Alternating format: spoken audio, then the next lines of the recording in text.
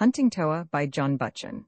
How a retired provision merchant felt the impulse of spring. Mr. Dixon Buchan completed the polishing of his smooth cheeks with the towel, glanced appreciatively at their reflection in the looking-glass, and then permitted his eyes to stray out of the window.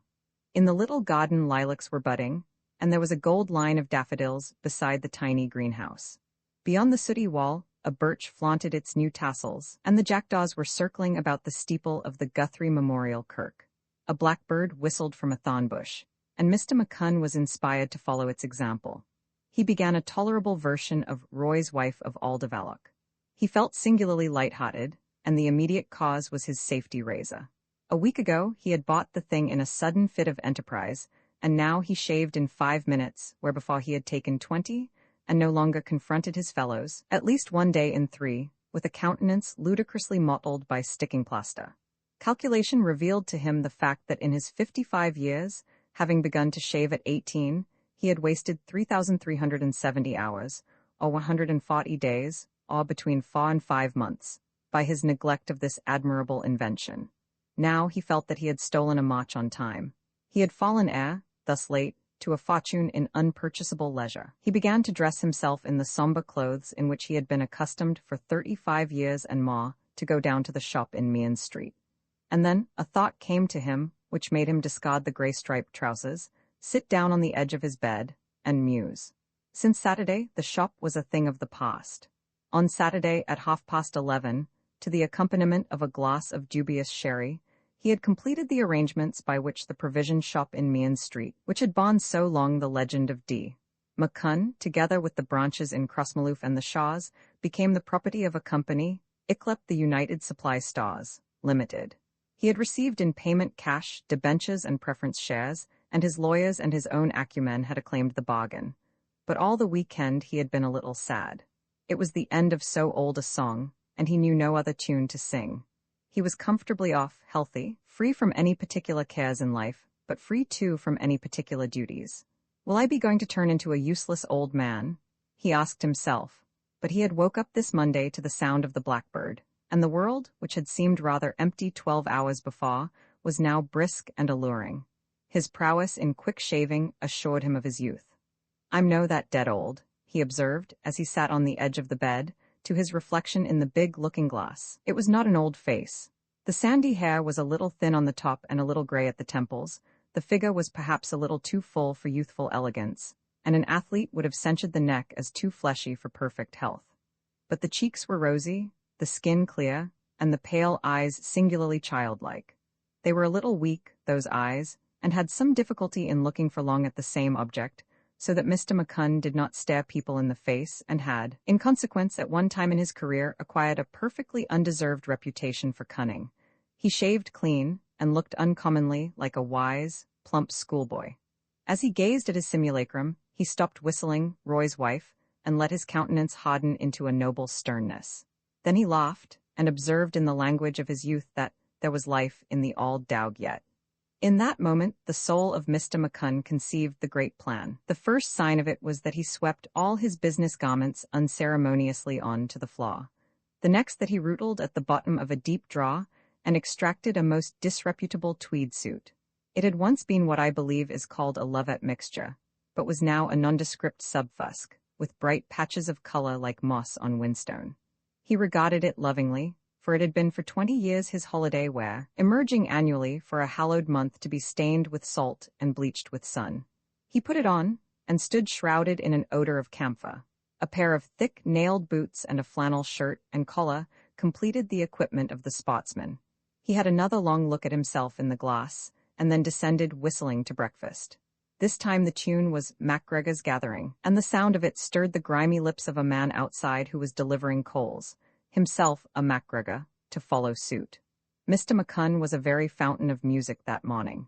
Tibby, the aged maid, had his newspaper and letters waiting by his plate, and a dish of ham and eggs frizzling near the fire. He fell to ravenously, but still musingly, and he had reached the stage of scones and jam before he glanced at his correspondence. There was a letter from his wife, now holidaying at the Nuke Hydropathic.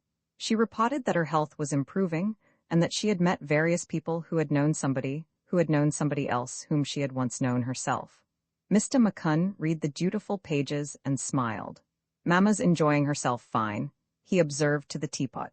He knew that for his wife the earthly paradise was a hydropathic, where she put on her afternoon dress and every jewel she possessed when she rose in the morning, ate large meals of which the novelty atoned for the nastiness, and collected an immense casual acquaintance with whom she discussed ailments, ministers, sudden deaths, and the intricate genealogies of her class.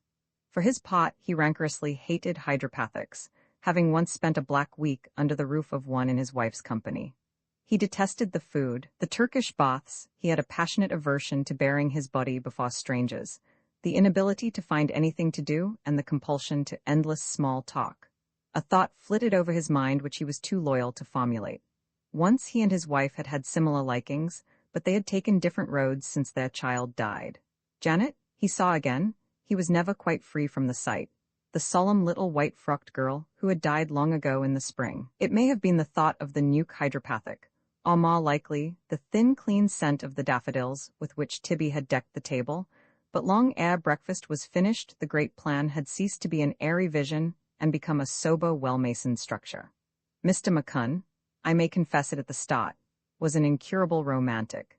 He had had a humdrum life since the day when he had first entered his uncle's shop with the hope of some day succeeding that honest grocer, and his feet had never strayed a yard from his sober rut, but his mind, like the dying gladiator's, had been far away. As a boy, he had voyaged among books, and they had given him a world where he could shape his career according to his whimsical fancy. Not that Mr. McCunn was what is known as a great reader. He read slowly and fastidiously, and sought in literature for one thing alone. Sir Walter Scott had been his first guide, but he read the novels not for their insight into human character, or for their historical pageantry, but because they gave him material wherewith to construct fantastic journeys. It was the same with Dickens. A lit tavern, a stagecoach, post-horses, the clack of hoofs on a frosty road, went to his head like wine. He was a Jacobite not because he had any views on divine right, but because he had always before his eyes a picture of a knot of adventurers in cloaks, new landed from France among the western heather. On this select basis he had built up his small library, Defoe, Hakluyt, Hazlitt and the essayists, Boswell, some indifferent romances and a shelf of spirited poetry. His tastes became known, and he acquired a reputation for scholarly habit.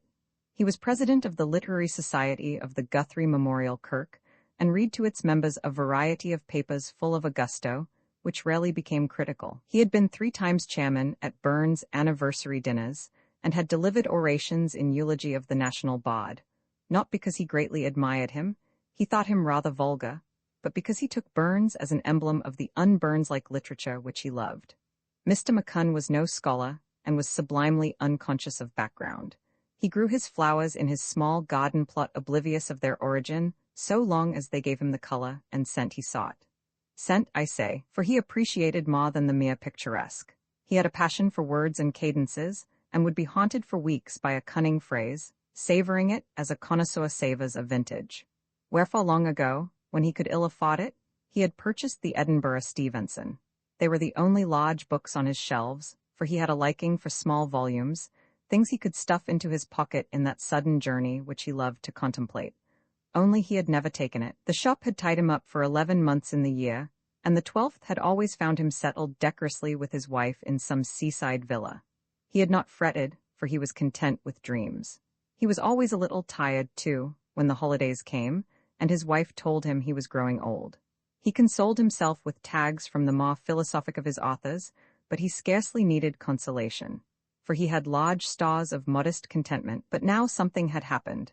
A spring morning and a safety razor had convinced him that he was still young. Since yesterday, he was a man of a large leisure. Providence had done for him what he would never have done for himself. The rut in which he had traveled so long had given place to open country. He repeated to himself one of the quotations with which he had been wont to stir the literary young men at the Guthrie Memorial Kirk. "What's a man's age? He must hurry ma. That's all cram in a day, what his youth took a year to hold. When we mind labor, then only, we are too old. What age had Methusalem when he begat Saul? He would go journeying, who but he?" Pleasantly. It sounds a trivial resolve, but it quickened Mr. McCunn to the depths of his being. A holiday, and alone, on foot of course, for he must travel light. He would buckle on a pack after the approved fashion. He had the very thing in a drawer upstairs, which he had bought some years ago at a sale. That and a waterproof and a stick, and his outfit was complete. A book, too, and as he lit his first pipe, he considered what it should be. Poetry, clearly, for it was the spring, and besides poetry could be got in pleasantly small bulk. He stood before his bookshelves trying to select a volume, rejecting one after another as inapposite. Browning, Keats, Shelley, they seemed more suited for the hearth than for the roadside. He did not want anything Scots, for he was of opinion that spring came more richly in England, and that English people had a better notion of it. He was tempted by the Oxford Anthology, but was deterred by its thickness, for he did not possess the thin paper edition. Finally, he selected Izaak Walton. He had never fished in his life, but the Complete Angler seemed to fit his mood.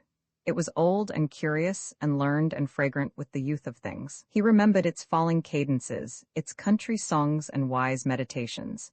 Decidedly, it was the right script for his pilgrimage. Characteristically, he thought lost of where he was to go. Every bit of the world beyond his front door had its charms to the seeing eye. There seemed nothing common or unclean that fresh morning. Even a walk among coal pits had its attractions, but since he had the right to choose, he lingered over it like an epicure. Not the highlands, for spring came late among their sour mosses. Some place where there were fields and woods and inns, somewhere, too, within call of the sea. It must not be too remote, for he had no time to waste on train journeys, nor too near, for he wanted a countryside untainted. Presently he thought of Carrick. A good green land, as he remembered it, with purposeful white roads and public houses sacred to the memory of Burns, near the hills but yet lowland, and with a bright sea chafing on its shores. He decided on Carrick, found a map and planned his journey. Then he routed out his knapsack, packed it with a modest change of raiment, and sent out Tibby to buy chocolate and tobacco, and to cash a check at the Strathclyde Bank. Till Tibby returned, he occupied himself with delicious dreams. He saw himself daily growing browner and leaner, swinging along broad highways or wandering in bypaths. He pictured his seasons of ease, when he unslung his pack and smoked in some clump of lilacs by a burnside. He remembered a phrase of Stevenson's somewhat like that. He would meet and talk with all sorts of folk, an exhilarating prospect, for Mr. McCunn loved his kind. There would be the evening hour before he reached his inn, when, pleasantly tired, he would top some ridge and see the welcoming lights of a little town.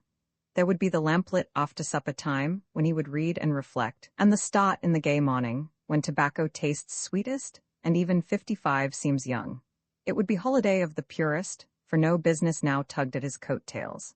He was beginning a new life, he told himself, when he could cultivate the seedling interests which had withered beneath the far-reaching shade of the shop. Was ever a man more fortunate or more free? Tibby was told that he was going off for a week or two.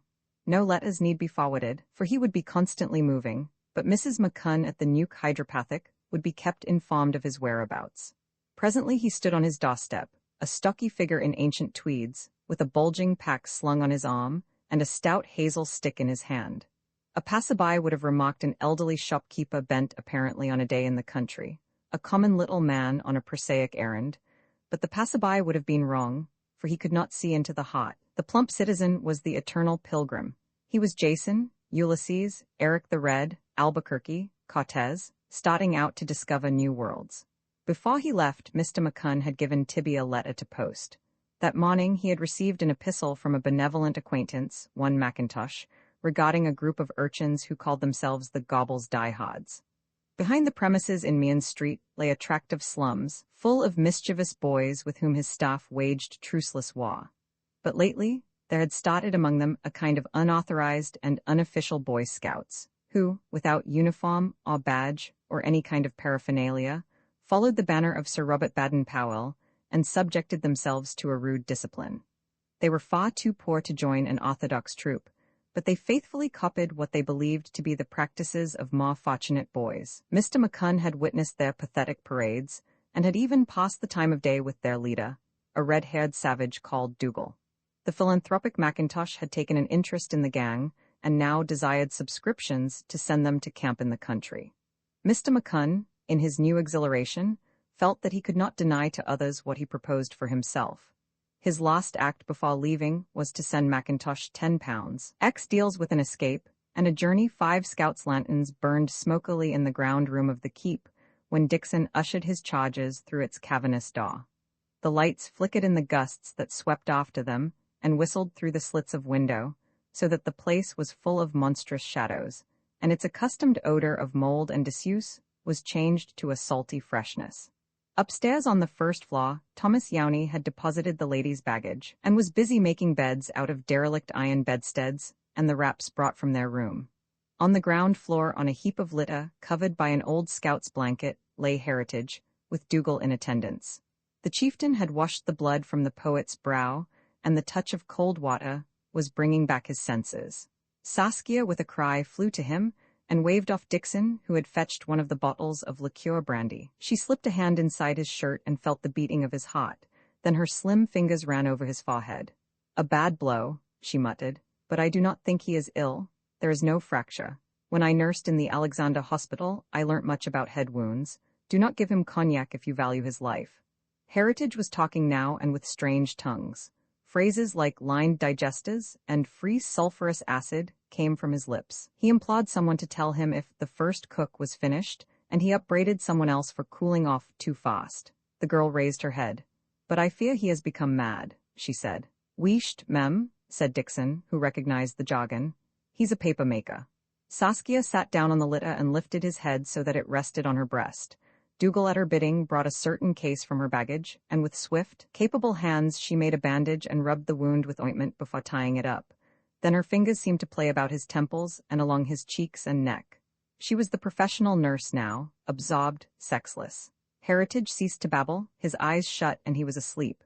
She remained where she was, so that the poet, when a few minutes later he woke, found himself lying with his head in her lap.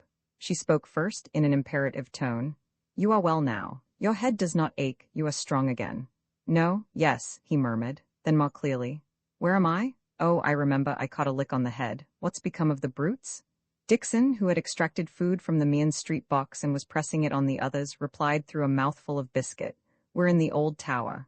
The three are locked up in the house. Are you feeling better, Mr. Heritage?" The poet suddenly realized Saskia's position, and the blood came to his pale face. He got to his feet with an effort and held out a hand to the girl. "I'm all right now, I think. Only a little dicky on my legs. 1,000 thanks, princess. I've given you a lot of trouble." She smiled at him tenderly. "You say that when you have risked your life for me." "There's no time to waste," the relentless Dougal broke in. "Comin' over here, I heard a shot. What was it?" "It was me," said Dixon. "I was shootin' at the factor. Did you hit him?" "I think so, but I'm sorry to say not badly. When I last saw him, he was running too quick for a saw-hurt man. When I fired, I thought it was the other man, the one they were expecting." Dixon marveled at himself, yet his speech was not bravado, but the honest expression of his mind. He was keyed up to a mood in which he feared nothing very much, certainly not the laws of his country. If he fell in with the unknown, he was entirely resolved, if his maker permitted him, to do murder as being the simplest and justest solution. And if in the pursuit of this laudable intention he happened to wing less a game, it was no fault of his. "Well, it's a pity you didn't get him," said Dougal, "him being what we ken him to be. I'm for holding a council o' war and considerin' the whole position. So far we haven't done that badly. We've shifted our base without serious casualties. We've got a far better position to hold, for there's too many ways into yon hoose, and here there's just one. Besides, we've fickled the enemy. They'll take some time to find out where we've gone. But mind you, we can't count on their staying long shut up. Dobson's no safe in the boiler house, for there's a skylight far up and he'll see it when the light comes and maybe before. So we'd better get our plans ready. A word with ye, Mr. McCunn," and he led Dixon aside. "D'ye ken what these blackguards were up to?" he whispered fiercely in Dixon's ear. "They were going to push in the lassie. How do I ken, says you? Because Thomas Yowney heard Dobson say to Lean at the scullery door, 'Have ye got the dope?' He says, and Lean says, aye. Thomas minded the word, for he had heard about it at the Pictors." Dixon exclaimed in horror. "What d'ye make o' that?" "I'll tell ye. They wanted to make sure of her, but they wouldn't have thought o' dope unless the men they expected were due to arrive any moment. As I see it, we've to face a siege not by the 3 but by a dozen or more, and it'll no be long till it starts. Now, isn't it a mercy we're safe in here?" Dixon returned to the others with a grave face. "Where do you think the new folk are coming from?" he asked. Heritage answered, "From Auchenlochin, I suppose, or perhaps down from the hills." "You're wrong." And he told of Leon's mistaken confidences to him in the darkness. "They are coming from the sea, just like the old pirates." "The sea," Heritage repeated in a dazed voice. "Aye, the sea. Think what that means. If they had been coming by the roads, we could have kept track of them, even if they beat us, and some of these laddies could have stuck to them and followed them up till help came. It can't be such an easy job to carry a young lady against her will along Scotch roads. But the sea's a different matter. If they've got a fast boat, they could be out of the Firth and away beyond the law before we could wake up a single policeman. Aye, and even if the government took it up and wanned all the pots and ships at sea, what's to hinder them to find a hidey-hole about Ireland? Or Norway? I tell you, it's a far more desperate business than I thought, and it'll no do to wait on and trust that the chief constable will turn up afore the mischief's done. The moral, said Heritage, is that there can be no surrender. We've got to stick it out in this old place at all costs. No, said Dixon emphatically. The moral is that we must shift the ladies. We've got the chance while Dobson and his friends are locked up. Let's get them as far away as we can from the sea. They're far safer tramping the moors, and it's no likely the new folk will dare to follow us. But I cannot go. Saskia, who had been listening intently, shook her head. I promised to wait here till my friend came. If I leave, I shall never find him. If you stay, you certainly never will, for you'll be away with the ruffians. Take a sensible view, Mem. You'll be no good to your friend or your friend to you if before night you're rocking in a ship. The girl shook her head again, gently but decisively. It was our arrangement, I cannot break it. Besides, I am sure that he will come in time, for he has never failed. There was a desperate finality about the quiet tones and the weary face with the shadow of a smile on it. Then Heritage spoke. I don't think your plan will quite do, Dogson. Supposing we all break for the hinterland and the Danish brig finds the birds flown, that won't end the trouble. They will get on the princess's trail, and the whole persecution will start again. I want to see things brought to a head here and now. If we can stick it out here long enough, we may trap the whole push and rid the world of a pretty gang of miscreants. Once let them show their hand, and then, if the police are here by that time, we can jug the lot for piracy or something worse. That's all right, said Dougal, but we'd put up a better fight if we had the women off our mind. I read that when a castle was going to be besieged, the first thing was to rid get of the civilians. Sensible to the last, Dougal, said Dixon approvingly. That's just what I'm saying. I'm strong for a fight, but put the ladies in a safe bit first, for they're our weak point. Do you think that if you were fighting my enemies, I would consent to be absent? Came Saskia's reproachful question. Deed no, Mem, said Dixon haughtily. His martial spirit was with Heritage, but his prudence did not sleep, and he suddenly saw a way of placating both. Just you listen to what I propose. What do we amount to? Mr. Heritage, 6 laddies and myself, and I'm no more used to fighting than an old wife. We've 7 desperate villains against us, and afore night they may be 70. We've a fine old castle here, but for defense we want more than stone walls. We want a garrison. I tell you we must get help somewhere. Aye, but how, says you? Well, coming here I noticed a gentleman's house away up ayont the railway and close to the hills. The lairds may be not at home, but there will be men there of some kind, gamekeepers and woodmen and such like. My plan is to go there at once and ask for help. Now, it's useless me going alone, for nobody would listen to me. They'd tell me to go back to the shop, or they'd think me demented. But with you, Mem, it would be a different matter. They wouldn't disbelieve you, so I want you to come with me and to come at once, for God knows how soon our need will be saw. We'll leave your cousin with Mrs. Moran in the village, for bed's the place for her, and then you and me will be off on our business. The girl looked at Heritage, who nodded. It's the only way, he said. Get every man jack you can raise, and if it's humanly possible, get a gun or 2. I believe there's time enough, for I don't see the brig arriving in broad daylight. Do you not? Dixon asked rudely. Have you considered what day this is? It's the Sabbath, the best of days for an ill deed. There's no kirk hereaways, and everybody in the parish will be sitting indoors by the fire. He looked at his watch. In half an hour it'll be light. Haste you, Mem, and get ready. Dougal, what's the weather? The chieftain swung open the door and sniffed the air. The wind had fallen for the time being, and the surge of the tides below the rocks rose like the clamor of a mob. With the lull, mist and a thin drizzle had cloaked the world again. To Dixon's surprise, Dougal seemed to be in good spirits. He began to sing to a hymn tune a strange ditty. Clascontious we are, and clascontious we'll be till our fits on the neck o' the Bawjoysy. What on earth are you singing? Dixon inquired. Dougal grinned. Wee Jakey went to a socialist Sunday school last winter because he heard they were for fetched in battles. Aye, and they telled him he was to jine a thing called an international, and Jakey thought it was a fitba club. But when he found out there was no magic lantern or swear at Christmas, he jied at the chuck. They learned him a heap o' queer songs, that's one. What does the last word mean? I don't ken. Jakey thought it was some kind of a dragon. It's a daft-like thing anyway. When's high water? Dougal answered that to the best of his knowledge it fell between 4 and 5 in the afternoon. Then that's when we may expect the foreign gentry if they think to bring their boat into the Gopple foot. Dougal, lad, I trust you to keep a most careful and prayerful watch. You had better get the diehards out of the tower and all round the place afore Dobson and co. Get loose, or you'll no get a chance later. Don't lose your mobility, as the sodgers say. Mr. Heritage can hold the fort, but you laddies should be spread out like a screen. That was my notion, said Dougal. I'll detail 2 diehards, Thomas Yowney and wee Jakey, to keep in touch with ye and watch for ye comin' back. Thomas ye ken already, ye'll know fickle Thomas Yowney. But don't be mistook about wee Jakey. He's terrible fond of greetin', but it's no fright with him but excitement. It's just a habit he's gotten. When you see Jakey begin to greet, you may be sure that Jakey's gettin' dangerous. The door shut behind them, and Dixon found himself with his 2 charges in a world dim with fog and rain, and the still lingering darkness. The air was raw, and had the sour smell which comes from soaked earth and wet boughs when the leaves are not yet fledged. Both the women were miserably equipped for such an expedition. Cousin Eugenie trailed heavy furs. Saskia's only wrap was a bright-colored shawl about her shoulders, and both wore thin foreign shoes. Dixon insisted on stripping off his trusty waterproof and forcing it on the princess, on whose slim body it hung very loose and very short. The elder woman stumbled and whimpered and needed the constant support of his arm, walking like a townswoman from the knees. But Saskia swung from the hips like a free woman, and Dixon had much ado to keep up with her.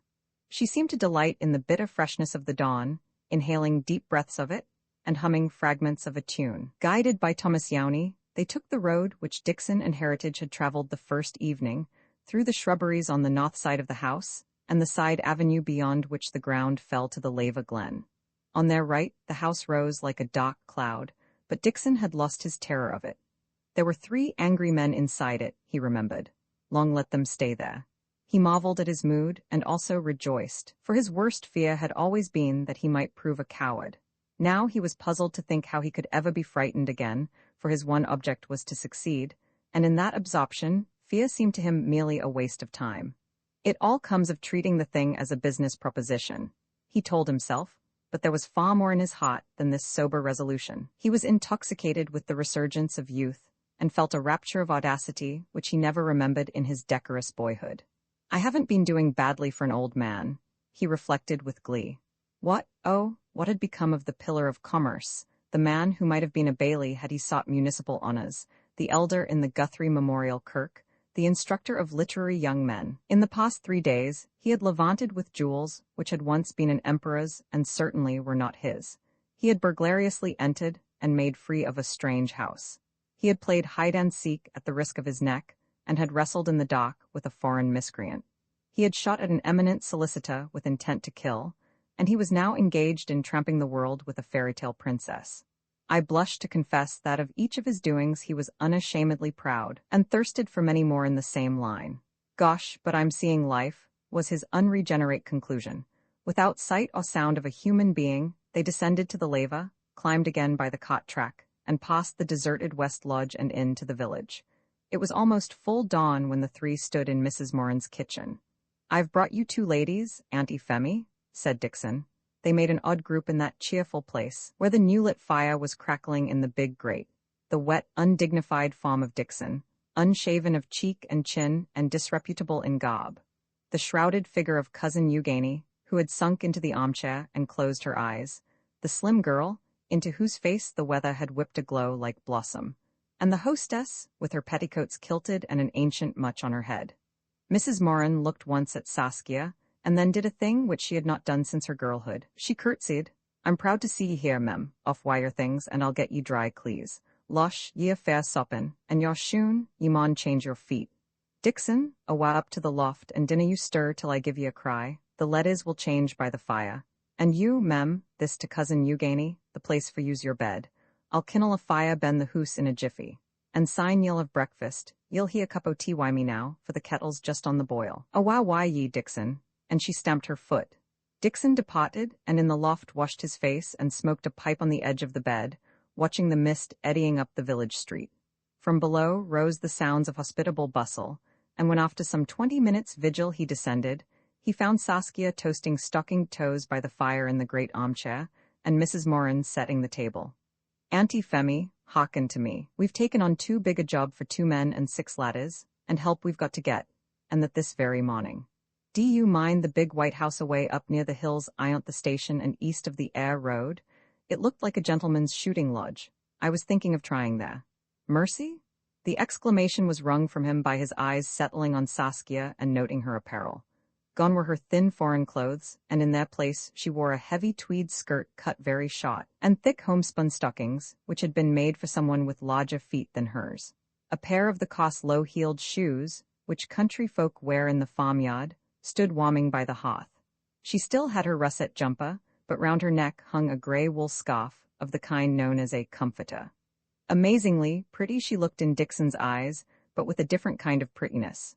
The sense of fragility had fled, and he saw how nobly built she was for all her exquisiteness. She looked like a queen, he thought, but a queen to go gypsying through the world with.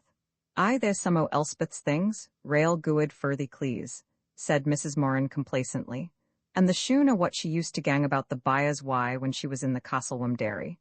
The leddy was tellin' me she was for trampin' the hills, and thee things will keep her dry and warm. I ken the hoose ye mean, they ca' it the Mains of Gopple, and I ken the man that bides in it. He's yin Sir Archibald Roylance. English, but his mither was a Daltseal.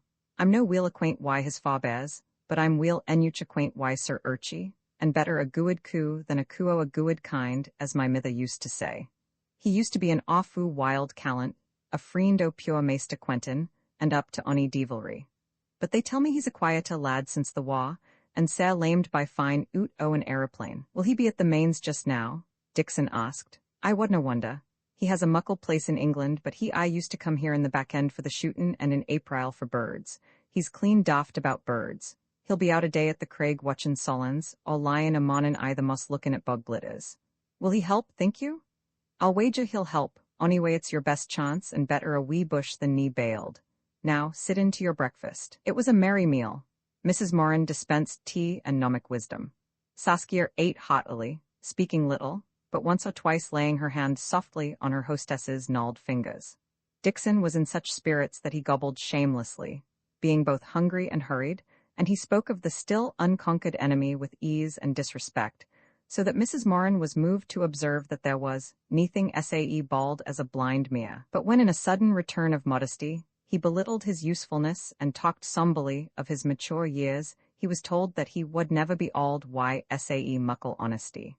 Indeed, it was very clear that Mrs. Moran approved of her nephew. They did not linger over breakfast, for both were impatient to be on the road. Mrs. Moran assisted Saskia to put on Elspeth's shoes. "Even a young fit finds comfort in an auld botchel, as my mother, honest woman, used to say." Dixon's waterproof was restored to him, and for Saskia an old raincoat belonging to the son in South Africa was discovered, which fitted her better. "Siccan weather," said the hostess, as she opened the door to let in a swirl of wind.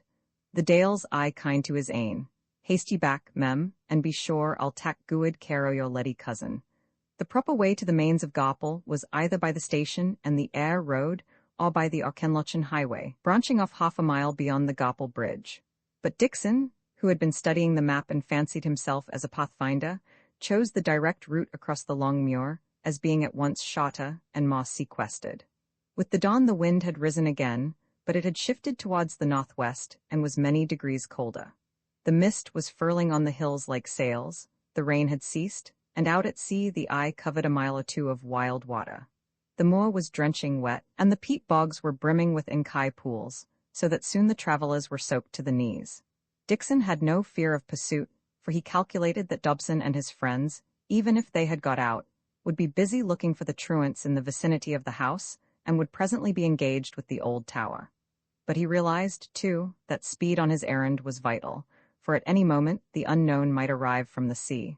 So he kept up a good pace, half running, half striding, till they had passed the railway, and he found himself gasping with a stitch in his side, and compelled to rest in the lee of what had once been a sheepfold. Saskia amazed him. She moved over the rough heather like a deer, and it was her hand that helped him across the deeper hags. Before such youth and vigor, he felt clumsy and old. She stood looking down at him as he recovered his breath, cool, unruffled, alert as Diana.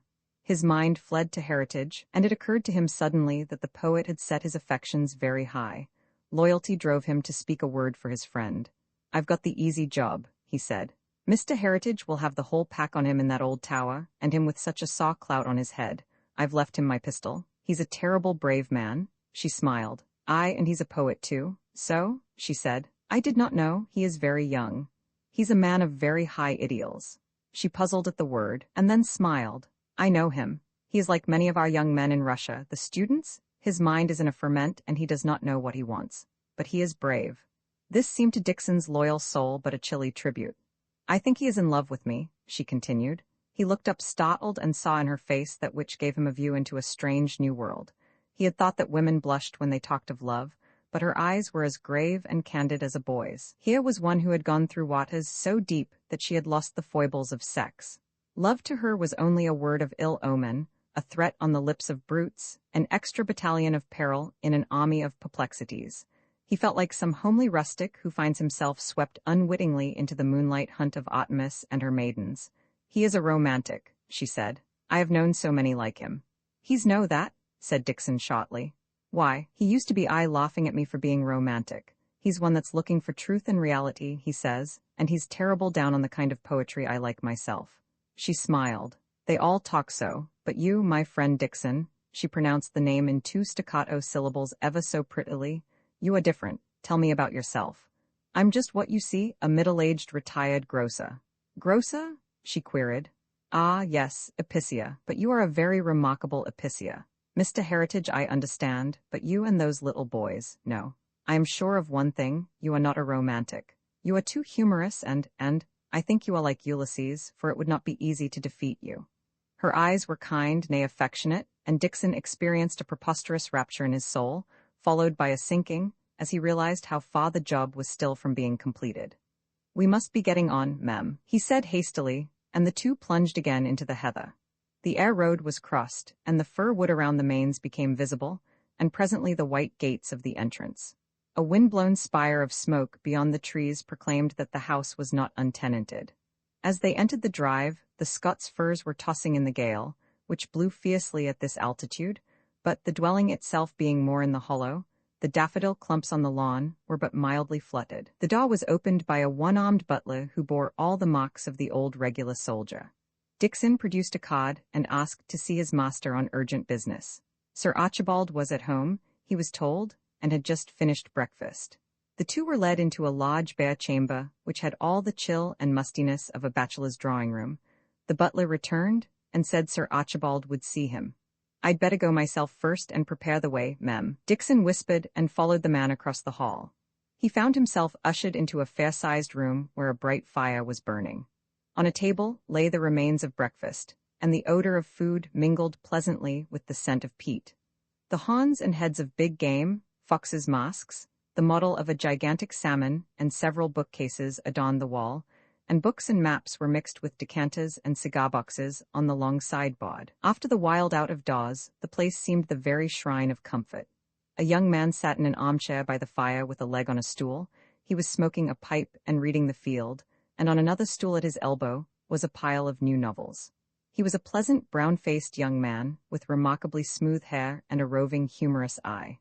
"Come in, Mr. McCunn. Very glad to see you. If, as I take it, you're the grocer, you're a household name in these parts. I get all my supplies from you, and I've just been mackin' inroads on one of your divine hams. Now, what can I do for you?" "I'm very proud to hear what you say, Sir Archibald, but I've not come on business. I've come with the queerest story you ever heard in your life, and I've come to ask your help."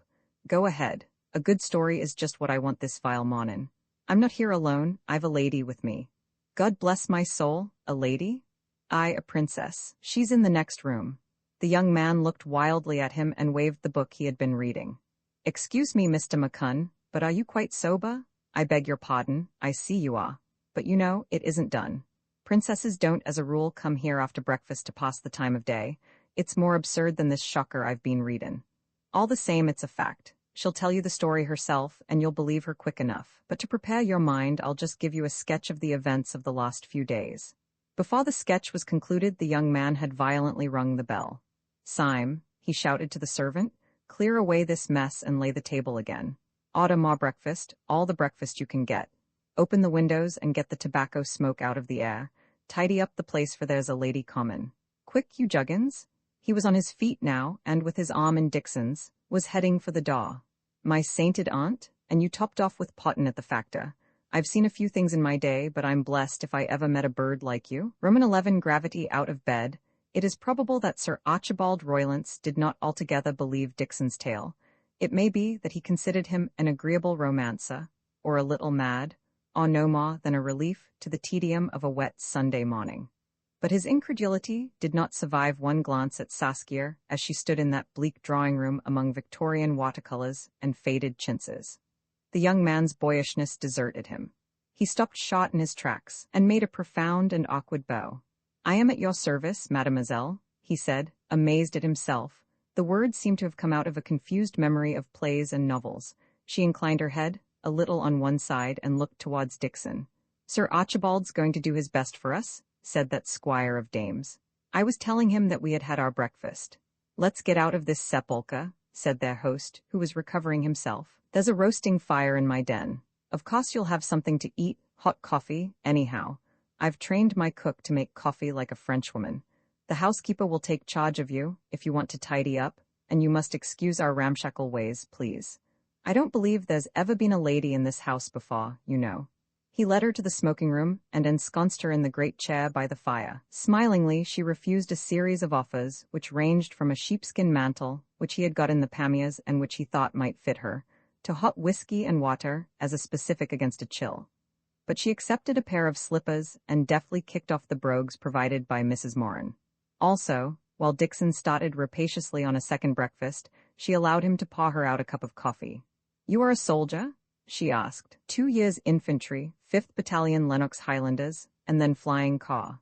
Top whole time I had two, till the day before the armistice when my luck gave out and I took a nasty toss. Consequently, I'm not as fast on my legs now as I'd like to be. You were a friend of Captain Kennedy? His oldest. We were at the same private school, and he was at Tutor's, and we were never much separated till he went abroad to cram for the diplomatic, and I started east to shoot things. Then I will tell you what I told Captain Kennedy." Saskia, looking into the heart of the peats, began the story of which we have already heard a version, but she told it differently, for she was telling it to one who more or less belonged to her own world. She mentioned names at which the other nodded. She spoke of a certain Paul Abreskov. "I heard of him at Buchan in 1912, said Sir Archie, and his face grew solemn. Sometimes she lapsed into French, and her hearer's brow wrinkled, but he appeared to follow. When she had finished, he drew a long breath. "My aunt, what a time you've been through. I've seen pluck in my day, but yours? It's not thinkable. Do you mind if I ask a question, princess? Bolshevism we know all about, and I admit Trotsky and his friends are a pretty effective push, but how on earth have they got a worldwide graft going in the time so that they can stretch their net to an out-of-the-way spot like this? It looks as if they had struck a Napoleon somewhere." "You do not understand," she said. "I cannot make anyone understand, except a Russian. My country has been broken to pieces, and there is no law in it, therefore it is a nursery of crime. So would England be, or France, if you had suffered the same misfortunes. My people are not wickeder than others, but for the moment they are sick and have no strength. As for the government of the Bolsheviki, it matters little, for it will pass. Some parts of it may remain, but it is a government of the sick and fevered, and cannot endure in health. Lenin may be a good man, I do not think so, but I do not know. But if he were an archangel, he could not alter things. Russia is motley sick, and therefore all evil is unchained, and the criminals have no one to check them. There is crime everywhere in the world, and the unfettered crime in Russia is so powerful that it stretches its hand to crime throughout the globe, and there is a great mobilizing everywhere of wicked men. Once you boasted that law was international, and that the police in one land worked with the police of all others. Today, that is true about criminals. After a war, evil passions are loosed, and, since Russia is broken, in her, they can make their headquarters. It is not Bolshevism, the theory, you need fear, for that is a weak and dying thing. It is crime, which today finds its seat in my country, but is not only Russian. It has no fatherland. It is as old as human nature and as wide as the earth." "I see," said Sir Archie. "Gad, here have I been vegetatin' and thinkin' that all excitement had gone out of life with the war, and sometimes even regrettin' that the beastly old thing was over, and all the while the world fairly hummin' with interest. And loud one too. I would like your candid opinion on yon factor, Sir Archibald," said Dixon. "I can't say I ever liked him, and I've once or twice had a row with him, for he used to bring his pals to shoot over Dalquahata, and he didn't quite play the game by me. but I know dashed little about him, for I've been a lot away. Bit hairy about the heels, of course. A great figure at local race meetings, and used to toady old Cawforth and the huntin' crowd. He has a pretty big reputation as a sharp lawyer, and some of the thick-headed lads swear by him, but Quentin never could stick him. It's quite likely he's been gettin' into queer street, for he was always speculatin' in horseflesh, and I fancy he plunged a bit on the turf, but I can't think how he got mixed up in this show. I'm positive Dobson's his brother. And put this business in his way, that would explain it all right. He must be runnin' for pretty big stakes, for that kind of lad don't dabble in crime for 6 and 8 pence. Now for the layout.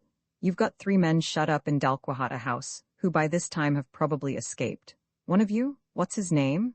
Heritage, is in the old tower, and you think that they think the princess is still there, and will sit round the place like terriers. Sometime today, the Danish brig will arrive with reinforcements, and then there will be a hefty fight.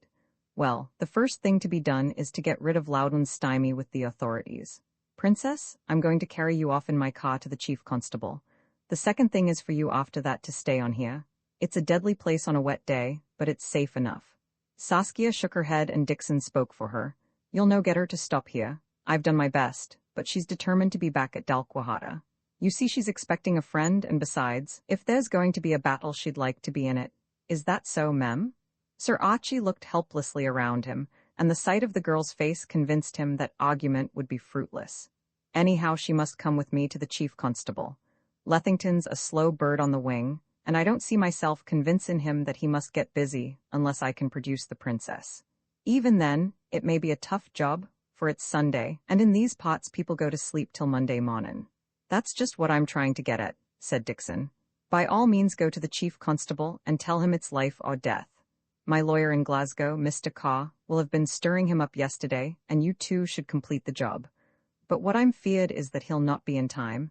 As you say, it's the Sabbath day, and the police are terrible slow. Now, any moment that brig may be here, and the trouble will start. I'm wanting to save the princess, but I'm wanting too to give these Blagyards the roughest handling they ever got in their lives. Therefore I say there's no time to lose. We have far a few to put up a fight, and we want every man you've got about this place to hold the fort till the police come. Sir Archibald looked upon the earnest, flushed face of Dixon with admiration. I'm blessed if you're not the most wholehearted brigand I've ever struck. I'm not. I'm just a businessman. Do you realize that you're levying a private war and breaking every law of the land? Hoots, said Dixon. I don't care a duckin' about the law. I'm for seeing this job through. What foss can you produce? Only cripples, I'm afraid. There's Syme, my butler. He was a Fusilier jock and, as you saw, has lost an arm. Then McGuffog, the keeper, is a good man, but he's still got a Turkish bullet in his thigh. The chauffeur, Caffrey, was in the yeomanry, and lost half a foot, and there's myself, as lame as a duck. The herds on the home farm are no good, for one's 70 and the other is in bed with jaundice. The mains can produce 4 men, but they're rather a job lot. They'll do fine, said Dixon haughtily. All sodges and no doubt all good shots. Have you plenty guns? Sir Archie burst into uproarious laughter. Mr. McCunn, you're a man after my own heart. I'm under your orders. If I had a boy, I'd put him into the provision trade, for it's the place to see fightin'. Yes, we've no end of guns. I advise shotguns, for they've more stop-in power in a rush than a rifle, and I take it's a rough and tumble we're lookin' for. Right, said Dixon. I saw a bicycle in the hall. I want you to lend it me, for I must be getting back. You'll take the princess and do the best you can with the chief constable. And then you'll load up your car with your folk and come down the hill to Dalquahata. There'll be a laddie, or maybe more than one, waiting for you on this side the village to give you instructions. Take your orders from them. If it's a red-haired ruffian called Dougal, you'll be wise to heed what he says, for he has a grand head for battles. 5 minutes later, Dixon was pursuing a quavering course like a snipe down the avenue. He was a miserable performer on a bicycle. Not for 20 years had he bestridden one, and he did not understand such new devices as freewheels and change of gears. The mounting had been the worst part, and it had only been achieved by the help of a rockery. He had begun by cutting into 2 flower beds, and missing a birch tree by inches. But he clung on desperately, well knowing that if he fell off it would be hard to remount, and at length he gained the avenue. When he passed the lodge gates he was riding fairly straight, and when he turned off the air highway to the side road that led to Dalquahata, he was more or less master of his machine. He crossed the Goppel by an ancient hunchbacked bridge, observing even in his absorption with the handlebars that the stream was in roaring spate. He wrestled up the further hill, with aching calf muscles, and got to the top just before his strength gave out. Then, as the road turned seaward, he had the slope with him, and enjoyed some respite. It was no case for putting up his feet, for the gale was blowing hard on his right cheek, but the downward grade enabled him to keep his course with little exertion. His anxiety to get back to the scene of action was for the moment appeased, since he knew he was making as good speed as the weather allowed, so he had leisure for thought. But the mind of this preposterous being was not on the business before him. He dallied with irrelevant things, with the problems of youth and love. He was beginning to be very nervous about Heritage, not as the solitary garrison of the old tower, but as the lover of Saskia. That everybody should be in love with her appeared to him only proper, for he had never met her like, and assumed that it did not exist. The desire of the moth for the star seemed to him a reasonable thing, since hopeless loyalty and unrequited passion were the eternal stock-in-trade of romance. He wished he were 25 himself to have the chance of indulging in such sentimentality for such a lady, but Heritage was not like him and would never be content with a romantic folly. He had been in love with her for 2 years, a long time. He spoke about wanting to die for her, which was a flight beyond Dixon himself. I doubt it will be what they call a grand passion, he reflected with reverence. But it was hopeless. He saw quite clearly that it was hopeless. Why, he could not have explained, for Dixon's instincts were subtler than his intelligence. He recognized that the two belonged to different circles of being, which nowhere intersected. That mysterious lady, whose eyes had looked through life to the other side, was no mate for the poet. His faithful soul was agitated, for he had developed for Heritage a sincere affection. It would break his heart, poor man. There was he holding the fort alone, and cheering himself with delightful fancies about one remoter than the moon. Dixon wanted happy endings, and here there was no hope of such. He hated to admit that life could be crooked, but the optimist in him was now fairly dashed. Sir Archie might be the fortunate man, for of course he would soon be in love with her, if he were not so already. Dixon, like all his class, had a profound regard for the country gentry. The business Scot does not usually revere wealth, though he may pursue it earnestly, not as he specially admire rank in the common sense, but for ancient race he has respect in his bones, though it may happen that in public he denies it, and the lad has for him a secular association with good family. Sir Archie might do. He was young, good-looking, obviously gallant. But no, he was not quite right either. Just a trifle too light in weight, too boyish and callow. The princess must have youth, but it should be mighty youth, the youth of a Napoleon or a Caesar. He reflected that the great Montrose, for whom he had a special veneration, might have filled the bill. Or young Harry with his beaver up, or Claverhouse in the picture with the flush of temper on his cheek. The meditations of the matchmaking Dixon came to an abrupt end. He had been riding negligently, his head bent against the wind, and his eyes vaguely fixed on the wet hill gravel of the road. Of his immediate environs he was pretty well unconscious. Suddenly he was aware of figures on each side of him who advanced menacingly. Stung to activity, he attempted to increase his pace, which was already good, for the road at this point descended steeply.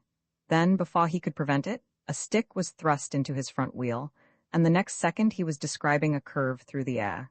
His head took the ground, he felt a spasm of blinding pain, and then a sense of horrible suffocation before his wits left him. "Are you sure it's the richt man, Ecky?" said a voice which he did not hear. "Sure, it's the Gleska body Dobson telled us to look for yesterday. It's a pund note atween us for this job. We'll tie him up in the wood till we've time to attend to him." "Is he bad?" "It dosna matter," said the one called Ecky. "He'll be daid onyway long afore the morn." Mrs. Moran all forenoon was in a state of unsabbatical disquiet. After she had seen Saskia and Dixon start, she finished her housewifely duties, took Cousin Eugenie her breakfast, and made preparation for the midday dinner. The invalid in the bed in the parlor was not a repaying subject. Cousin Eugenie belonged to that type of elderly women who, having been spoiled in youth, find the rest of life fall far short of their expectations. Her voice had acquired a perpetual wail, and the corners of what had once been a pretty mouth drooped in an eternal peevishness. She found herself in a morass of misery and shabby discomfort, but had her days continued in an even tenor she would still have lamented. "A dingy body," was Mrs. Moran's comment, but she labored in kindness. Unhappily they had no common language, and it was only by signs that the hostess could discover her wants and show her goodwill. She fed her and bathed her face, saw to the fire, and left her to sleep. "I'm boilin' a hen to mak broth for your dinner, mem. Try and get a bit sleep now." The purport of the advice was clear. and Cousin Eugenie turned obediently on her pillow. It was Mrs. Moran's custom of a Sunday to spend the morning in devout meditation. Some years before she had given up tramping the 5 miles to Kirk, on the ground that having been a regular attendant for 50 years, she had got all the good out of it that was probable. Instead, she read slowly aloud to herself the sermon printed in a certain religious weekly, which reached her every Saturday, and concluded with a chapter or two of the Bible. But today, something had gone wrong with her mind. She could not follow the thread of the Reverend Dr. MacMichael's discourse. She could not fix her attention on the wanderings and misdeeds of Israel as recorded in the book of Exodus. She must always be getting up to look at the pot on the fire, or to open the back door and study the weather. For a little, she fought against her unrest, and then she gave up the attempt at concentration. She took the big pot off the fire and allowed it to simmer, and presently she fetched her boots and umbrella, and kilted her petticoats.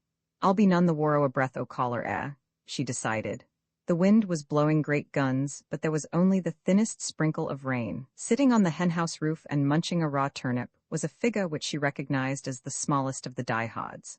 Between bites he was singing dolefully to the tune of Annie Laurie, one of the ditties of his quondam Sunday school.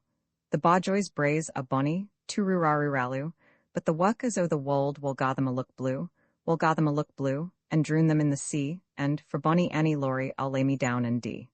"Lush, laddie," she cried, "that's called food for the stomach. Come indoors about midday, and I'll gie ye a plate o' broth." The diehard saluted and continued on the turnip. She took the Auchenlochen road across the Goppel Bridge, for that was the best road to the Mains, and by it Dixon and the others might be returning. Her equanimity at all seasons was like a Turk's, and she would not have admitted that anything mortal had power to upset or excite her. Nevertheless, it was a fast-beating heart that she now bore beneath her Sunday jacket. Great events, she felt, were on the eve of happening, and of them she was a part. Dixon's anxiety was hers, to bring things to a businesslike conclusion. The honor of Huntingtower was at stake and of the old Kennedys. She was carrying out Mr. Quentin's commands, the dead boy who used to clamor for her treacle scones, and there was more than duty in it, for youth was not dead in her old heart, and adventure had still power to quicken it. Mrs. Moran walked well, with the steady long paces of the Scots countrywoman. She left the Auchenlochen road and took the side path along the Table into the Mains, but for the surge of the gale and the far-borne boom of the furious sea, there was little noise. Not a bird cried in the uneasy air. With the wind behind her, Mrs. Moran breasted the ascent till she had on her right the moorland running south to the Lochen Valley, and on her left Goppel chafing in its deep forested gorges. Her eyes were quick, and she noted with interest a weasel creeping from a fern-clad cairn. A little way on she passed an old ewe in difficulties, and assisted it to rise. "But for me, my woman, ye'd he been braxy ere nisht," she told it as it departed bleating. Then she realized that she had come a certain distance. "Losh, I maun be getting back o' the hen will be spiled," she cried, and was on the verge of turning. But something caught her eye 100 yards further on the road. It was something which moved with the wind like a wounded bird, fluttering from the roadside to a puddle, and then back to the rushes. She advanced to it, missed it, and caught it. It was an old dingy green felt hat, and she recognized it as Dixon's. Mrs. Moran's brain, after a second of confusion, worked fast and clearly. She examined the road and saw that a little way on the gravel had been violently agitated. She detected several prints of hobnailed boots. There were prints, too, on a patch of peat on the south side behind a tall bank of sods. "That's where they were hidden," she concluded. Then she explored on the other side in a thicket of hazels and wild raspberries, and presently her perseverance was rewarded. The scrub was all crushed and pressed as if several persons had been forcing a passage. In a hollow was a gleam of something white. She moved towards it with a quaking heart, and was relieved to find that it was only a new and expensive bicycle with the front wheel badly buckled. Mrs. Moran delayed no longer. If she had walked well on her out journey, she beat all records on the return. Sometimes she would run till her breath failed, then she would slow down till anxiety once more quickened her pace. To her joy, on the Dalquahata side of the Goppel Bridge, she observed the figure of a diehard. Breathless, flushed, with her bonnet awry and her umbrella held like a scimitar, she seized on the boy. "Off oo doin's? They've grippit Maester McCunn up the Mains road just afore the second milestone and fawnit the auld bucked. I fund his hat, and a bicycle's lyin' broken in the wood. Haste ye, man, and get the rest and awa and seek him. It'll be the tinkles free the dean. I'd gang mysel, but my legs are ower auld." Oh, laddie, dinna stop to spare questions. They'll he him murdered or a what to see, and maybe the leddy was why him and they've got them baith. Wheeze me? Wheeze me? The die-hard, who was wee Jakey, did not delay. His eyes had filled with tears at her news, which we know to have been his habit. When Mrs. Moran, after indulging in a moment of barbaric keening, looked back the road she had come, she saw a small figure trotting up the hill like a terrier who has been left behind. As he trotted, he wept bitterly. Jakey was getting dangerous. Roman 12, how Mr. McCunn committed an assault upon an ally Dixon, always maintained that his senses did not leave him for more than a second or two, but he admitted that he did not remember very clearly the events of the next few hours. He was conscious of a bad pain above his eyes, and something wet trickling down his cheek. There was a perpetual sound of water in his ears and of men's voices. He found himself dropped roughly on the ground and forced to walk, and was aware that his legs were inclined to wobble. Somebody had a grip on each arm, so that he could not defend his face from the brambles, and that worried him, for his whole head seemed one aching bruise, and he dreaded anything touching it. But all the time he did not open his mouth, for silence was the one duty that his muddled wits enforced. He felt that he was not the master of his mind, and he dreaded what he might disclose if he began to babble. Presently there came a blank space of which he had no recollection at all. The movement had stopped, and he was allowed to sprawl on the ground. He thought that his head had got another whack from a bough, and that the pain put him into a stupor. When he awoke, he was alone. He discovered that he was strapped very tightly to a young Scotch fir. His arms were bent behind him, and his wrists tied together with cords knotted at the back of the tree. His legs were shackled, and further cords fastened them to the bole. Also, there was a halter round the trunk and just under his chin, so that while he breathed freely enough, he could not move his head. Before him was a tangle of bracken and scrub, and beyond that the gloom of dense pines, but as he could only see directly in front, his prospect was strictly circumscribed. Very slowly he began to take his bearings. The pain in his head was now dulled and quite bearable, and the flow of blood had stopped, for he felt the incrustation of it beginning on his cheeks. There was a tremendous noise all around him, and he traced this to the swaying of treetops in the gale. But there was an undercurrent of deeper sound, what a surely, what a churning among rocks. It was a stream, the Gopple of Cos, and then he remembered where he was and what had happened. I do not wish to portray Dixon as a hero, for nothing would annoy him more, but I am bound to say that his first clear thought was not of his own danger. It was intense exasperation at the miscarriage of his plans. Long ago, he should have been with Dougal arranging operations, giving him news of Sir Archie, finding out how Heritage was faring, deciding how to use the coming reinforcements. Instead, he was trussed up in a wood, a prisoner of the enemy, and utterly useless to his side. He tugged at his bonds and nearly throttled himself, but they were of good terry cod and did not give a fraction of an inch. Tears of bitter rage filled his eyes and made furrows on his encrusted cheeks. Idiot that he had been, he had wrecked everything. What would Saskia and Dougal and Sir Archie do without a businessman by their side? There would be a muddle, and the little party would walk into a trap. He saw it all very clearly. The men from the sea would overpower them, there would be murder done, and an easy capture of the princess, and the police would turn up at long last to find an empty headland. He had also most comprehensively wrecked himself, and at the thought, the most genuine panic seized him. There was no earthly chance of escape, for he was tucked away in this infernal jungle till such time as his enemies had time to deal with him. As to what that dealing would be like, he had no doubts, for they knew that he had been their chief opponent. Those desperate ruffians would not scruple to put an end to him. His mind dwelt with horrible fascination upon throat-cutting, no doubt because of the presence of the cod below his chin. He had heard it was not a painful death. At any rate, he remembered a clock he had once had, a feeble, timid creature who had twice attempted suicide that way. Surely it could not be very bad, and it would soon be over. But another thought came to him. They would carry him off in the ship and settle with him at their leisure. No swift, merciful death for him. He had read dreadful tales of the Bolsheviks' skill in torture, and now they all came back to him. Stories of Chinese mercenaries, and men buried alive, and death by agonizing inches. He felt suddenly very cold and sick, and hung in his bonds for he had no strength in his limbs. Then the pressure on his throat braced him, and also quickened his numb mind.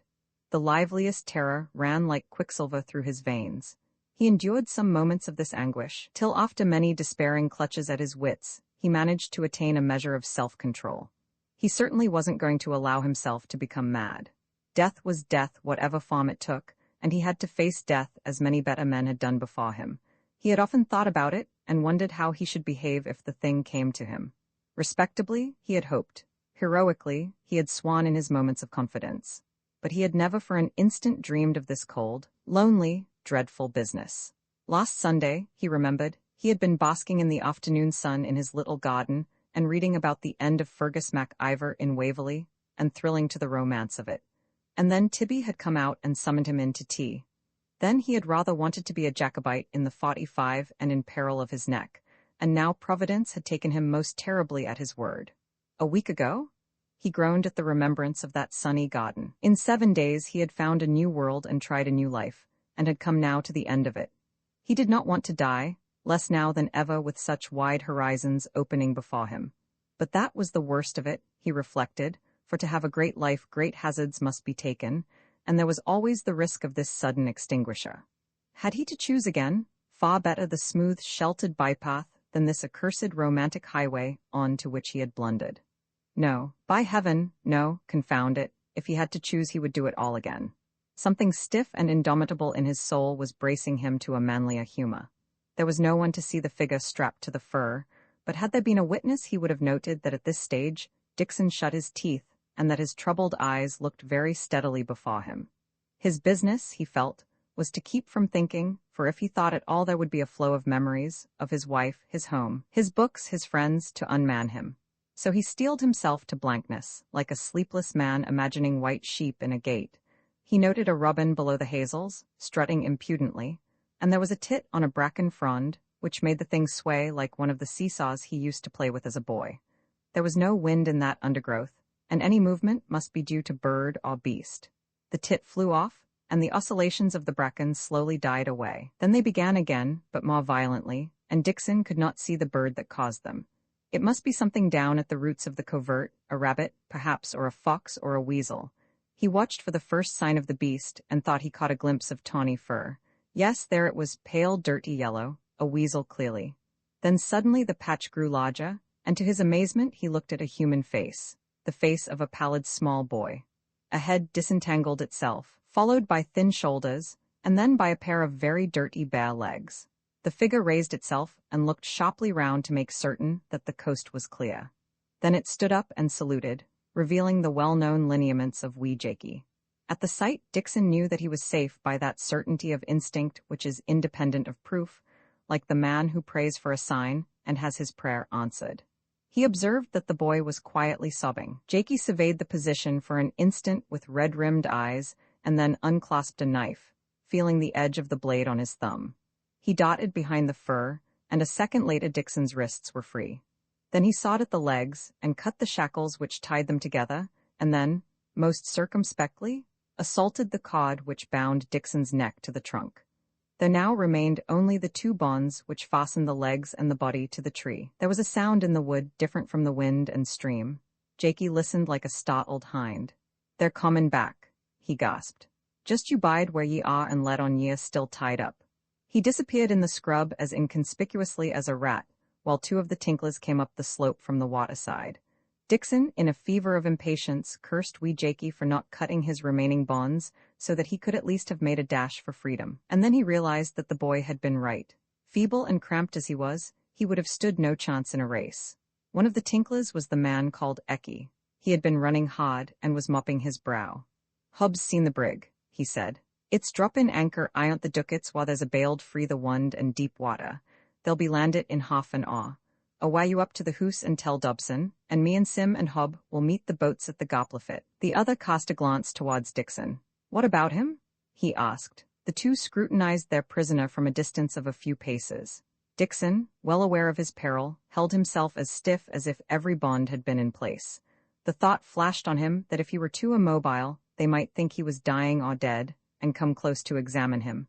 If they only kept their distance, the dusk of the wood would prevent them detecting Jakey's handiwork. "What'll you take to let me go?" he asked plaintively. "Nothing that you could offer, my manny," said Ecky. "I'll give you a 5-pound note apiece." "Produce the silla," said the other. "It's in my pocket. It's no that, we riped your pooch's lang sign. I'll take you to Glasgow with me and pay you there, on a bright." Ecky spat. "D'ye think we're gowks? Man, there's no silla ye could pay would mak it worth our while to lose ye. Bide quiet there and ye'll see some queer things ere nisht. Seaway, Davy." The two set off at a good pace down the stream, while Dixon's pulsing heart returned to its normal rhythm. As the sound of their feet died away, wee Jakey crawled out from cover, dry-eyed now and very businesslike. He slit the last thongs and Dixon fell limply on his face. "Losh, laddie, I'm awful stiff," he groaned. "Now, listen, away all your pith to Dougal, and tell him that the brig's in and the men will be landing inside the hour. Tell him I'm coming as fast as my legs will let me. The princess will likely be there already and Sir Archibald and his men, but if they no, tell Dougal they're coming. Haste you, Jakey, and see here, I'll never forget what you've done for me the day. You're a fine wee laddie." The obedient diehard disappeared, and Dixon painfully and laboriously set himself to climb the slope. He decided that his quickest and safest route lay by the high road, and he had also some hopes of recovering his bicycle. On examining his body, he seemed to have sustained no very great damage, except a painful cramping of legs and arms and a certain dizziness in the head. His pockets had been thoroughly rifled, and he reflected with amusement that he, the well-to-do Mr. McCunn, did not possess at the moment a single copper. But his spirits were soaring, for somehow his escape had given him an assurance of ultimate success. Providence had directly interfered on his behalf by the hand of wee Jakey, and that surely meant that it would see him through. But his chief emotion was an ardor of impatience to get to the scene of action. He must be at Dalquahata before the men from the sea. He must find Dougal and discover his dispositions. Heritage would be on guard in the tower, and in a very little the enemy would be round it. It would be just like the princess to try and enter there, but at all costs that must be hindered. She and Sir Archie must not be conned in stone walls, but must keep their communications open and fall on the enemy's flank. Oh, if the police would only come in time, what a rounding up of miscreants that day would see! As the trees thinned on the brow of the slope and he saw the sky, he realized that the afternoon was far advanced. It must be well on for 5 o'clock. The wind still blew furiously, and the oaks on the fringes of the wood were whipped like saplings. Ruefully, he admitted that the gale would not defeat the enemy. If the brig found a sheltered anchorage on the south side of the headland beyond the Gopple, it would be easy enough for boats to make the Gopple mouth, though it might be a difficult job to get out again. The thought quickened his steps, and he came out of cover onto the public road without a prior reconnaissance. Just in front of him stood a motor bicycle. Something had gone wrong with it, for its owner was tinkering at it, on the side farthest from Dixon. A wild hope seized him that this might be the vanguard of the police, and he went boldly towards it. The owner, who was kneeling, raised his face at the sound of footsteps, and Dixon looked into his eyes. He recognized them only too well. They belonged to the man he had seen in the inn at Kirkmichael, the man whom Heritage had decided was an Australian, but whom they now knew to be their archenemy. The man called Paul, who had persecuted the princess for years, and whom alone of all beings on earth she feared. He had been expected before, but had arrived now in the nick of time while the brig was casting anchor. Saskia had said that he had a devil's brain, and Dixon, as he stared at him, saw a fiendish cleverness in his straight brows and a remorseless cruelty in his stiff jaw and his pale eyes. He achieved the bravest act of his life. Shaky and dizzy as he was, with freedom newly opened to him and the mental torments of his captivity still an awful recollection, he did not hesitate. He saw before him the villain of the drama, the one man that stood between the princess and peace of mind. He regarded no consequences, gave no heed to his own fate, and thought only how to put his enemy out of action. There was a big spanner lying on the ground. He seized it and with all his strength smote at the man's face. The motorcyclist, kneeling and working hard at his machine, had raised his head at Dixon's approach and beheld a wild apparition. A shot man in ragged tweeds, with a bloody brow and long smears of blood on his cheeks. The next second he observed the threat of attack, and ducked his head so that the spanner only grazed his scalp. The motor bicycle toppled over, its owner sprang to his feet, and found the shot man, very pale and gasping, about to renew the assault. In such a crisis there was no time for inquiry, and the cyclist was well trained in self-defense. He leaped the prostrate bicycle, and before his assailant could get in a blow, brought his left fist into violent contact with his chin. Dixon tottered back a step or two, and then subsided among the bracken. He did not lose his senses, but he had no more strength in him. He felt horribly ill, and struggled in vain to get up. The cyclist, a gigantic figure, towered above him. Who the devil are you? He was asking. What do you mean by it? Dixon had no breath for words and knew that if he tried to speak he would be very sick. He could only stare up like a dog at the angry eyes. Angry beyond question they were, but surely not malevolent. Indeed, as they looked at the shameful figure on the ground, amusement filled them. The face relaxed into a smile. Who on earth are you? The voice repeated, and then into it came recognition. I've seen you before. I believe you're the little man I saw last week at the Black Bull. Be so good as to explain why you want to murder me? Explanation was beyond Dixon, but his conviction was being woefully shaken. Saskia had said her enemy was as beautiful as a devil. He remembered the phrase, for he had thought it ridiculous. This man was magnificent, but there was nothing devilish in his lean, grave face.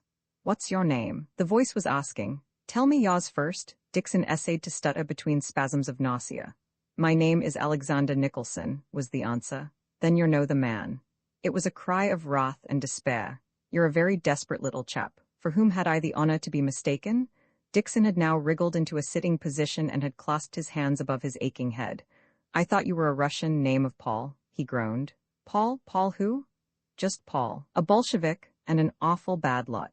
Dixon could not see the change which his words wrought in the other's face.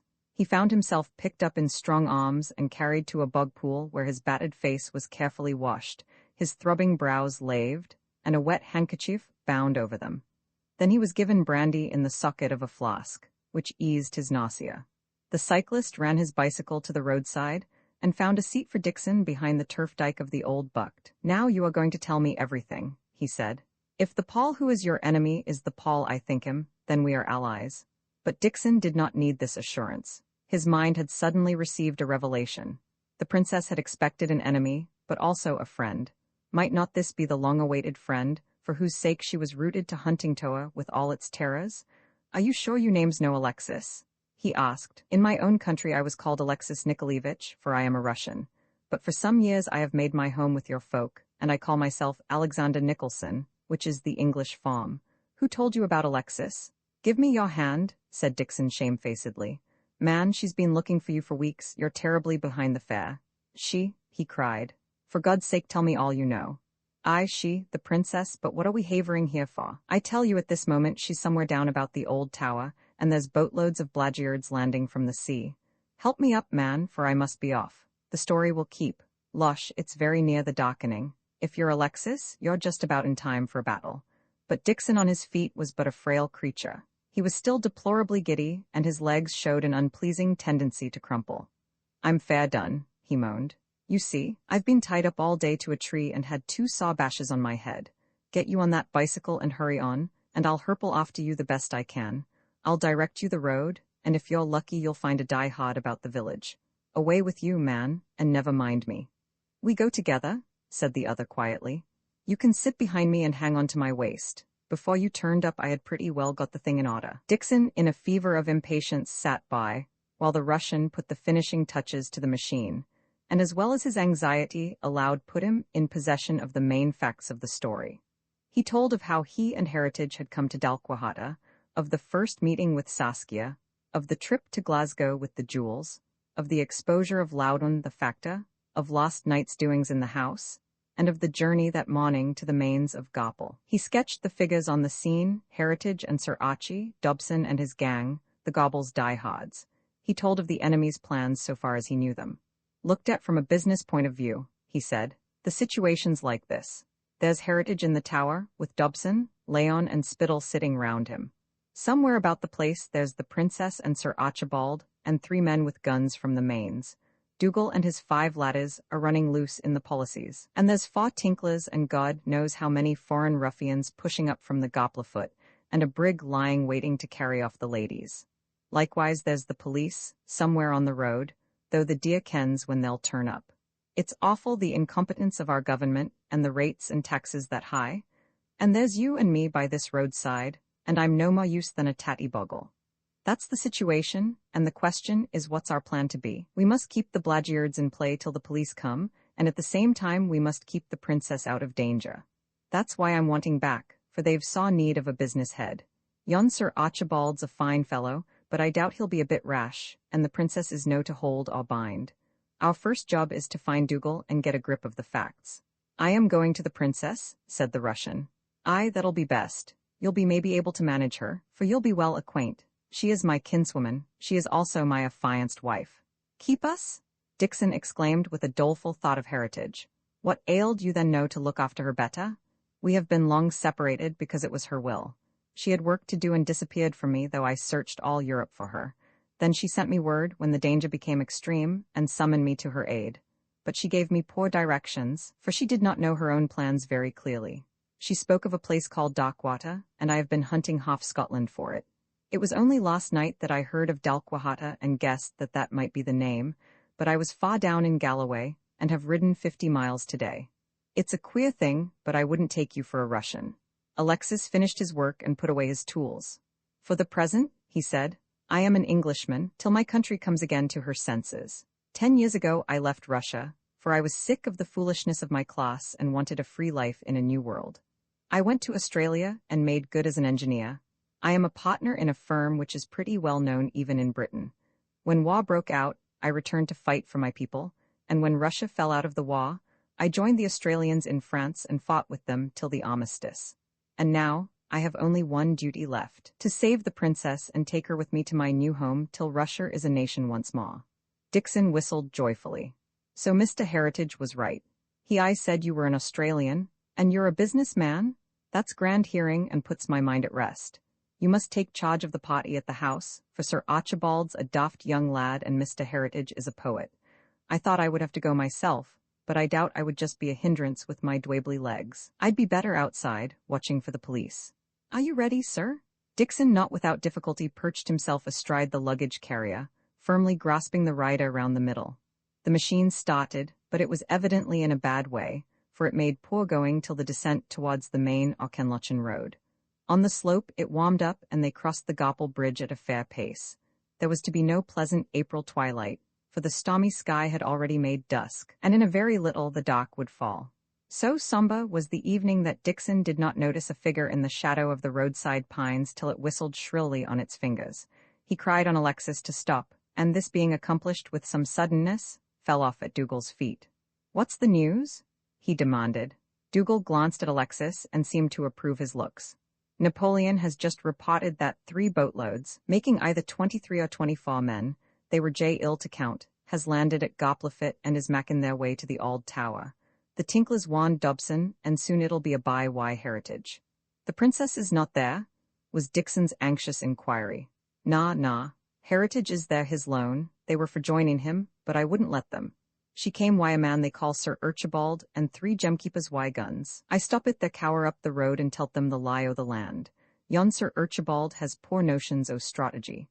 He was for bangin' into the Auld Tower straight away and shootin' Dobson if he tried to stop them. Havers, say I, let them break their teeth on the tower, thinkin' the leady's inside, and that'll give us time, for Heritage is no the lad to surrender in a hurry. Where are they now? In the House o' Dalquahata, and a saw job I had getten them in. We've shifted our base again, without the enemy suspectin'. Any word of the police? The police? And Dougal spat cynically.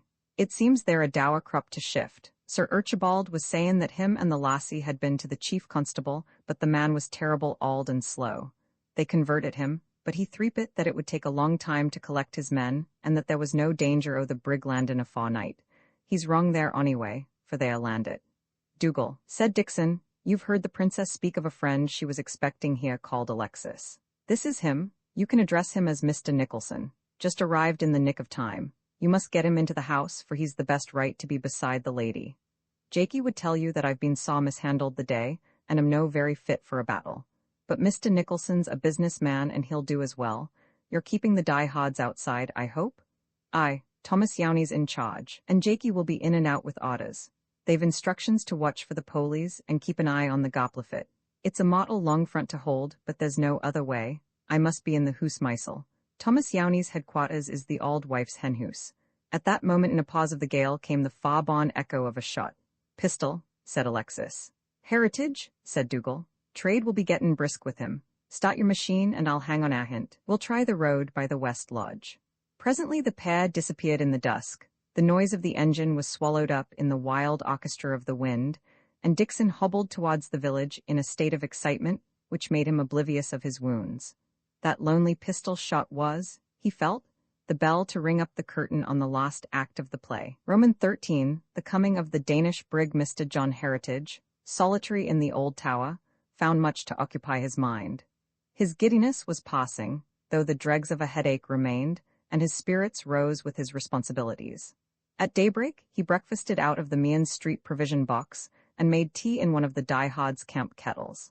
Next he gave some attention to his toilet, necessary after the rough and tumble of the night. He made shift to bathe in icy water from the tower well, shaved, tidied up his clothes, and found a clean shirt from his pack. He carefully brushed his hair, reminding himself that thus had the Spartans done before Thermopylae. The neat and somewhat pallid young man that emerged from these rites then ascended to the first floor to reconnoiter the landscape from the narrow, unglazed windows. If anyone had told him a week ago that he would be in so strange a world, he would have quarreled violently with his informant. A week ago he was a cynical, clear-sighted modern, a contemner of illusions, a swallower of formulas, a breaker of shams, one who had seen through the heroical and found it silly. Romance and such-like toys were playthings for fatted middle age, not for strenuous and cold-eyed youth. But the truth was that now he was altogether spellbound by these toys. To think that he was serving his lady was rapture, ecstasy, that for her he was single-handed venturing all. He rejoiced to be alone with his private fancies. His one fear was that the pot he had cast himself for should be needless, that the men from the sea should not come, or that reinforcements would arrive before he should be called upon. He hoped alone to make a stand against thousands. What the upshot might be he did not trouble to inquire. Of course the princess would be saved, but first he must glut his appetite for the heroic. He made a diary of events that day, just as he used to do at the front. At 20 minutes past 8 he saw the first figure coming from the house. It was Spittle, who limped round the tower, tried the door, and came to a halt below the window. Heritage stuck out his head and wished him good morning, getting in reply an amazed stare. The man was not disposed to talk, though Heritage made some interesting observations on the weather, but departed quicker than he came, in the direction of the West Lodge. Just before 9 o'clock, he returned with Dobson and Leon. They made a very complete reconnaissance of the tower, and for a moment Heritage thought that they were about to try to force an entrance. They tugged and hammered at the great oak door, which he had further strengthened by erecting behind it a pile of the heaviest lumber he could find in the place. It was imperative that they should not get in, and he got Dixon's pistol ready with the firm intention of shooting them if necessary. But they did nothing, except to hold a conference in the hazel clump 100 yards to the north, when Dobson seemed to be laying down the law, and Leon spoke rapidly with a great fluttering of hands. They were obviously puzzled by the sight of Heritage, whom they believed to have left the neighborhood. Then Dobson went off, leaving Leon and Spittle on guard, one at the edge of the shrubberies between the tower and the house, the other on the side nearest the lava glen. These were their posts, but they did sentry-go around the building, and passed so close to Heritage's window that he could have tossed a cigarette on their heads. It occurred to him that he ought to get busy with camouflage.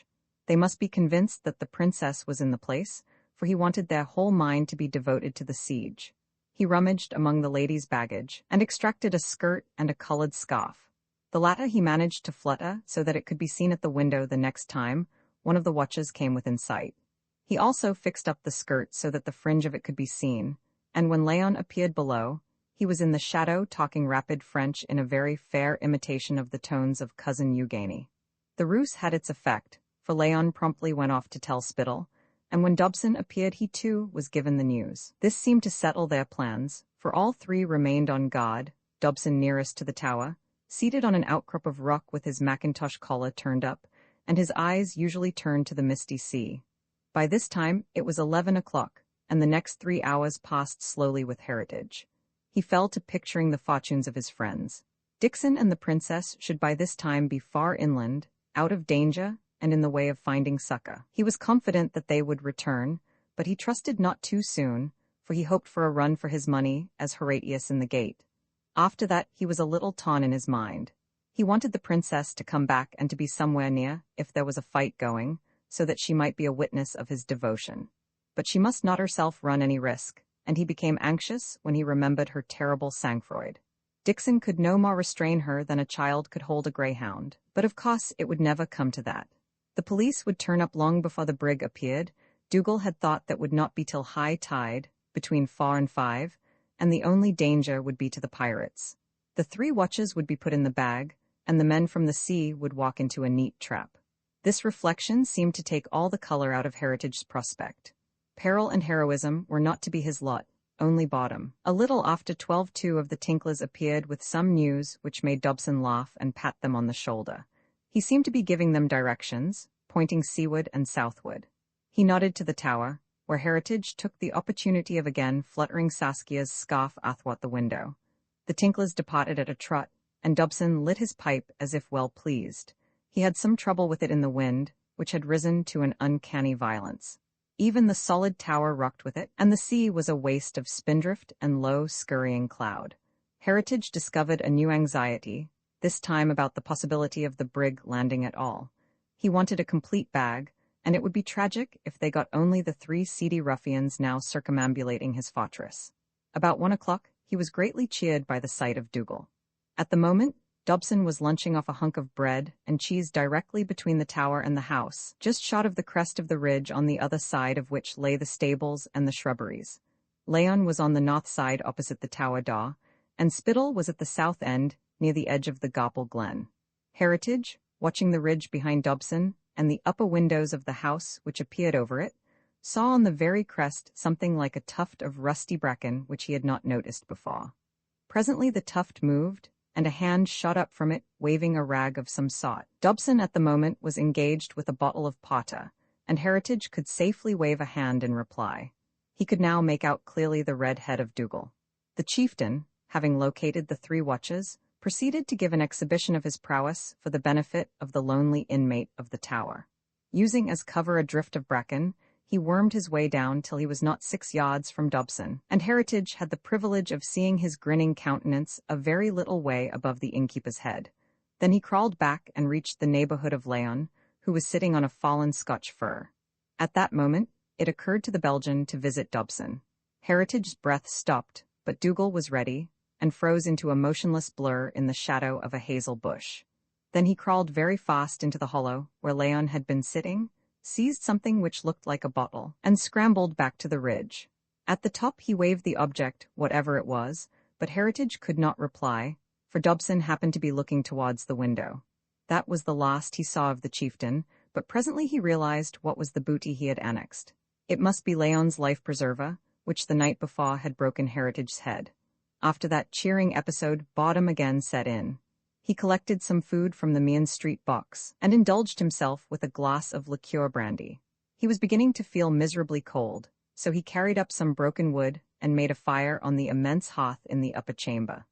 Anxiety was clouding his mind again, for it was now 2 o'clock, and there was no sign of the reinforcements which Dixon and the princess had gone to find. The minutes passed, and soon it was 3 o'clock, and from the window he saw only the top of the gaunt-shuttered house, now and then hidden by squalls of sleet, and Dobson squatted like an Eskimo, and trees dancing like a witchwood in the gale. All the vigor of the morning seemed to have gone out of his blood. He felt lonely and apprehensive and puzzled. He wished he had Dixon beside him, for that little man's cheerful voice and complacent triviality would be a comfort. Also, he was abominably cold. He put on his waterproof and turned his attention to the fire. It needed rekindling, and he hunted in his pockets for paper, finding only the slim volume leaded walls.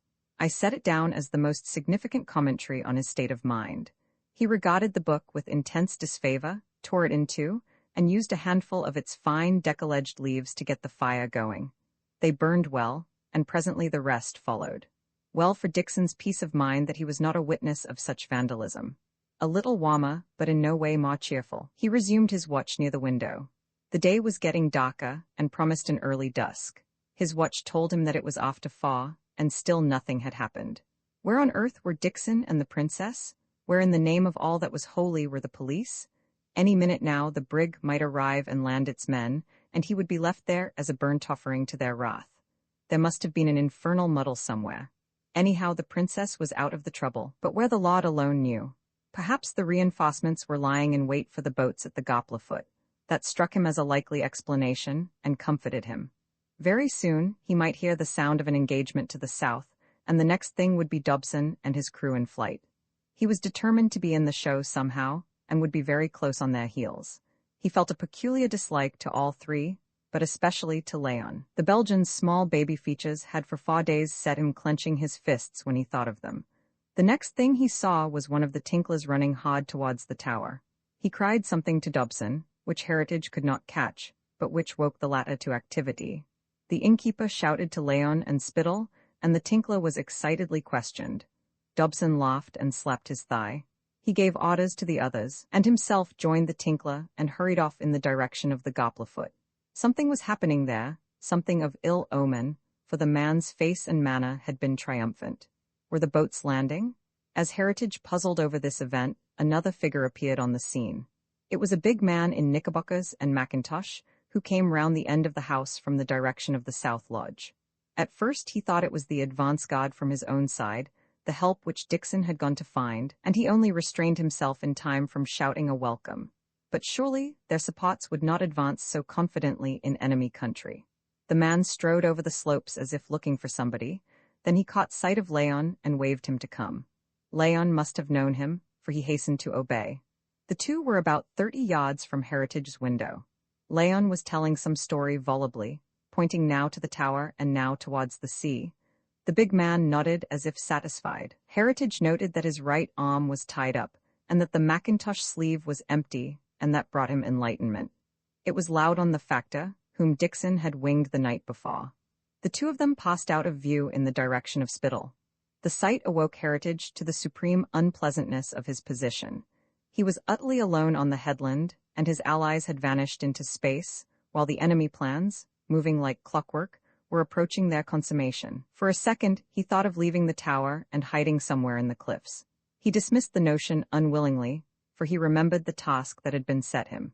He was there to hold the fort to the last, to gain time, though he could not for the life of him see what use time was to be, when all the strategy of his own side seemed to have miscarried. Anyhow, the blackguards would be sold, for they would not find the princess.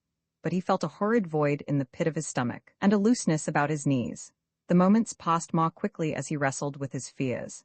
The next he knew the empty space below his window was filling with figures.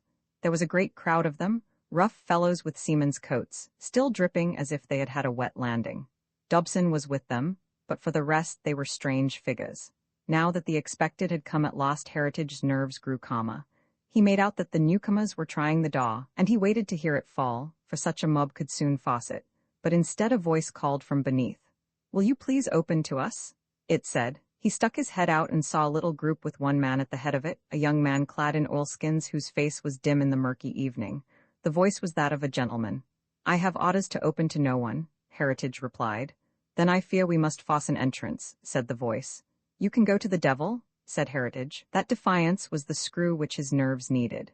His temper had risen, he had forgotten all about the princess, he did not even remember his isolation. His job was to make a fight for it. He ran up the staircase which led to the attics of the tower, for he recollected that there was a window there which looked over the ground before the door. The place was ruinous, the floor filled with holes, and a part of the roof sagged down in a corner. The stones around the window were loose and crumbling, and he managed to pull several out so that the slit was enlarged. He found himself looking down on a crowd of men who had lifted the fallen tree on which Leon had perched and were about to use it as a battering ram. "The first fellow who comes within 6 yards of the door I shoot," he shouted. There was a white wave below, as every face was turned to him. He ducked back his head in time as a bullet chipped the side of the window. But his position was a good one, for he had a hole in the broken wall through which he could see, and could shoot with his hand at the edge of the window while keeping his body in cover. The battering party resumed their task, and as the tree swung nearer, he fired at the foremost of them. He missed, but the shot for a moment suspended operations. Again they came on, and again he fired. This time he damaged somebody, for the trunk was dropped. A voice gave orders, a sharp, authoritative voice. The battering squad dissolved, and there was a general withdrawal out of the line of fire from the window. Was it possible that he had intimidated them? He could hear the sound of voices, and then a single figure came into sight again, holding something in its hand. He did not fire, for he recognized the futility of his efforts. The baseball swing of the figure below could not be mistaken. There was a roar beneath, and a flash of fire, as the bomb exploded on the door. Then came a rush of men, and the tower had fallen. Heritage clambered through a hole in the roof and gained the topmost parapet. He had still a pocketful of cartridges, and there in a coin of the old battlements he would prove an ugly customer to the pursuit. Only one at a time could reach that siege perilous. They would not take long to search the lower rooms, and then would be hot on the trail of the man who had fooled them. He had not a scrap of fear left or even of anger, only triumph at the thought of how properly those ruffians had been sold. Like schoolboys they who unaware, instead of 2 women they had found a man with a gun, and the princess was miles off and forever beyond their reach. When they had settled with him, they would no doubt burn the house down, but that would serve them little. From his airy pinnacle, he could see the whole seafront of Huntingtower, a blur in the dusk, but for the ghostly eyes of its white-shuttered windows. Something was coming from it, running lightly over the lawns, lost for an instant in the trees, and then appearing clear on the crest of the ridge where some hours earlier Dougal had lain. With horror, he saw that it was a girl. She stood with the wind plucking at her skirts and hair, and she cried in a high, clear voice which pierced even the confusion of the gale. What she cried he could not tell, for it was in a strange tongue, but it reached the besiegers. There was a sudden silence in the din below him, and then a confusion of shouting. The men seemed to be pouring out of the gap which had been the doorway, and as he peered over the parapet, first one, and then another, entered his area of vision. The girl on the ridge, as soon as she saw that she had attracted attention, turned and ran back, and after her up the slopes went the pursuit, bunched like hounds on a good scent. Mr. John Heritage, swearing terribly, started to retrace his steps. Roman 14, the second battle of the Crewves, the military historian, must often make shift to write of battles with slender data, but he can pad out his deficiencies by learned parallels. If his were the talented pen describing this, the latest action fought on British soil against a foreign foe, he would no doubt be crippled by the absence of written orders and war diaries. But how eloquently he would descant on the resemblance between Dougal and Garrod. How the plan of leaving the enemy to waste his strength upon a deserted position was that which on the 15th of July, 1918, the French general had used with decisive effect in Champagne. But Dougal had never heard of Garrod, and I cannot claim that, like the happy warrior, he through the heat of conflict kept the law in calmness made, and saw what he foresaw. I have had the benefit of discussing the affair with him and his colleagues, but I should offend against historic truth if I represented the main action as anything but a scrimmage, a soldier's battle. The historian would say, a malplaquet, an albura. Just after 3:30 that afternoon, the commander-in-chief was revealed in a very bad temper. He had intercepted Sir Archie's car, and since Leon was known to be fully occupied, had brought it in by the West Lodge, and hidden it behind a clump of laurels. There he had held a hausse council of war.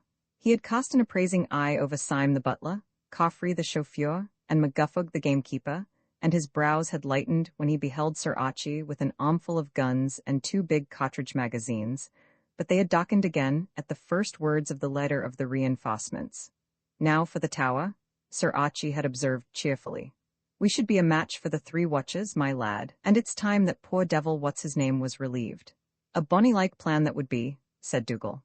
Man, you would be walking into the very trap they want. In an hour, or maybe 2, the rest will turn up from the sea and they'd have you tight by the neck. Nah, it's time we're wantin', and the longer they think we're in the auld tower the better for us. What news o' the polies? He listened to Sir Archie's report with a gloomy face. Not afar the darkenin', they'll be o'a late. The polies are o'a late. It looks as if we had the job to do ourselves. What's your notion? God knows, said the baronet, whose eyes were on Saskia. What's yours? The deference conciliated Dougal. There's just the one plan that's worth a duckin'. There's 5 o' us here, and there's plenty weapons. Besides, there's 5 diehards somewhere about, and though they've never tried it afore, they can be trusted to loose off a gun. My advice is to hide at the Gopla foot and stop the boats landin'. We'd have the Tinklers on our flank, no doubt, but I'm not muckle feared o' them. It wouldn't be easy for the boats to get in why this tearin' wind and us fearin' volleys from the Shaw. Sir Archie stared at him with admiration. You're a haughty young fire-eater, but great Scott, we can't go pottin' at strangers before we find out their business. This is a law-abidin' country, and we're not entitled to start shootin' except in self-defense. You can wash that plan out, for it ain't feasible. Dougal spat cynically. For all that, it's the right strategy. Man, we might sink the lot and then turn and settle Y. Dobson, and all afar the first policeman showed his neb. It would be a grand performance, but I was feared you wouldn't be for it. Well, there's just the one other thing to do. We must get inside the hoose and put it in a state of defense. Heritage has McCunn's pistol, and he'll keep them busy for a bit.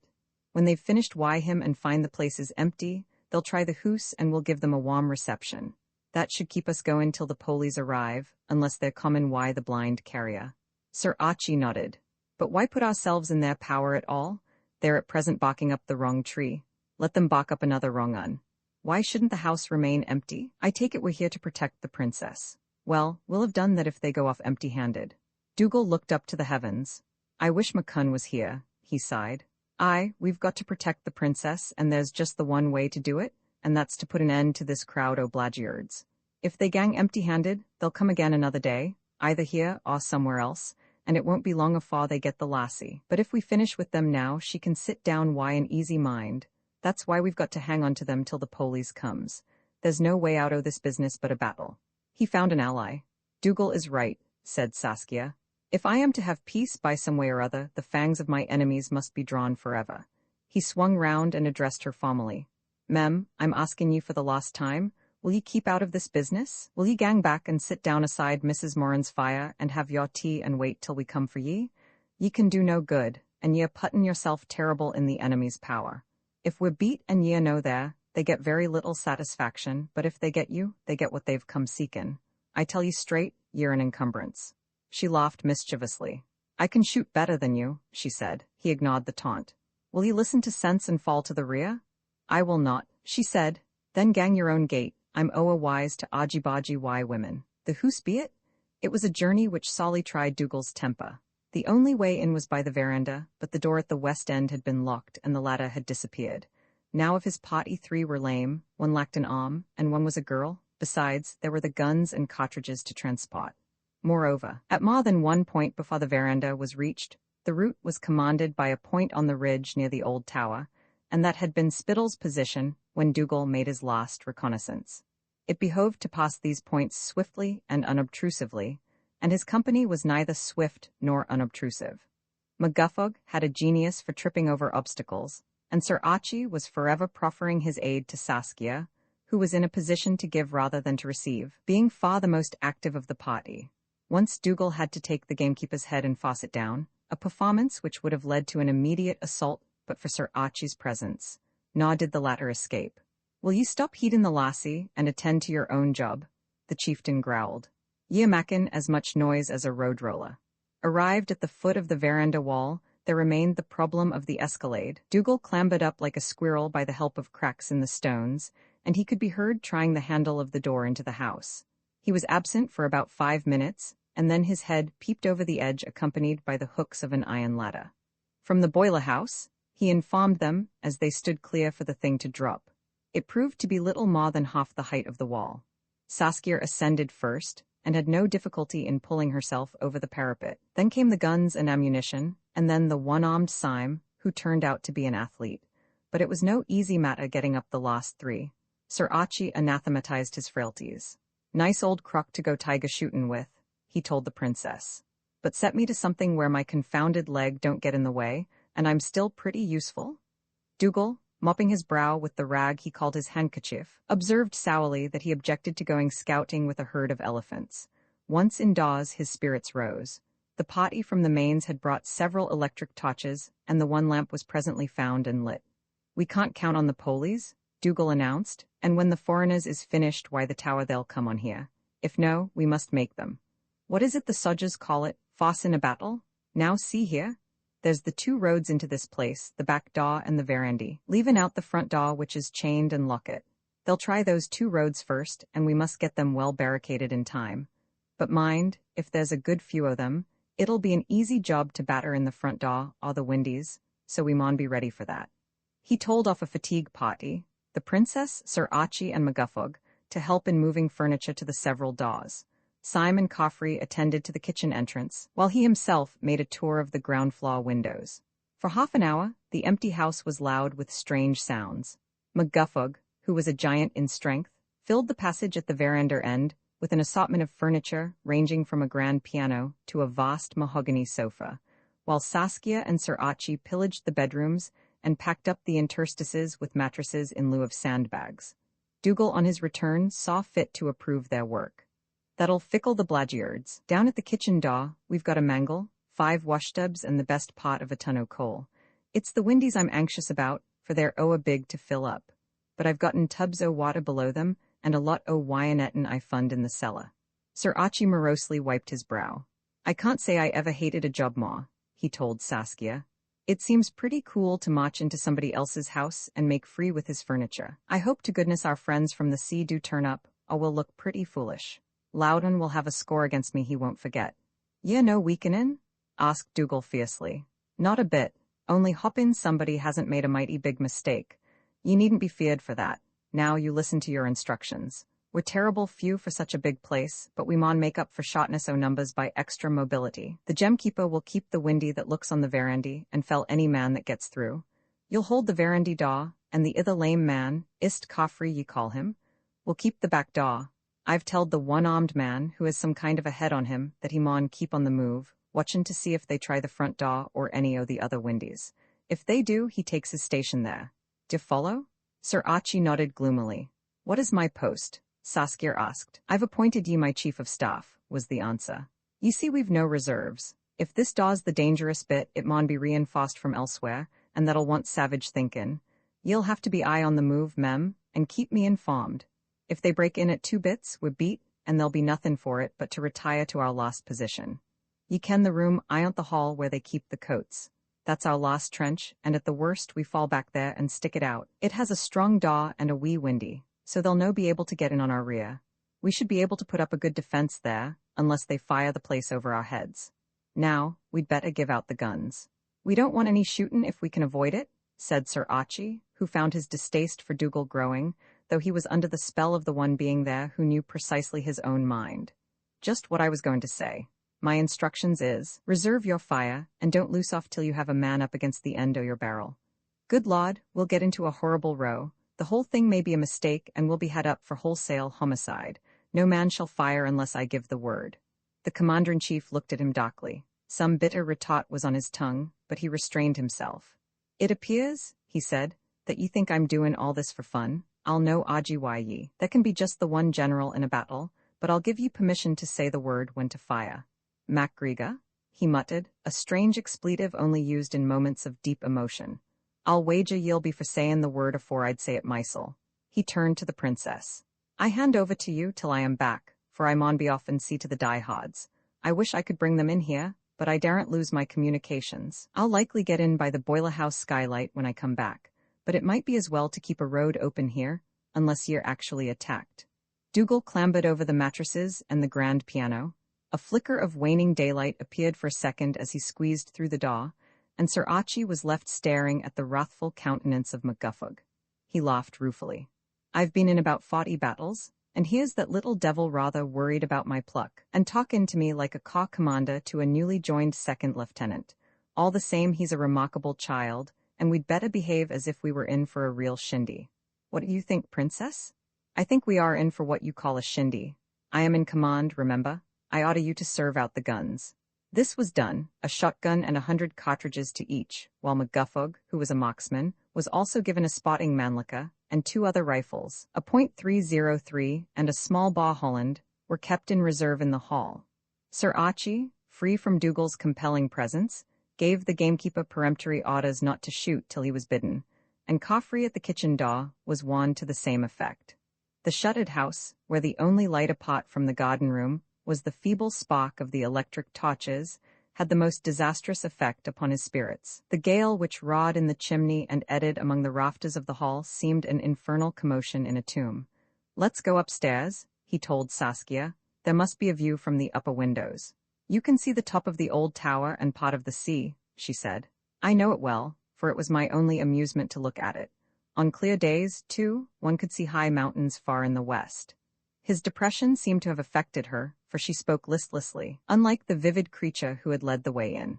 In a gaunt west-looking bedroom, the one in which Heritage and Dixon had camped the night before, they opened a fold of the shutters and looked out into a world of grey wrack and driving rain. The tower roof showed mistily beyond the ridge of down, but its environs were not in their prospect. The lower regions of the house had been gloomy enough, but this bleak place with its drab outlook struck a chill to Sir Archie's soul. He dolefully lit a cigarette. "This is a pretty rotten show for you," he told her. "It strikes me as a rather unpleasant brand of nightmare. I have been living with nightmares for 3 years, she said wearily. He cast his eyes round the room. I think the Kennedys were mad to build this confounded barrack. I've always disliked it, and old Quentin hadn't any use for it either. Cold, cheerless, raw monstrosity? It hasn't been a very giddy place for you, princess. It has been my prison when I hoped it would be a sanctuary, but it may yet be my salvation. I'm sure I hope so. I say, you must be jolly hungry. I don't suppose there's any chance of tea for you. She shook her head. She was looking fixedly at the tower, as if she expected something to appear there, and he followed her eyes. Rum old shell, that. Quentin used to keep all kinds of livestock there, and when we were boys, it was our castle where we played at Bane Robber Chiefs. It'll be dashed queer if the real thing should turn up this time. I suppose McCunn's poet is roostin' there all by his lone. Can't say I envy him his job. Suddenly she caught his arm. I see a man, she whispered. There, he is behind those far bushes. There is his head again. It was clearly a man, but he presently disappeared, for he had come round by the south end of the house, past the stables, and had now gone over the ridge. The cut of his jib is uncommonly like Loudon, the factor. I thought McCunn had stretched him on a bed of pain. Laud, if this thing should turn out a farce, I simply can't face Loudon. I say, princess, you don't suppose by any chance that McCunn's a little bit wrong in the head? She turned her candid eyes on him. You are in a very doubting mood. My feet are cold and I don't mind admittin' it. Hanged if I know what it is, but I don't feel this show a bit real. If it isn't, we're in a fair way to make howlin' idiots of ourselves, and get pretty well embroiled with the law. It's all right for the red-haired boy, for he can take everything seriously, even play. I could do the same thing myself when I was a kid. I don't mind runnin' some kinds of risk. I've had a few in my time, but this is so infernally outlandish and I don't quite believe in it. That is to say, I believe in it right enough when I look at you, I'll listen to McCunn, but as soon as my eyes are off you, I begin to doubt again. I'm gettin' old and I've a stake in the country, and I dare say I'm gettin' a bit of a prig. Anyway, I don't want to make a jackass of myself. Besides, there's this foul weather and this beastly house to ice my feet. He broke off with an exclamation, for on the gray cloud-bounded stage in which the roof of the tower was the central feature, actors had appeared. Dim, hurrying shapes showed through the mist, dipping over the ridge as if coming from the Goplerfoot. She seized his arm and he saw that her listlessness was gone. Her eyes were shining. It is they, she cried. The nightmare is real at last. Do you doubt now? He could only stare, for these shapes arriving and vanishing like wisps of fog still seemed to him phantasmal. The girl held his arm tightly clutched and craned towards the window space. He tried to open the frame, and succeeded in smashing the glass. A swirl of wind drove inwards and blew a loose lock of Saskia's hair across his brow. I wish Dougal were back, he muttered, and then came the crack of a shot. The pressure on his arm slackened, and a pale face was turned to him. He is alone, Mr. Heritage, he has no chance, they will kill him like a dog. They'll never get in, he assured her. Dougal said the place could hold out for hours. Another shot followed, and presently a third. She twined her hands and her eyes were wild. We can't leave him to be killed, she gasped. It's the only game. We're playin' for time, remember? Besides, he won't be killed, great Scott. As he spoke, a sudden explosion cleft the drone of the wind and a patch of gloom flashed into yellow light. Bomb, he cried. Laud, I might have thought of that. The girl had sprung back from the window. I cannot bear it. I will not see him murdered in sight of his friends. I am going to show myself, and when they see me they will leave him. No, you must stay here. Presently they will be round this house. Don't be afraid for me. I am very quick of foot. For God's sake, don't here, princess, stop, and he clutched at her skirt. Look here, I'll go. You can't, you have been wounded. I am in command, you know. Keep the door open till I come back. He hobbled after her, but she easily eluded him. She was smiling now and blew a kiss to him. La la la, she trilled as she ran down the stairs. He heard her voice below, admonishing McGuffog. Then he pulled himself together and went back to the window. He had brought the little Holland with him, and he poked its barrel through the hole in the glass. Curse my game leg, he said, almost cheerfully, for the situation was now becoming one with which he could cope. I ought to be able to hold up the pursuit a bit. My aunt, what a girl. With the rifle cuddled to his shoulder, he watched a slim figure come into sight on the lawn, running towards the ridge. He reflected that she must have dropped from the high veranda wall. That reminded him that something must be done to make the wall climbable for her return, so he went down to McGuffog, and the two squeezed through the barricaded door to the veranda. The boiler house ladder was still in position, but it did not reach half the height, so McGuffog was adjured to stand by to help, and in the meantime to wait on duty by the wall. Then he hurried upstairs to his watchtower. The girl was in sight, almost on the crest of the high ground. There she stood for a moment, one hand clutching at her errant hair, the other shielding her eyes from the sting of the rain. He heard her cry, as Heritage had heard her, but since the wind was blowing towards him, the sound came louder and fuller. Again she cried, and then stood motionless with her hands above her head. It was only for an instant, for the next he saw she had turned and was racing down the slope, jumping the little scrugs of hazel like a deer. On the ridge appeared faces, and then over it swept a mob of men. She had a start of some 50 yards and labored to increase it, having doubtless the veranda wall in mind. Sir Archie, sick with anxiety, nevertheless spared time to admire her prowess. "Gad, she's a miler," he ejaculated.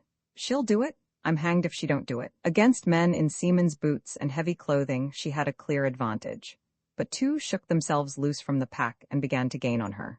At the main shrubbery they were not 30 yards behind, and in her passage through it, her skirts must have delayed her, for when she emerged the pursuit had halved the distance.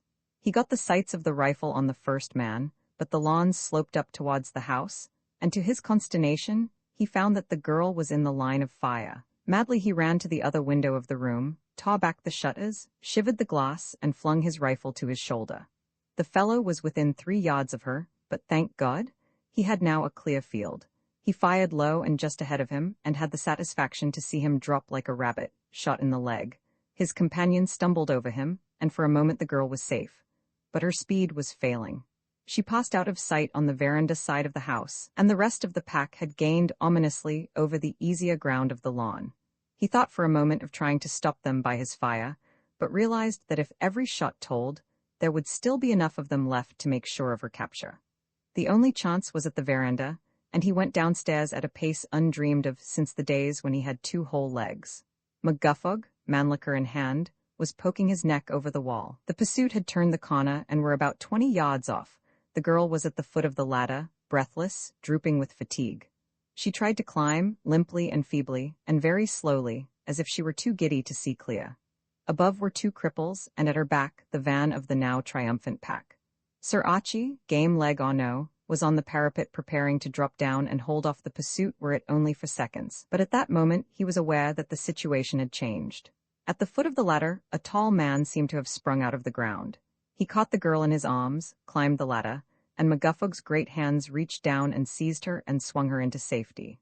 Up the wall, by means of cracks and tufts, was shinning a small boy. The stranger coolly faced the pursuers, and at the sight of him they checked, those behind stumbling against those in front. He was speaking to them in a foreign tongue, and to Sir Archie's ear the words were like the crack of a lash. The hesitation was only for a moment, for a voice among them cried out, and the whole pack gave tongue shrilly and surged on again. But that instant of check had given the stranger his chance. He was up the ladder, and, gripping the parapet, found rest for his feet in a fissure.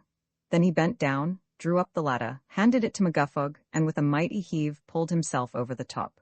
He seemed to hope to defend the veranda, but the door at the west end was being assailed by a contingent of the enemy, and he saw that its thin woodwork was yielding. "Into the house?" he cried, as he picked up the ladder and tossed it over the wall on the pack surging below. He was only just in time, for the west door yielded. In 2 steps he had followed McGuffog through the chink into the passage, and the concussion of the grand piano, pushed hard against the veranda door from within, coincided with the first battering on the said door from without. In the garden room, the feeble lamp showed a strange grouping. Saskia had sunk into a chair to get her breath, and seemed too dazed to be aware of her surroundings. Dougal was manfully striving to appear at his ease, but his lip was quivering. "A near thing that time," he observed. "It was the blame of that man's auld motor bicycle." The stranger cast sharp eyes around the place in company. "An awkward corner, gentlemen," he said. "How many are there of you? 4 men and a boy, and you have placed guards at all the entrances." "They have bombs," Sir Archie reminded him. "No doubt, but I do not think they will use them here or their guns unless there is no other way. Their purpose is kidnapping, and they hope to do it secretly and slip off without leaving a trace. If they slaughter us, as they easily can, the cry will be out against them, and their vessel will be unpleasantly hunted. Half their purpose is already spoiled, for it is no longer secret. They may break us by sheer weight, and I fancy the first shooting will be done by us. It's the windows I'm afraid of." Some tone in his quiet voice reached the girl in the wicker chair. She looked up wildly, saw him, and with a cry of Alesha, ran to his arms. There she hung, while his hand fondled her hair, like a mother with a scared child. Sir Archie, watching the whole thing in some stupefaction, thought he had never in his days seen more nobly matched human creatures. "It is my friend," she cried triumphantly. "The friend whom I appointed to meet me here? Oh, I did well to trust him. Now we need not fear anything." As if in ironical answer came a great crashing at the veranda door, and the twanging of chords cruelly mishandled. The grand piano was suffering internally from the assaults of the boiler-house ladder. "While I gie them a shot," was McGuffog's hoarse inquiry. "Action stations," Alexis ordered, for the command seemed to have shifted to him from Dougal. "The windows are the danger. The boy will patrol the ground floor and give us warning, and I and this man," pointing to Syme, "will be ready at the threatened point. And for God's sake no shooting unless I give the word. If we take them on at that game, we haven't a chance." He said something to Saskia in Russian, and she smiled assent and went to Sir Archie's side. "You and I must keep this door," she said. Sir Archie was never very clear afterwards about the events of the next hour. The princess was in the maddest spirits, as if the burden of 3 years had slipped from her, and she was back in her first girlhood. She sang as she carried more lumber to the pile, perhaps the song which had once entranced Heritage, but Sir Archie had no ear for music. She mocked at the furious blows which rained at the other end, for the door had gone now, and in the windy gap could be seen a blur of dark faces. Oddly enough, he found his own spirits mounting to meet hers. It was real business at last. The qualms of the civilian had been forgotten, and there was rising in him that joy in a scrap which had once made him one of the most daring airmen on the Western Front. The only thing that worried him now was the coyness about shooting. What on earth were his rifles and shotguns for unless to be used? He had seen the enemy from the veranda wall, and a more ruffianly crew he had never dreamed of. They meant the utmost business, and against such it was surely the duty of good citizens to wage wholehearted war. The princess was humming to herself a nursery rhyme. "The King of Spain's daughter," she crooned, "came to visit me, and all for the sake, oh, that poor piano." In her clear voice she cried something in Russian, and the wind carried a laugh from the veranda. At the sound of it she stopped. "I had forgotten," she said. "Paul is there, I had forgotten." After that she was very quiet, but she redoubled her labors at the barricade. To the man it seemed that the pressure from without was slackening. He called to McGuffog to ask about the garden-room window, and the reply was reassuring. The gamekeeper was gloomily contemplating Dougal's tubs of water and wyanetting, as he might have contemplated a vermin trap. Sir Archie was growing acutely anxious, the anxiety of the defender of a straggling fortress which is vulnerable at a dozen points. It seemed to him that strange noises were coming from the rooms beyond the hall. Did the back door lie that way? And was not there a smell of smoke in the air? If they tried fire in such a gale, the place would burn like matchwood. He left his post and in the hall found Dougal. "All quiet," the chieftain reported. "Far ower quiet, I don't like it.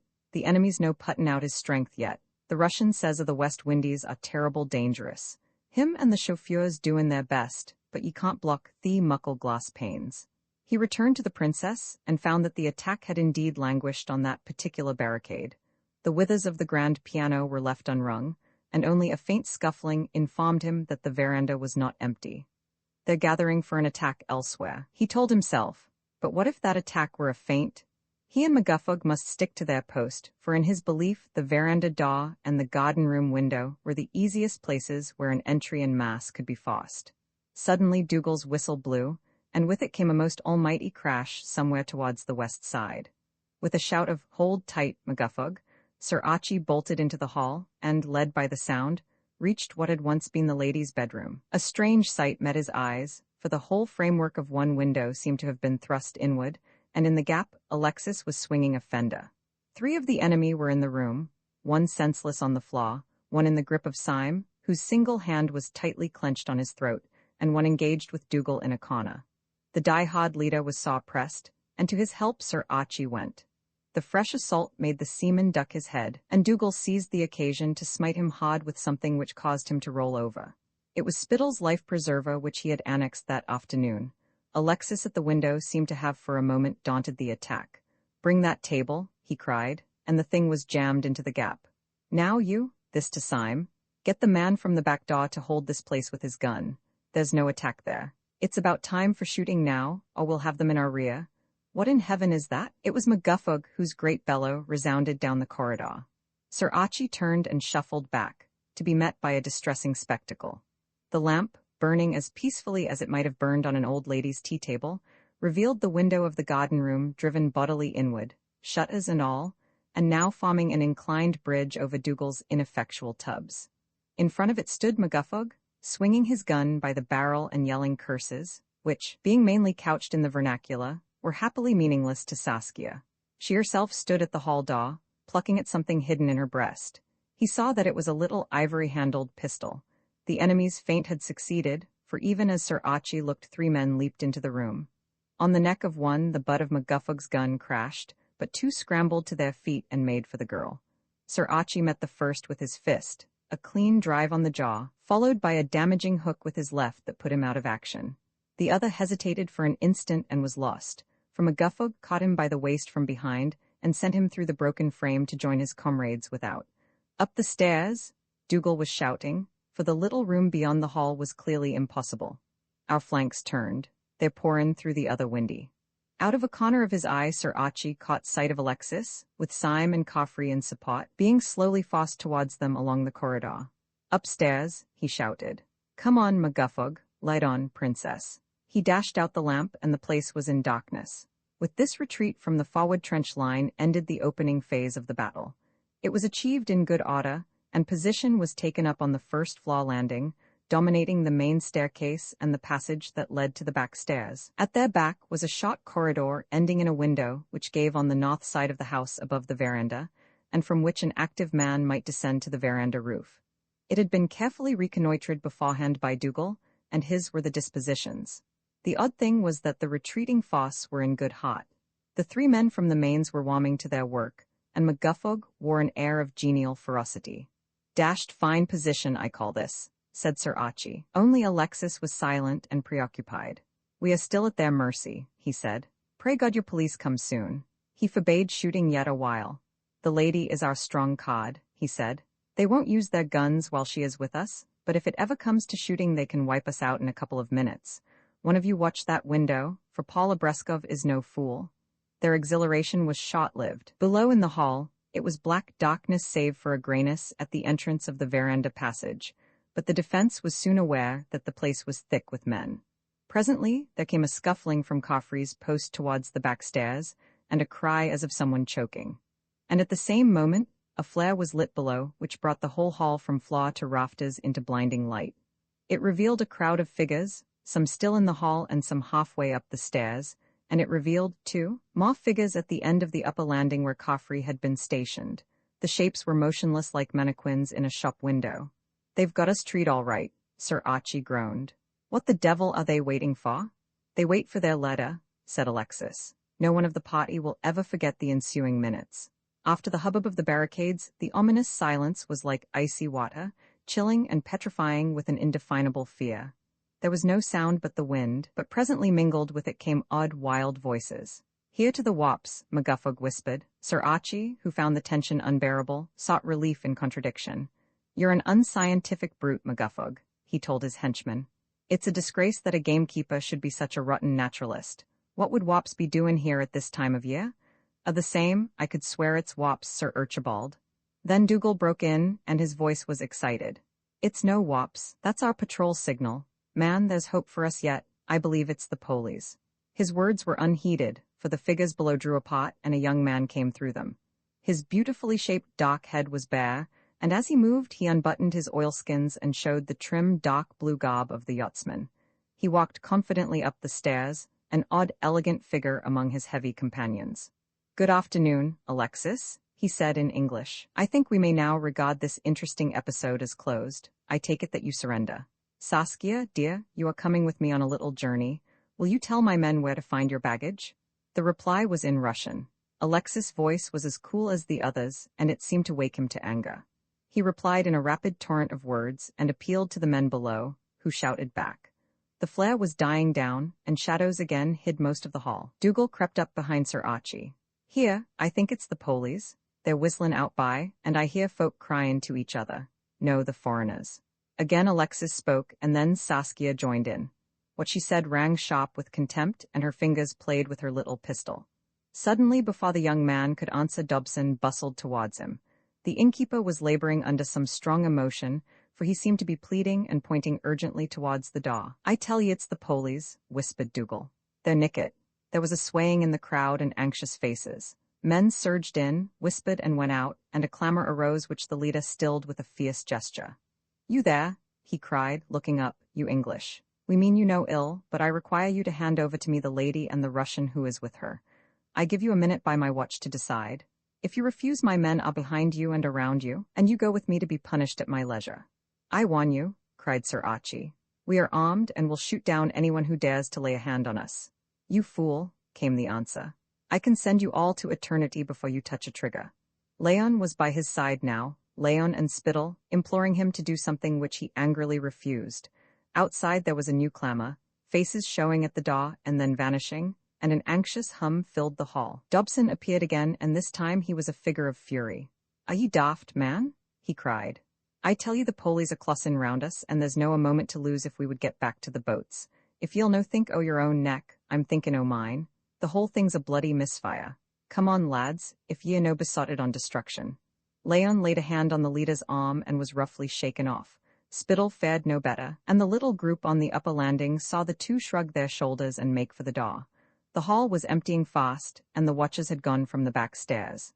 The young man's voice rose to a scream. He commanded, threatened, cursed, but panic was in the air and he had lost his mastery. "Quick!" croaked Dougal. "Now's the time for the counter-attack." But the figure on the stairs held them motionless. They could not see his face, but by instinct they knew that it was distraught with fury and defeat. The flare blazed up again as the flame caught a knot of fresh powder, and once more the place was bright with the uncanny light. The hall was empty save for the pale man who was in the act of turning. He looked back. "If I go now, I will return. The world is not wide enough to hide you from me, Saskia." "You will never get her," said Alexis. A sudden devil flamed into his eyes, the devil of some ancestral savagery, which would destroy what is desired but unattainable. He swung round. His hand went to his pocket, something clicked, and his arm shot out like a baseball pitcher's.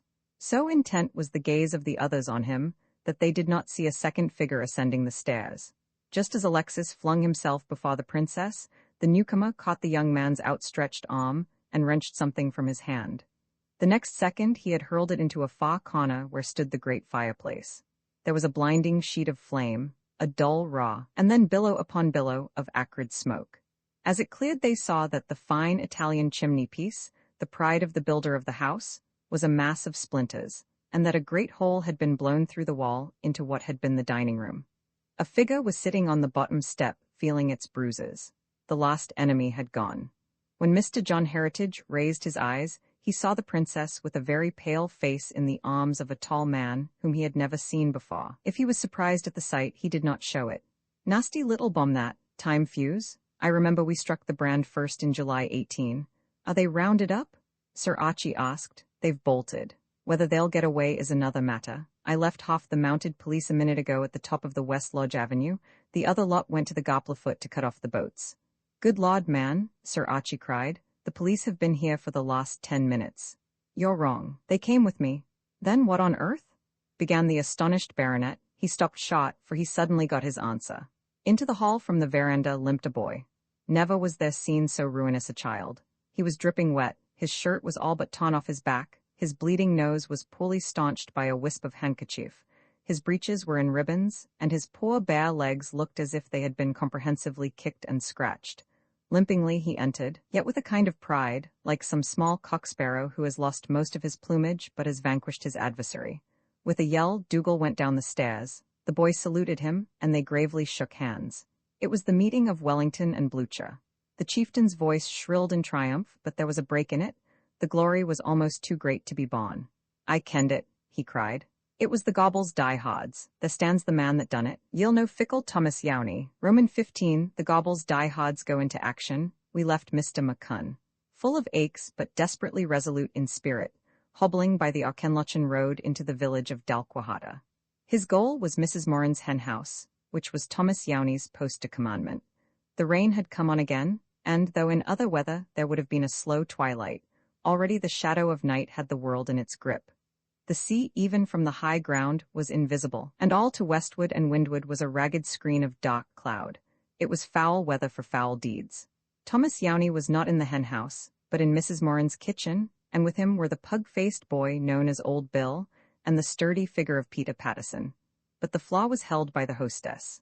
She still wore her big boots, her petticoats were still kilted, and round her venerable head in lieu of a bonnet was drawn a tartan shawl.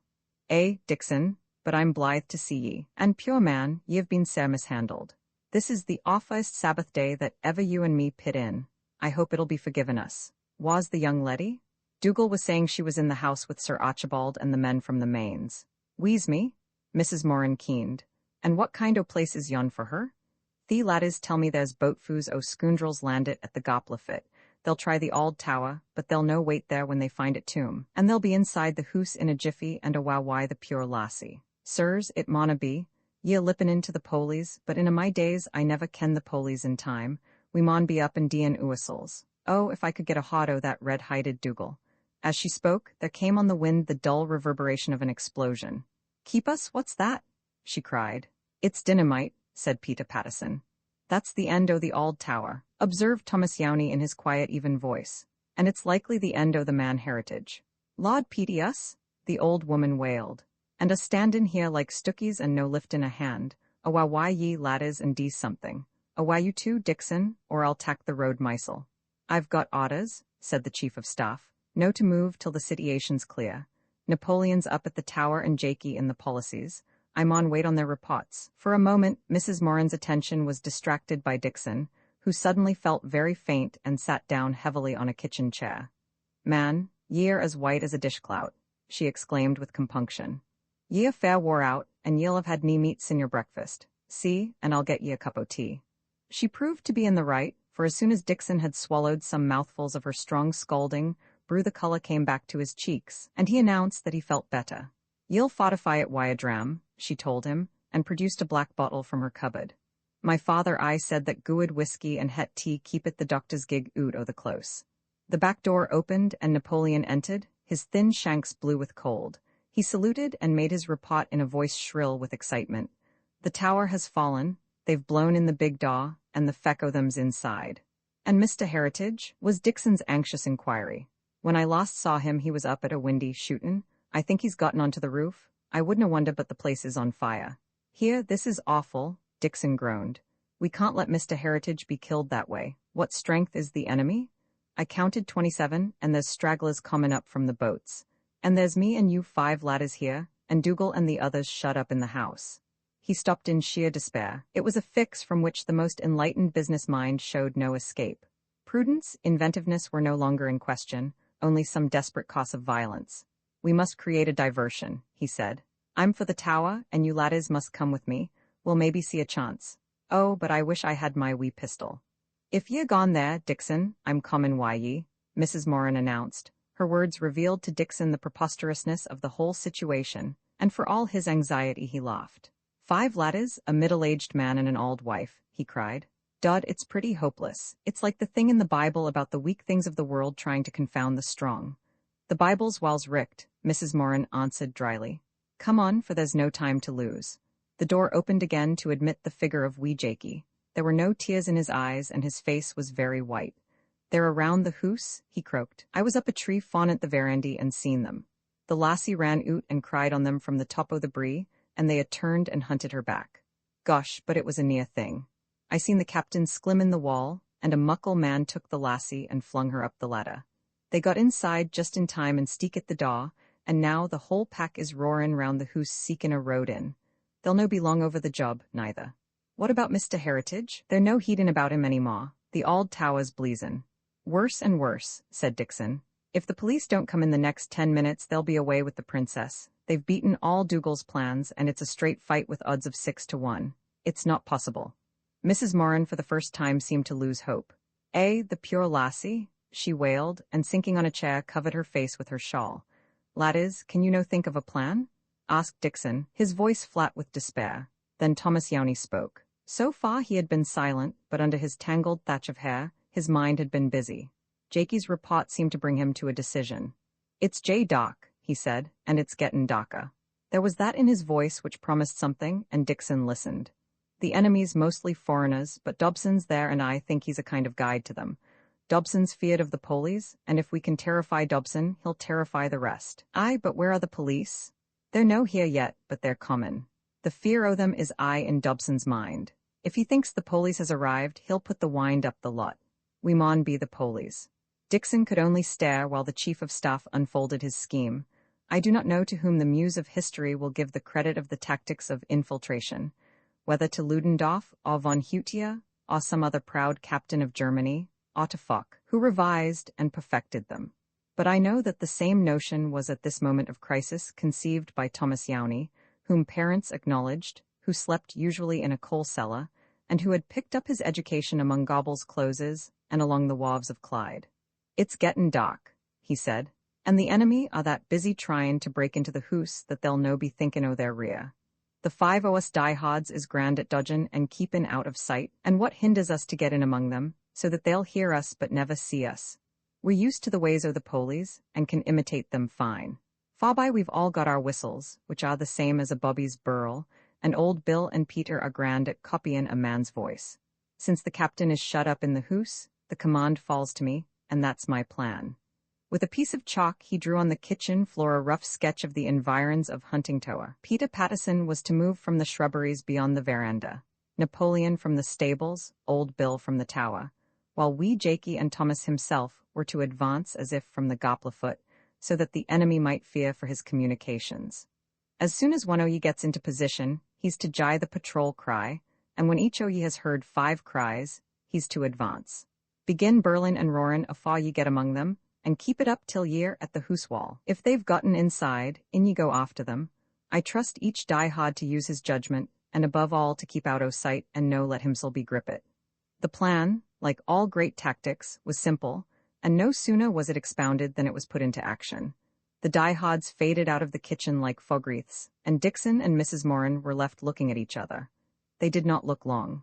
The bare feet of wee Jakey had not crossed the threshold 50 seconds before they were followed by Mrs. Moran's out-of-doors boots and Dixon's tackets.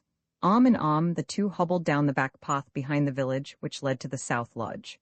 The gate was unlocked, for the water was busy elsewhere, and they hastened up the avenue. Far off, Dixon thought he saw shapes fleeting across the park, which he took to be the shock troops of his own side, and he seemed to hear snatches of song. Jakey was giving tongue, and this was what he sang.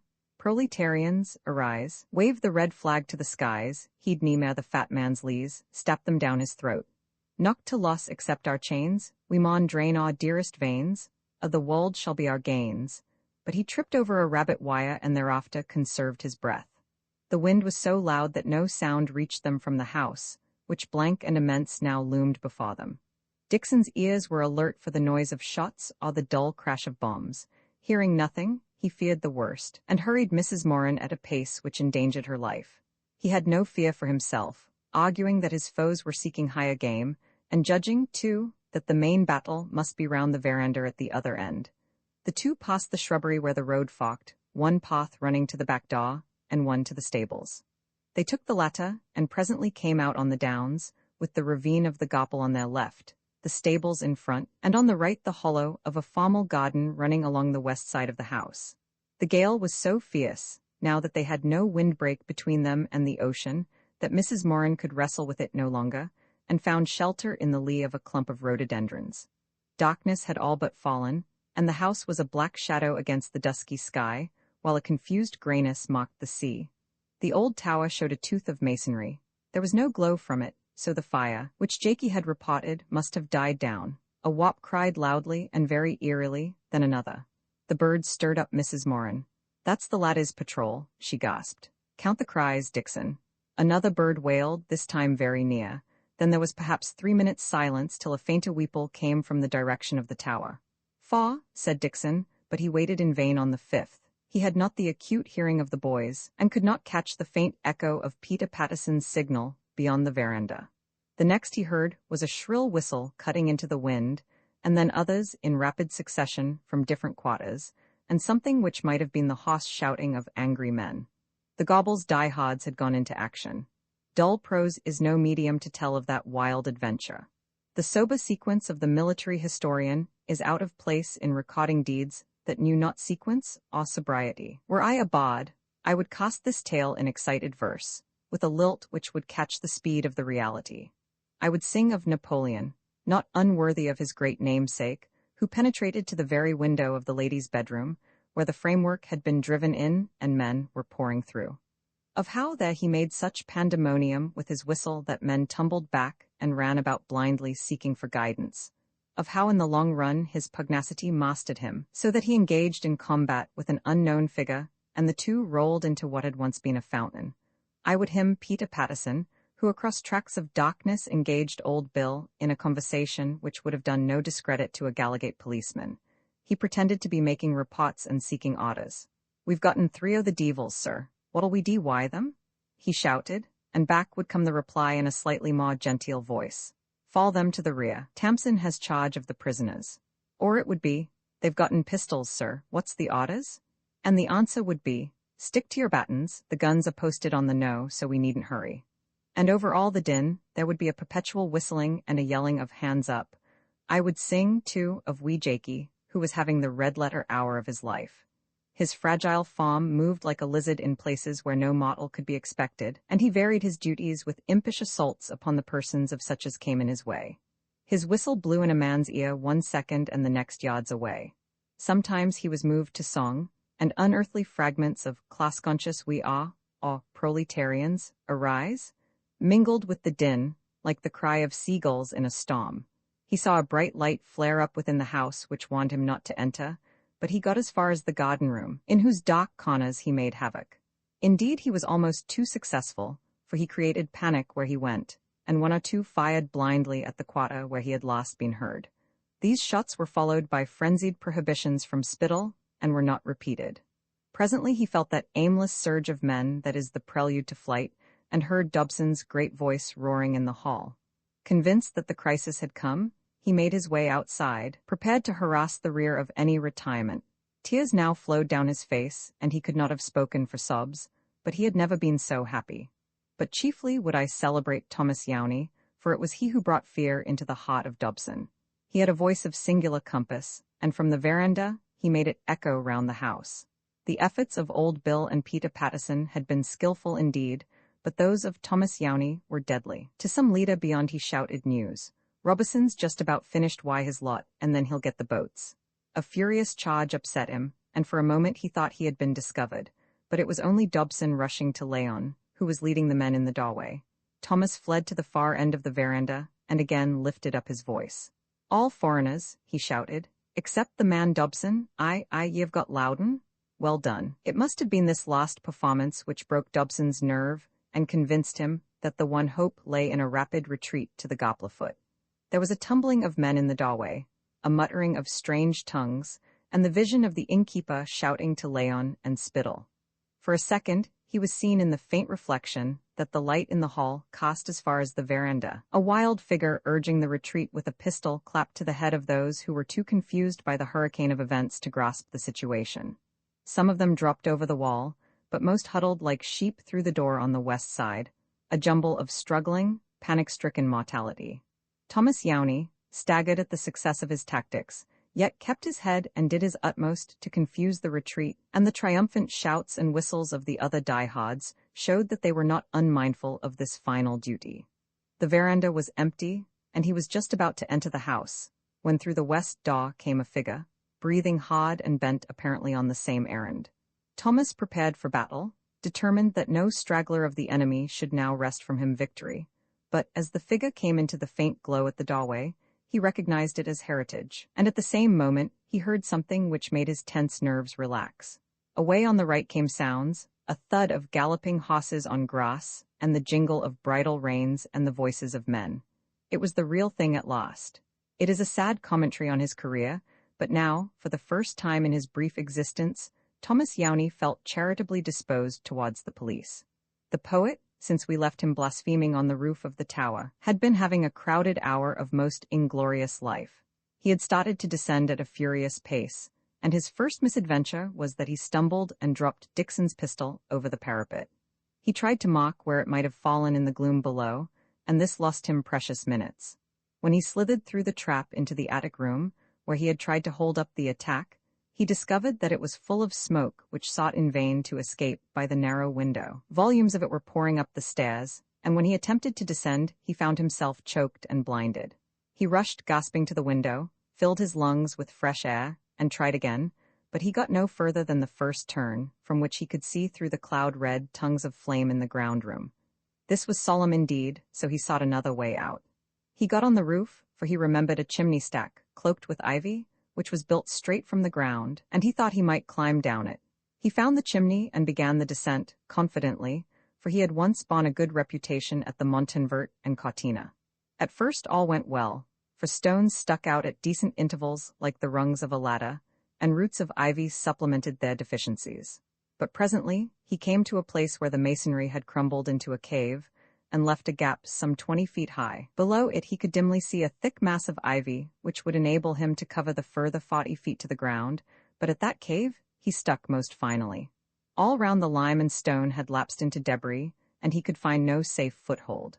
Worse still, the block on which he relied proved loose, and only by a dangerous traverse did he avert disaster. There he hung for a minute or two, with a cold void in his stomach. He had always distrusted the handiwork of man as a place to scramble on, and now he was planted in the dock on a decomposing wall, with an excellent chance of breaking his neck, and with the most urgent need for haste. He could see the windows of the house, and since he was sheltered from the gale, he could hear the faint sound of blows on woodwork. There was clearly the devil to pay there, and yet here he was helplessly stuck. Setting his teeth, he started to ascend again. Better the fire than this cold breakneck emptiness. It took him the better part of half an hour to get back, and he passed through many moments of acute fear. Footholds, which had seemed secure enough in the descent, now proved impossible, and more than once he had his heart in his mouth when a rotten ivy stump or a wedge of stone gave in his hands, and dropped dully into the pit of night, leaving him crazily spread-eagled. When at last he reached the top, he rolled on his back and felt very sick. Then, as he realized his safety, his impatience revived. At all costs he would force his way out, though he should be grilled like a herring. The smoke was less thick in the attic, and with his handkerchief wet with the rain and bound across his mouth, he made a dash for the ground room. It was as hot as a furnace, for everything inflammable in it seemed to have caught fire, and the lumber glowed in piles of hot ashes. But the floor and walls were stone, and only the blazing jambs of the door stood between him and the outer air. He had burned himself considerably as he stumbled downwards, and the pain drove him to a wild leap through the broken arch, where he miscalculated the distance, chawed his shins, and brought down a red-hot fragment of the lintel on his head. But the thing was done, and a minute later he was rolling like a dog in the wet bracken to cool his burns and put out various smoldering patches on his raiment. Then he started running for the house, but confused by the darkness, he bore too much to the north, and came out in the side avenue from which he and Dixon had reconnoitred on the first evening. He saw on the right a glow in the veranda which, as we know, was the reflection of the flare in the hall, and he heard a babble of voices. But he heard something more, for away on his left was the sound which Thomas Yowney was soon to hear, the trampling of horses. It was the police at last, and his task was to guide them at once to the critical point of action. 3 minutes later a figure like a scarecrow was admonishing a bewildered sergeant, while his hands plucked feverishly at a horse's bridle. It is time to return to Dixon in his clump of rhododendrons. Tragically aware of his impotence, he listened to the tumult of the diehards, hopeful when it was loud, despairing when there came a moment's lull, while Mrs. Moran, like a Greek chorus, drew loudly upon her store of proverbial philosophy and her memory of scripture texts. Twice he tried to reconnoiter towards the scene of battle, but only blundered into sunken plots and pits in the Dutch garden. Finally he squatted beside Mrs. Moran, lit his pipe, and took a firm hold on his patience. It was not tested for long. Presently he was aware that a change had come over the scene, that the diehards' whistles and shouts were being drowned in another sound, the cries of panicky men. Dobson's bellow was wafted to him. "Auntie Femi," he shouted, "the innkeeper's getting rattled. Dod, I believe they're running." For at that moment, 20 paces on his left, the van of the retreat crashed through the creepers on the garden's edge and leaped the wall that separated it from the cliffs of the Goplerfoot. The old woman was on her feet. "God be thank it, ist the police? Maybe no, but they're running." Another bunch of men raced past, and he heard Dobson's voice. "I tell you they're broke. Listen, it's hosses. Aye, it's the police, but it was the diehards that did the job. Here, they mustn't escape. Have the police had the sense to send men to the Goplerfoot?" Mrs. Moran, a figure like an ancient prophetess with her tartan shawl lashing in the gale, clutched him by the shoulder. "Down to the waterside and stop them. Ye'll no be beat by we ladders, on why ye and I'll follow. there's going to be a judgment on evildoers this nisht. Dixon needed no urging. His heart was hot within him, and the weariness and stiffness had gone from his limbs. He, too, tumbled over the wall, and made for what he thought was the route by which he had originally ascended from the stream. As he ran, he made ridiculous efforts to cry like a wop in the hope of summoning the diehards. One, indeed, he found, Napoleon, who had suffered a grievous pounding in the fountain and had only escaped by an eel-like agility which had aforetime served him in good stead with the law of his native city. Lucky for Dixon was the meeting, for he had forgotten the road and would certainly have broken his neck. Led by the diehard, he slid 40 feet over screes and boilerplates, with the gale plucking at him, found a path, lost it, and then tumbled down a raw bank of earth to the flat ground beside the harbor. During all this performance, he has told me, he had no thought of fear, nor any clear notion what he meant to do. He just wanted to be in at the finish of the job. Through the narrow entrance the gale blew as through a funnel, and the usually placid waters of the harbor were a mass of angry waves. 2 boats had been launched and were plunging furiously, and on one of them a lantern dipped and fell. By its light he could see men holding a further boat by the shaw. There was no sign of the police. He reflected that probably they had become tangled in the Gapaldine. The 3rd boat was waiting for someone. Dixon, a new Ajax by the ships, divined who this someone must be and realized his duty. It was the latter, the arch-enemy, the man whose escape must at all costs be stopped. Perhaps he had the princess with him, thus snatching victory from apparent defeat. In any case he must be tackled, and a fierce anxiety gripped his heart. "I finish a job," he told himself, and peered up into the darkness of the cliffs, wondering just how he should set about it, for except in the last few days he had never engaged in combat with a fellow creature. "When he comes, you grip his legs," he told Napoleon, "and get him down. He'll have a pistol, and we're done if he's on his feet." There was a cry from the boats, a shout of guidance, and the light on the water was waved madly. They must have good eyesight, thought Dixon, for he could see nothing. And then suddenly he was aware of steps in front of him, and a shape like a man rising out of the void at his left hand. In the darkness, Napoleon missed his tackle, and the full shock came on Dixon. He aimed at what he thought was the enemy's throat, found only an arm, and was shaken off as a mastiff might shake off a toy terrier. He made another clutch, fell, and in falling caught his opponent's leg so that he brought him down. The man was immensely agile, for he was up in a second and something hot and bright blew into Dixon's face. The pistol bullet had passed through the collar of his faithful waterproof, slightly singeing his neck. But it served its purpose, for Dixon paused, gasping, to consider where he had been hit, and before he could resume the chase the lost boat had pushed off into deep water. To be shot at from close quarters is always irritating, and the novelty of the experience increased Dixon's natural wrath. He fumed on the shaw like a deerhound when the stag has taken to the sea. So hot was his blood that he would have cheerfully assaulted the whole crew had they been within his reach. Napoleon, who had been incapacitated for speed by having his stomach and bare shanks savagely trampled upon, joined him, and together watched the bobbing black specks as they crawled out of the estuary into the grey spindrift which marked the harbour mouth. But as he looked the wrath died out of Dixon's soul. For he saw that the boats had indeed sailed on a desperate venture, and that a pursuer was on their track more potent than his breathless middle age. The tide was on the ebb, and the gale was driving the Atlantic breakers shoreward, and in the jaws of the entrance the 2 waters met in an unearthly turmoil.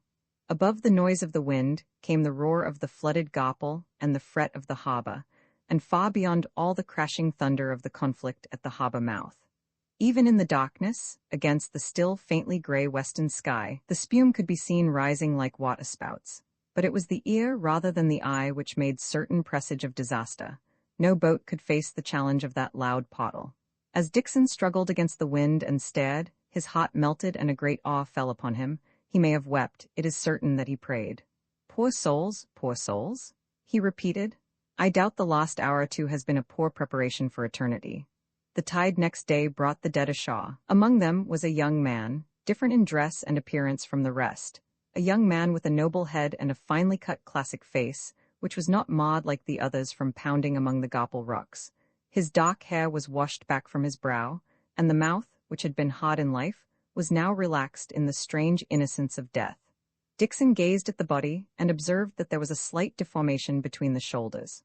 Poor fellow, he said. That explains a lot. As my father used to say, cripples have a right to be cankered. Romans 16, in which a princess leaves a dark tower, and a provision merchant returns to his family, the 3 days of storm ended in the night, and with the wild weather there departed from the Cruives something which had weighed on Dixon's spirits since he first saw the place. Monday, only a week from the morning when he had conceived his plan of holiday, saw the return of the sun and the bland airs of spring. Beyond the blue of the yet restless waters rose dim mountains tipped with snow, like some Mediterranean seascape. Nesting birds were busy on the lava banks and in the Huntingtower thickets. The village smoked peacefully to the clear skies. Even the house looked cheerful if disheveled. The Goppeldine was a garden of swaying larches, linnets, and wild anemones. Assuredly, thought Dixon, there had come a mighty change in the countryside, and he meditated a future discourse to the Literary Society of the Guthrie Memorial Kirk on natural beauty in relation to the mind of man. It remains for the chronicler to gather up the loose ends of his tale. There was no newspaper story with bold headlines of this, the most recent assault on the Shahs of Britain. Alexis Nikolaevich, once a Prince of Muscovy, and now Mr. Alexander Nicholson, of the rising firm of Sprott and Nicholson of Melbourne, had interest enough to prevent it. For it was clear that if Saskia was to be saved from persecution, her enemies must disappear without trace from the world, and no story be told of the wild venture which was their undoing. The constabulary of Carrick and Scotland Yard were indisposed to ask questions, under a hint from their superiors, the more so as no serious damage had been done to the persons of His Majesty's lieges, and no lives had been lost except by the violence of nature. The Procurator Fiscal investigated the case of the drowned men, and reported that so many foreign sailors, names and origins unknown, had perished in attempting to return to their ship at the Gopla Foot. The Danish brig had vanished into the mist of the northern seas. But one signal calamity the Procurator Fiscal had to record. The body of Loudon, the factor, was found on the Monday morning below the cliffs, his neck broken by a fall. In the darkness and confusion, he must have tried to escape in that direction, and he had chosen an impracticable road or had slipped on the edge. It was returned as death by misadventure, and the Carrick Herald and the Auchenlochen Advertiser excelled themselves in eulogy. Mr. Loudon, they said, had been widely known in the southwest of Scotland as an able and trusted lawyer, an assiduous public servant, and not least as a good sportsman. It was the last trait which had led to his death, for, in his enthusiasm for wild nature, he had been studying bird life on the cliffs of the Cruives during the storm, and had made that fatal slip which had deprived the shire of a wise counsellor and the best of good fellows. The tinklers of the Gopla Foot took themselves off, and where they may now be pursuing their devious courses is unknown to the chronicler. Dobson, too, disappeared, for he was not among the dead from the boats. He knew the neighbourhood, and probably made his way to some pot from which he took passage to one or other of those foreign lands which had formerly been honoured by his patronage. Nor did all the Russians perish. 3 were found skulking next morning in the woods, starving and ignorant of any tongue but their own, and 5 more came ashore, much battered but alive. Alexis took charge of the 8 survivors, and arranged to pay their passage to one of the British dominions, and to give them a start in a new life. They were broken creatures, with the dazed look of lost animals, and 4 of them had been peasants on Saskia's estates. Alexis spoke to them in their own language. "In my grandfather's time," he said, "you were serfs, then there came a change, and for some time you were free men. Now you have slipped back into being slaves again, the worst of slaveries, for you have been the serfs of fools and scoundrels and the black passion of your own hearts. I give you a chance of becoming free men once more. You have the task before you of working out your own salvation. Go, and God be with you." Before we take leave of these companions of a single week, I would present them to you again as they appeared on a certain sunny afternoon when the episode of Huntingtower was on the eve of closing. First we see Saskia and Alexis walking on the thymy sward of the cliff top, looking out to the fretted blue of the sea. It is a fitting place for lovers, above all for lovers who have turned the page on a dark preface and have before them still the long bright volume of life. The girl has her arm linked with the man's, but as they walk she breaks often away from him, to dart into copses, to gather flowers, or to peer over the brink where the gulls wheel and oyster-catchers pipe among the shingle. She is no more the tragic muse of the past week, but a laughing child again, full of snatches of song, her eyes bright with expectation. They talk of the new world which lies before them, and her voice is happy. Then her brows contract, and as she flings herself down on a patch of young heather, her air is thoughtful. "I have been back among fairy tales," she says. "I do not quite understand, Alesha. Those gallant little boys, they are youth, and youth is always full of strangeness. Mr. Heritage? He is youth too, and poetry, perhaps, and a soldier's tradition. I think I know him. But what about Dixon? He is the petit bourgeois, the epicea, the class which the world ridicules. He is unbelievable. The others with good fortune I might find elsewhere, in Russia perhaps, but not Dixon. No, is the answer. You will not find him in Russia. He is what we call the middle class, which we who were foolish used to laugh at. But he is the stuff which above all others makes a great people. He will endure when aristocracies crack and proletariats crumble. In our own land, we have never known him, but till we create him our land will not be a nation." Half a mile away on the edge of the lava glen, Dixon and Heritage are together, Dixon placidly smoking on a tree stump and Heritage walking excitedly about and cutting with his stick at the bracken. Sundry bandages and strips of sticking plaster still it on the poet, but his clothes have been tidied up by Mrs. Moran, and he has recovered something of his old precision of garb. The eyes of both are fixed on the two figures on the cliff top. Dixon feels acutely uneasy.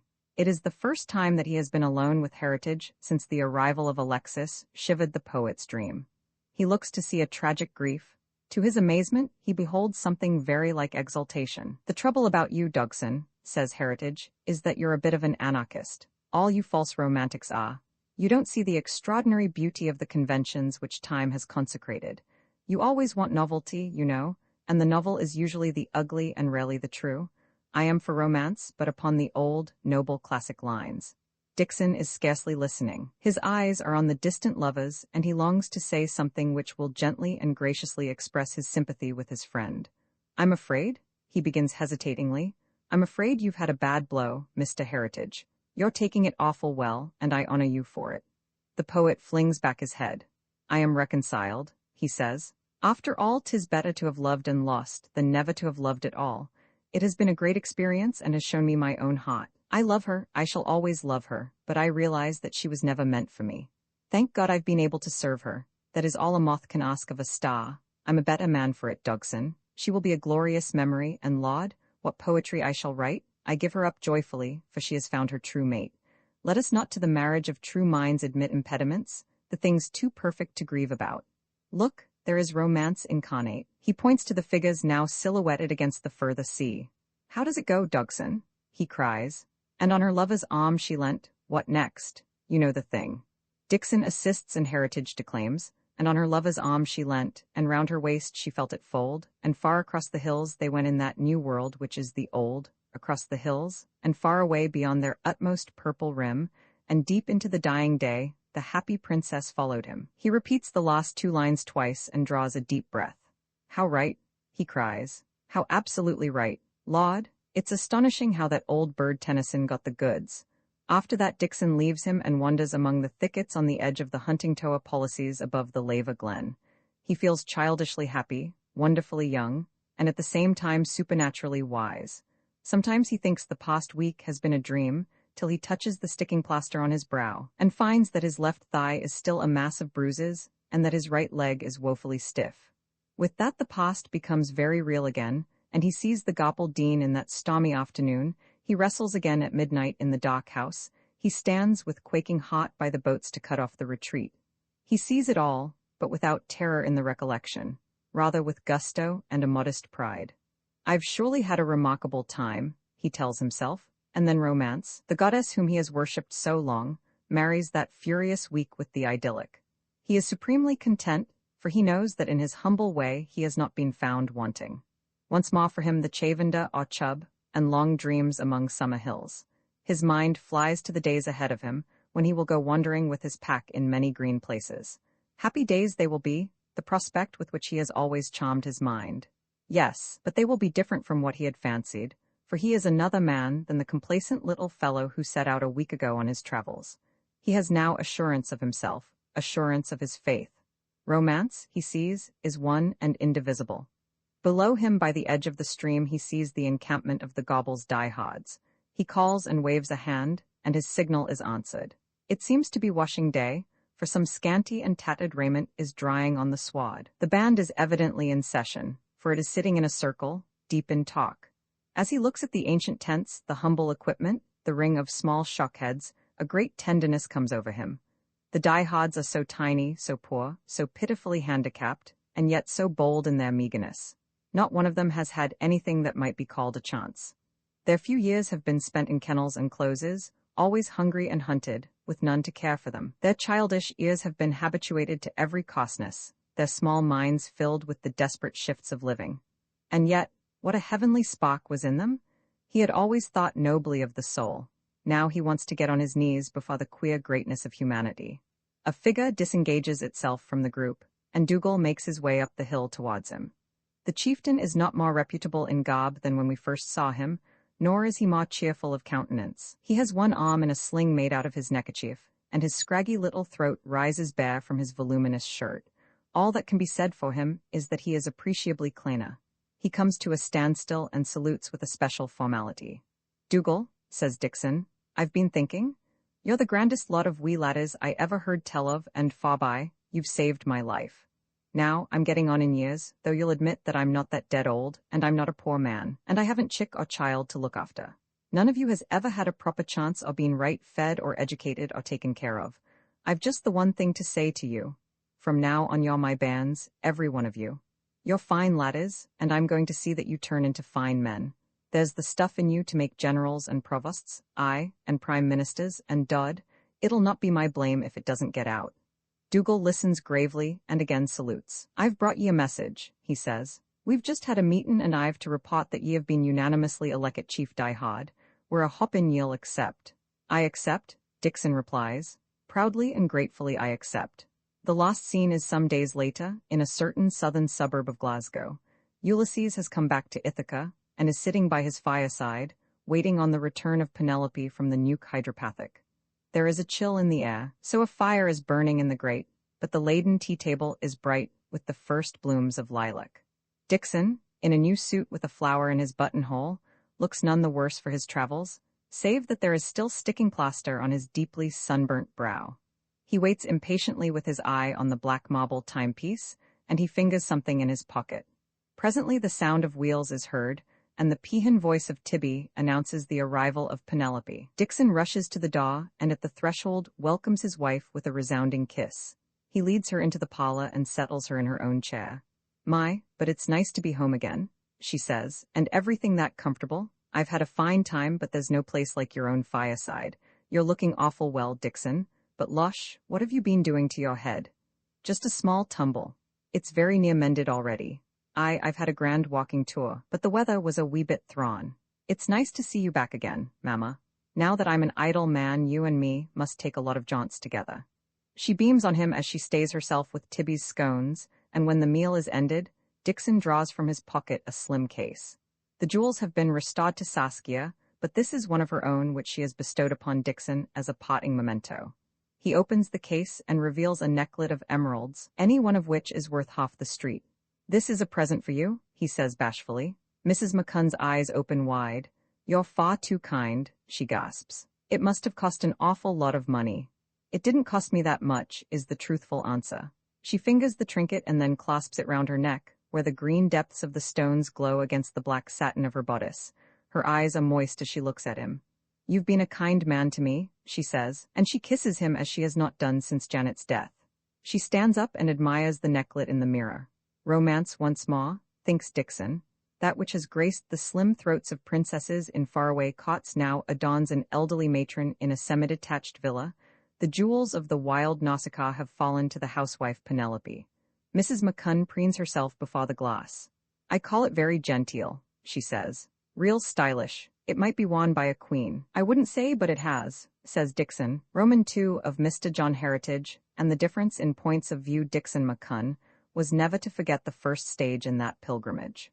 A little after midday, he descended from a grimy third-class carriage at a little station whose name I have forgotten. In the village nearby, he purchased some new-baked buns and ginger biscuits, to which he was partial, and followed by the shouts of urchins, who admired his pack. Look at the old man gone to the shul. He emerged into open country. The late April noon gleamed like a frosty morning, but the air, though tonic, was kind. The road ran over sweeps of moorland where curlews wailed, and into lowland pastures dotted with very white, very vocal lambs. The young grass had the warm fragrance of new milk. As he went, he munched his buns, for he had resolved to have no plethoric midday meal, and presently he found the burnside nook of his fancy, and halted to smoke.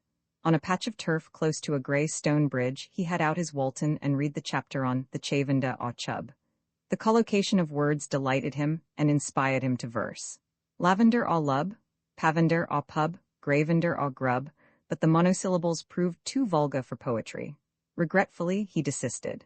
The rest of the road was as idyllic as the start. He would tramp steadily for a mile or so and then saunter, leaning over bridges to watch the trout in the pools, admiring from a dry stone dike the unsteady gambols of newborn lambs, kicking up dust from strips of moorburn on the heather. Once by a fir wood, he was privileged to surprise 3 lunatic hares waltzing. His cheeks glowed with the sun. He moved in an atmosphere of pastoral, serene, and contented. When the shadows began to lengthen, he arrived at the village of Clonky, where he proposed to lie. The inn looked dirty, but he found a decent widow, above whose door ran the legend in homemade lettering, Mrs. Brocky tea and coffee, and who was willing to give him quarters. There he supped handsomely off ham and eggs and dipped into a work called Covenanting Worthies, which garnished a table decorated with seashells. At 9:30 precisely he retired to bed and unhesitating sleep. Next morning he awoke to a changed world. The sky was grey and so low that his outlook was bounded by a cabbage garden, while a surly wind prophesied rain. It was chilly, too, and he had his breakfast beside the kitchen fire. Mrs. Brocky could not spare a capital letter for her surname on the signboard, but she exalted it in her talk. He heard of a multitude of Brockys, ascendant, descendant, and collateral, who seemed to be in a fair way to inherit the earth. Dixon listened sympathetically, and lingered by the fire. He felt stiff from yesterday's exercise, and the edge was off his spirit. The start was not quite what he had pictured. His pack seemed heavier, his boots tighter, and his pipe drew badly. The first miles were all uphill, with a wind tingling his ears and no colors in the landscape but brown and gray. Suddenly he awoke to the fact that he was dismal, and thrust the notion behind him. He expanded his chest and drew in long draughts of air. He told himself that this sharp weather was better than sunshine. He remembered that all travelers in romances battled with mist and rain. Presently, his body recovered comfort and vigor, and his mind worked itself into cheerfulness. He overtook a party of tramps and fell into talk with them. He had always had a fancy for the class, though he had never known anything nearer it than city beggars. He pictured them as philosophic vagabonds, full of quaint turns of speech, unconscious Barovians. With these samples, his disillusionment was speedy. The party was made up of a ferret-faced man with a red nose, a draggle-tailed woman, and a child in a crazy perambulator. Their conversation was one-sided, for it immediately resolved itself into a whining chronicle of misfortunes and petitions for relief. It cost him 1/2 crown to be rid of them. The road was alive with tramps that day. The next one did the accosting. Hailing Mr. Buchan as governor, he asked to be told the way to Manchester. The objective seemed so enterprising that Dixon was impelled to ask questions, and heard, in what appeared to be in the accents of the colonies, the tale of a career of unvarying calamity. There was nothing merry or philosophic about this adventurer. Nay, there was something menacing. He eyed his companion's waterproof covetously, and declared that he had had one like it, which had been stolen from him the day before. Had the place been lonely, he might have contemplated highway robbery, but they were at the entrance to a village, and the sight of a public house awoke his thirst. Dixon parted with him at the cost of 6pence for a drink. He had no more company that morning except an aged stonebreaker whom he convoyed for 1/2 mile. The stonebreaker also was soured with the world. He walked with a limp, which, he said, was due to an accident years before, when he had been run into by ane o' the damned velocipedes. The word revived in Dixon memories of his youth, and he was prepared to be friendly, but the ancient would have none of it. He inquired morosely what he was after, and on being told, remarked that he might have learned more sense. "It's a daft-like thing for an auld man like you to be travelling the roads. Ye maun be ill off for a job." Questioned as to himself, he became, as the newspapers say, reticent, and having reached his bing of stones, turned rudely to his duties. "Awa hame why ye," were his parting words. "It's idle scoundrels like you that maks walk for honest folk like me." The morning was not a success, but the strong air had given Dixon such an appetite that he resolved to break his rule, and on reaching the little town of Kilchrist, He sought luncheon at the chief hotel. There he found that which revived his spirits. A solitary bagman shared the meal, who revealed the fact that he was in the grocery line. There followed a well-informed and most technical conversation. He was drawn to speak of the United Supply Stores, Limited, of their prospects and of their predecessor, Mr. Buchan, whom he knew well by repute but had never met. "Yon's the clever one," he observed. "I've always said there's no longer head in the city of Glasgow than Buchan. An old-fashioned firm, but it has managed to keep up with the times. He's just retired, they tell me, and in my opinion it's a big loss to the provision trade." Dixon's heart glowed within him. Here was romance, to be praised incognito, to enter a casual inn and find that fame had preceded him. He warmed to the bagman, insisted on giving him a liqueur and a cigar, and finally revealed himself. "I'm Dixon Buchan," he said, "taking a bit holiday. If there's anything I can do for you when I get back, just let me know." With mutual esteem they parted. He had need of all his good spirits, for he emerged into an unrelenting drizzle. The environs of Kilchrist are at the best unlovely, and in the wet they were as melancholy as a graveyard. But the encounter with the bagman had worked wonders with Dixon, and he strode lustily into the weather, his waterproof collar buttoned round his chin. The road climbed to a bare moor, where lagoons had formed in the ruts, and the mist showed on each side only a yard or two of soaking heather. Soon he was wet. Presently every part of him, boots, body, and pack, was one vast sponge. The waterproof was not waterproof, and the rain penetrated to his most intimate garments. Little he cared. He felt lighter, younger, than on the idyllic previous day. He enjoyed the buffets of the storm, and one wet mile succeeded another to the accompaniment of Dixon's shouts and laughter. There was no one abroad that afternoon, so he could talk aloud to himself and repeat his favorite poems. About 5 in the evening there presented himself at the Black Bull Inn at Kirkmichael, a soaked, disreputable, but most cheerful traveller. Now the Black Bull at Kirkmichael is one of the few very good inns left in the world. It is an old place and inhospitable, for it has been for generations a haunt of anglers, who above all other men understand comfort. There are always bright fires there, and hot water, and old soft leather armchairs, and an aroma of good food and good tobacco, and giant trout in glass cases, and pictures of Captain Barclay of Uri walking to London, and Mr. Ramsay of Bonton winning a horse race, and the 3-volume edition of the Waverley novels with many volumes missing, and indeed all those things which an inn should have. Also, there used to be, there may still be, sound vintage claret in the cellars. The Black Bull expects its guests to arrive in every stage of dishevelment, and Dixon was received by a cordial landlord, who offered dry garments as a matter of course. The pack proved to have resisted the elements, and a suit of clothes and slippers were provided by the house. Dixon, after a glass of toddy, wallowed in a hot bath, which washed all the stiffness out of him. He had a fire in his bedroom, beside which he wrote the opening passages of that diary he had vowed to keep, descanting lyrically upon the joys of ill weather. At 7 o'clock, warm and satisfied in soul, and with his body clad in raiment several sizes too large for it, he descended to dinner. At one end of the long table in the dining-room sat a group of anglers. They looked jovial fellows, and Dixon would fain have joined them, but having been fishing all day in the Loch o' the Threshes, they were talking their own talk, and he feared that his admiration for Izaak Walton did not qualify him to butt into the erudite discussions of fishermen. The landlord seemed to think likewise, for he drew back a chair for him at the other end, where sat a young man absorbed in a book. Dixon gave him good evening, and got an abstracted reply. The young man supped the Black Bull's excellent broth with one hand, and with the other turned the pages of his volume.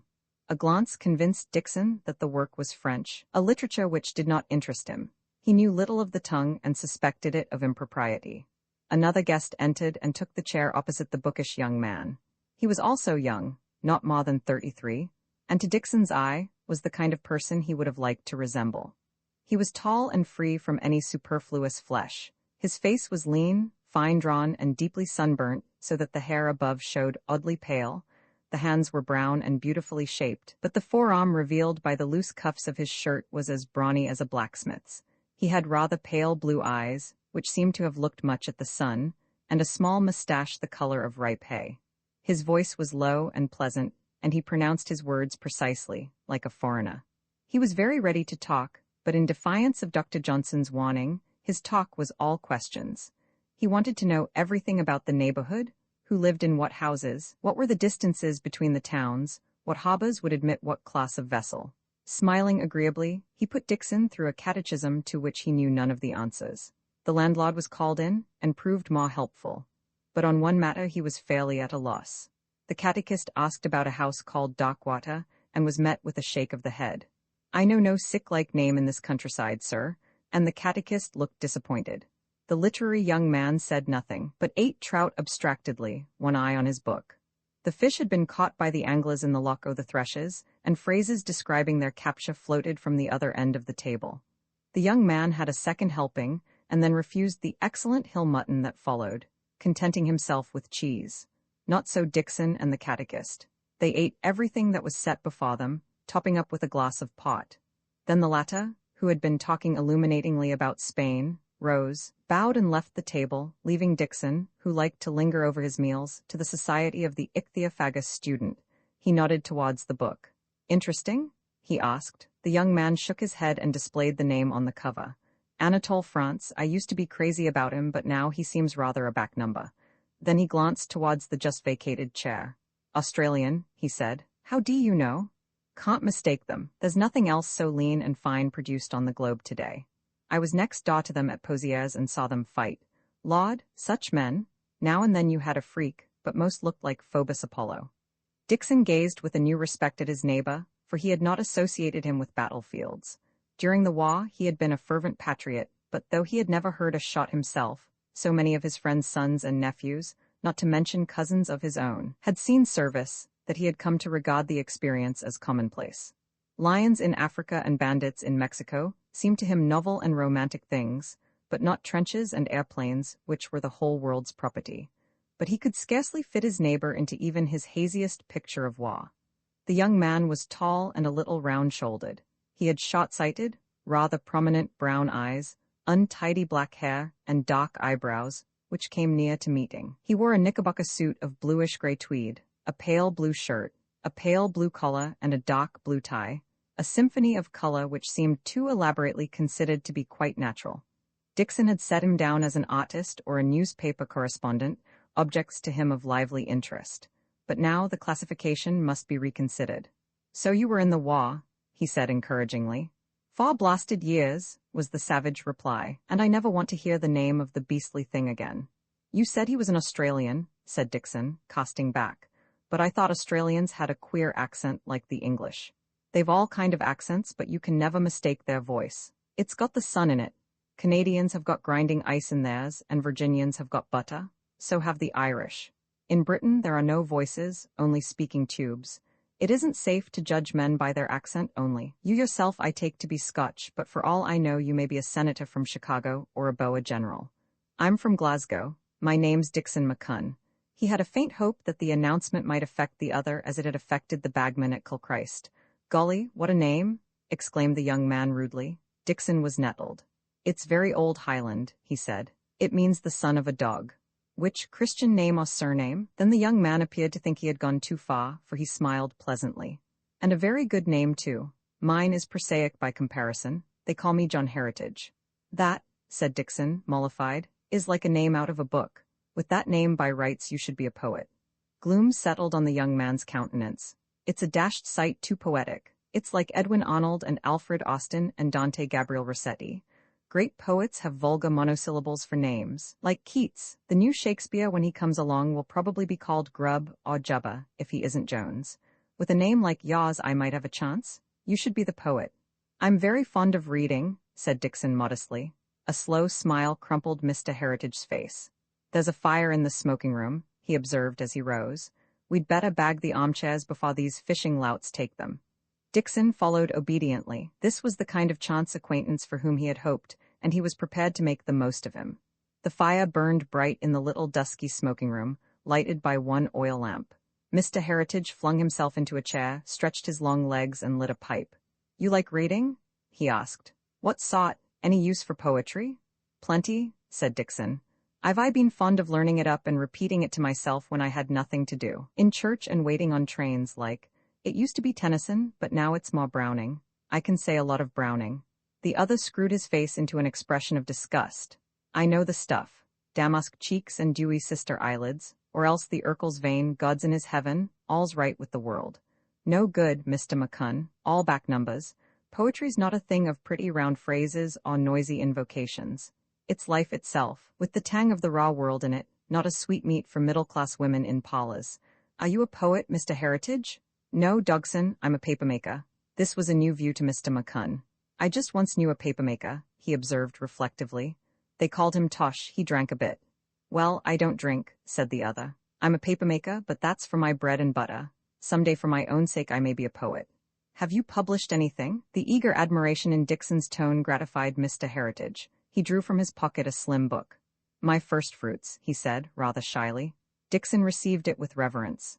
It was a small volume in grey paperboards with a white label on the back, and it was lettered, Walls, John Heritage's book.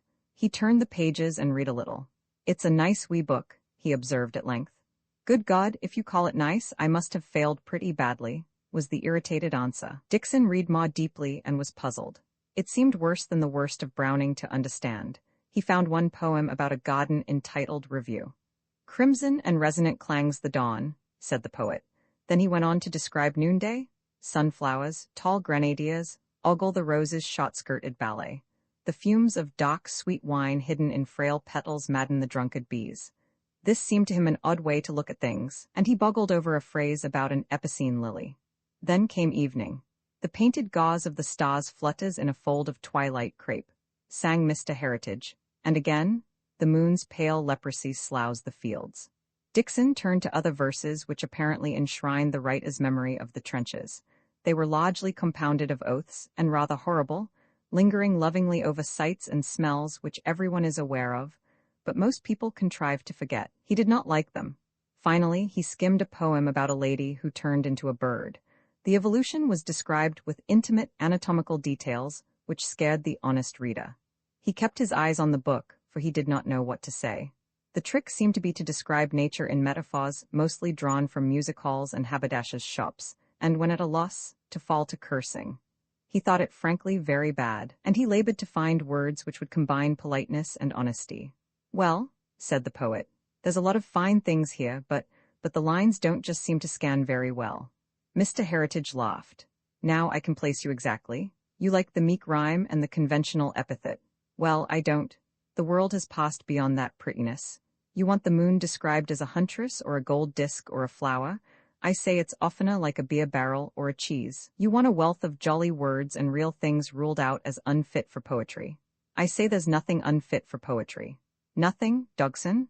Poetry's everywhere, and the real thing is commoner among drabs and pothouses and rubbish heaps than in your Sunday parlors. The poet's business is to distill it out of rottenness, and show that it is all one spirit, the thing that keeps the stars in their place. I wanted to call my book Drains, for drains are sheer poetry, carrying off the excess and discards of human life to make the fields green and the corn ripen. But the publishers kicked, so I called it Walls, to express my view of the exquisite involution of all things.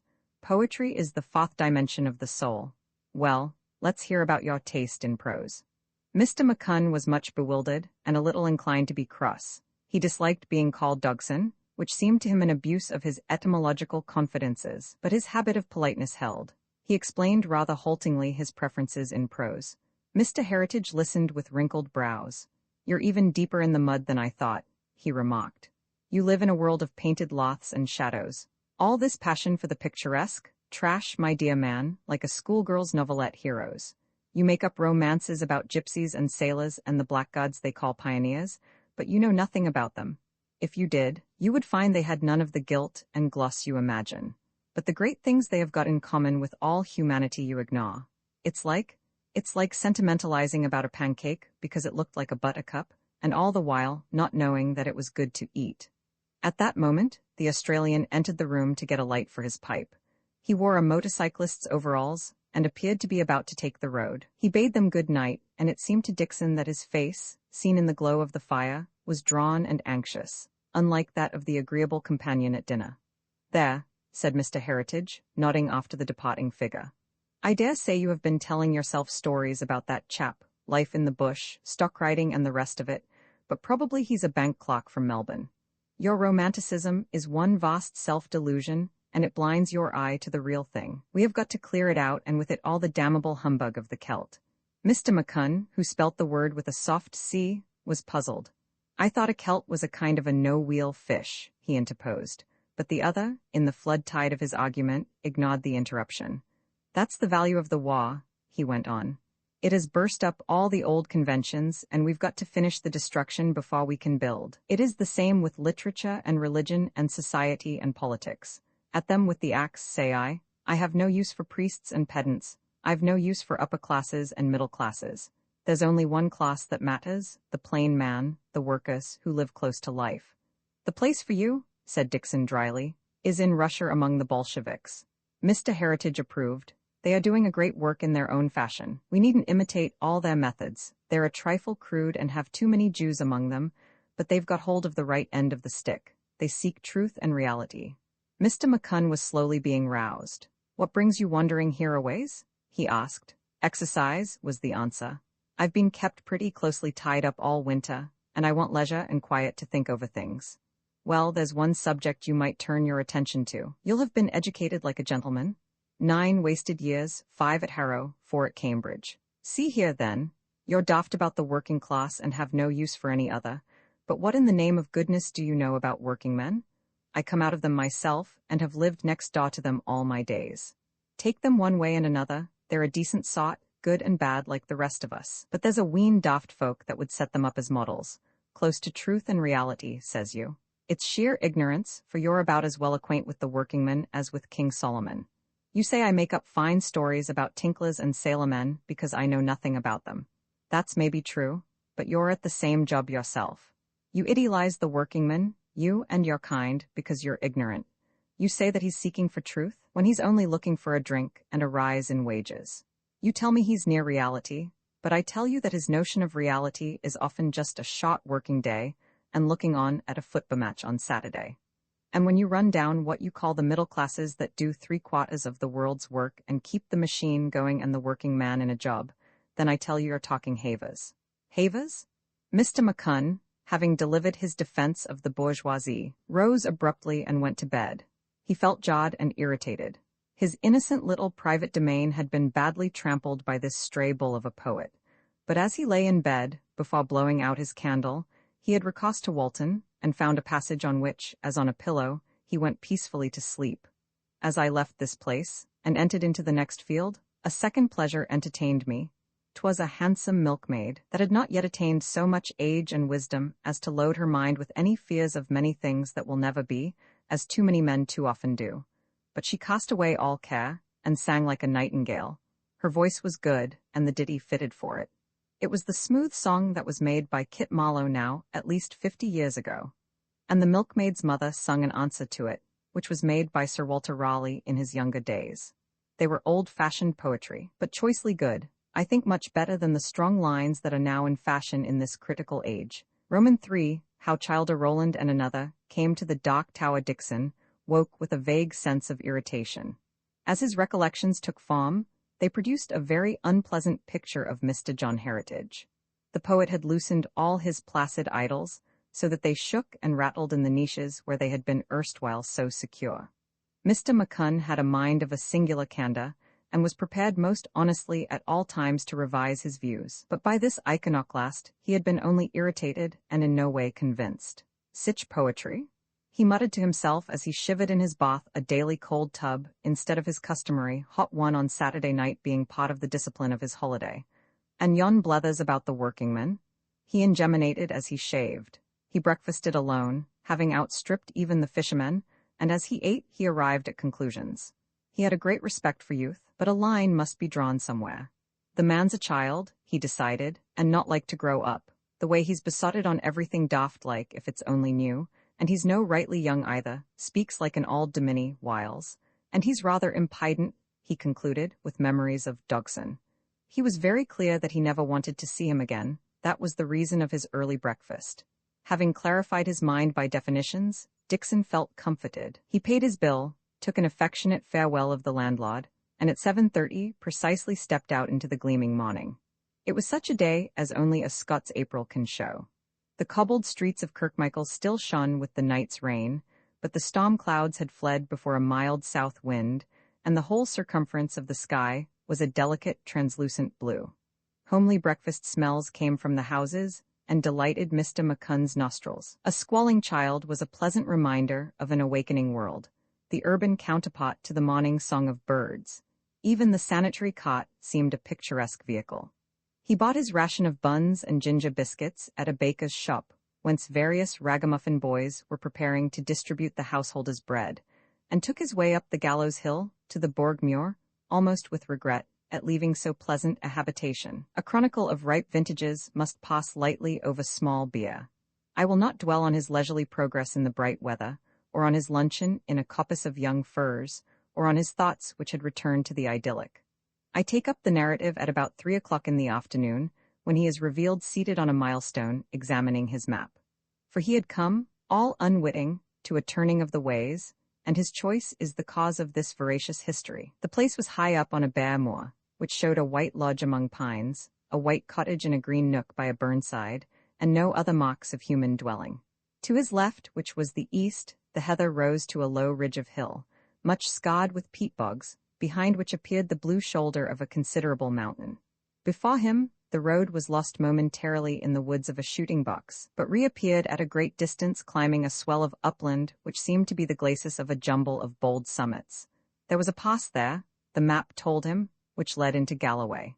It was the road he had meant to follow, but as he sat on the milestone his purpose wavered, for there seemed greater attractions in the country which lay to the westward. Mr. McCunn, be it remembered, was not in search of brown heath and shaggy wood. He wanted greenery and the spring. Westward there ran out a peninsula in the shape of an isosceles triangle, of which his present high road was the base. At a distance of a mile or so a railway ran parallel to the road, and he could see the smoke of a goods train waiting at a tiny station islanded in acres of bog. Thence the moor swept down to meadows and scattered copses, above which hung a thin haze of smoke which betokened a village. Beyond it were further woodlands, not firs, but old shady trees, and as they narrowed to a point, the gleam of 2 tiny estuaries appeared on either side. He could not see the final cape, but he saw the sea beyond it, flawed with catspaws, gold in the afternoon sun, and on it a small herring smack flapping listless sails. Something in the view caught and held his fancy. He conned his map and made out the names. The peninsula was called the Cruives, an old name apparently, for it was in antique lettering. He vaguely remembered that Cruives had something to do with fishing, doubtless in the 2 streams which flanked it. One he had already crossed, the Leva, a clear tumbling water springing from green hills. The other, the Goppel, descended from the rougher mountains to the south. The hidden village bore the name of Dalquahata, and the uncouth syllables awoke some vague recollection in his mind. The great house in the trees beyond, it must be a great house, for the map showed large policies, was Huntingtower. The last name fascinated and almost decided him. He pictured an ancient keep by the sea, defended by converging rivers, which some old Comin lot of Galloway had built to command the Shaw Road, and from which he had sallied to hunt in his wild hills. He liked the way the moor dropped down to green meadows, and the mystery of the dark woods beyond. He wanted to explore the twin waters and see how they entered that strange shimmering sea. The odd names, the odd cul-de-sac of a peninsula, powerfully attracted him. Why should he not spend a night there, for the map showed clearly that Dalquahata had an inn? He must decide promptly, for before him a side road left the highway, and the signpost bore the legend, Dalquahata and Huntingtower. Mr. McCunn, being a cautious and pious man, took the omens. He tossed a penny, heads go on, tails turn aside. It fell tails. He knew as soon as he had taken 3 steps down the side road that he was doing something momentous, and the exhilaration of enterprise stole into his soul. It occurred to him that this was the kind of landscape that he had always especially hankered after, and had made pictures of when he had a longing for the country on him. A wooded cape between streams, with meadows inland, and then a long lift of heather. He had the same feeling of expectancy, of something most interesting and curious on the eve of happening, that he had had long ago when he waited on the curtain rising at his first play. His spirits soared like the loch, and he took to singing. If only the inn at Dalquahata were snug and empty, this was going to be a day in 10,000. Thus mirthfully he swung down the rough grass-grown road, past the railway, till he came to a point where heath began to merge in pasture, and dry stone walls split the moor into fields. Suddenly his pace slackened and song died on his lips, for, approaching from the right by a tributary path, was the poet. Mr. Heritage saw him afar off and waved a friendly hand, In spite of his chagrin, Dixon could not but confess that he had misjudged his critic. Striding with long steps over the heather, his jacket open to the wind, his face aglow, and his capless head like a windbush for Desada, he cut a more wholesome and picturesque figure than in the smoking room the night before.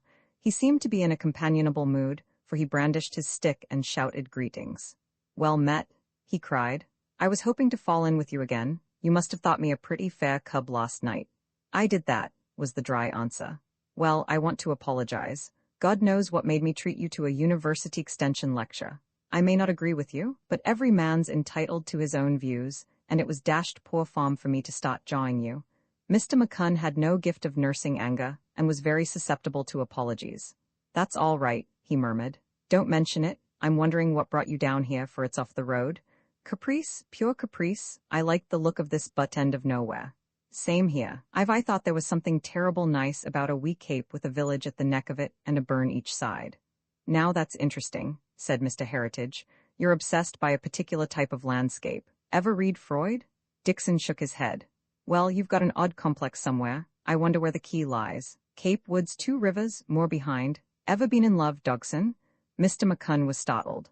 Love was a word rarely mentioned in his circle except on deathbeds. "I've been a married man for 30 years, he said hurriedly. "That won't do. It should have been a hopeless affair, the lost sight of the lady on a spur of coast with water on 3 sides, that kind of thing, you know? Or it might have happened to an ancestor.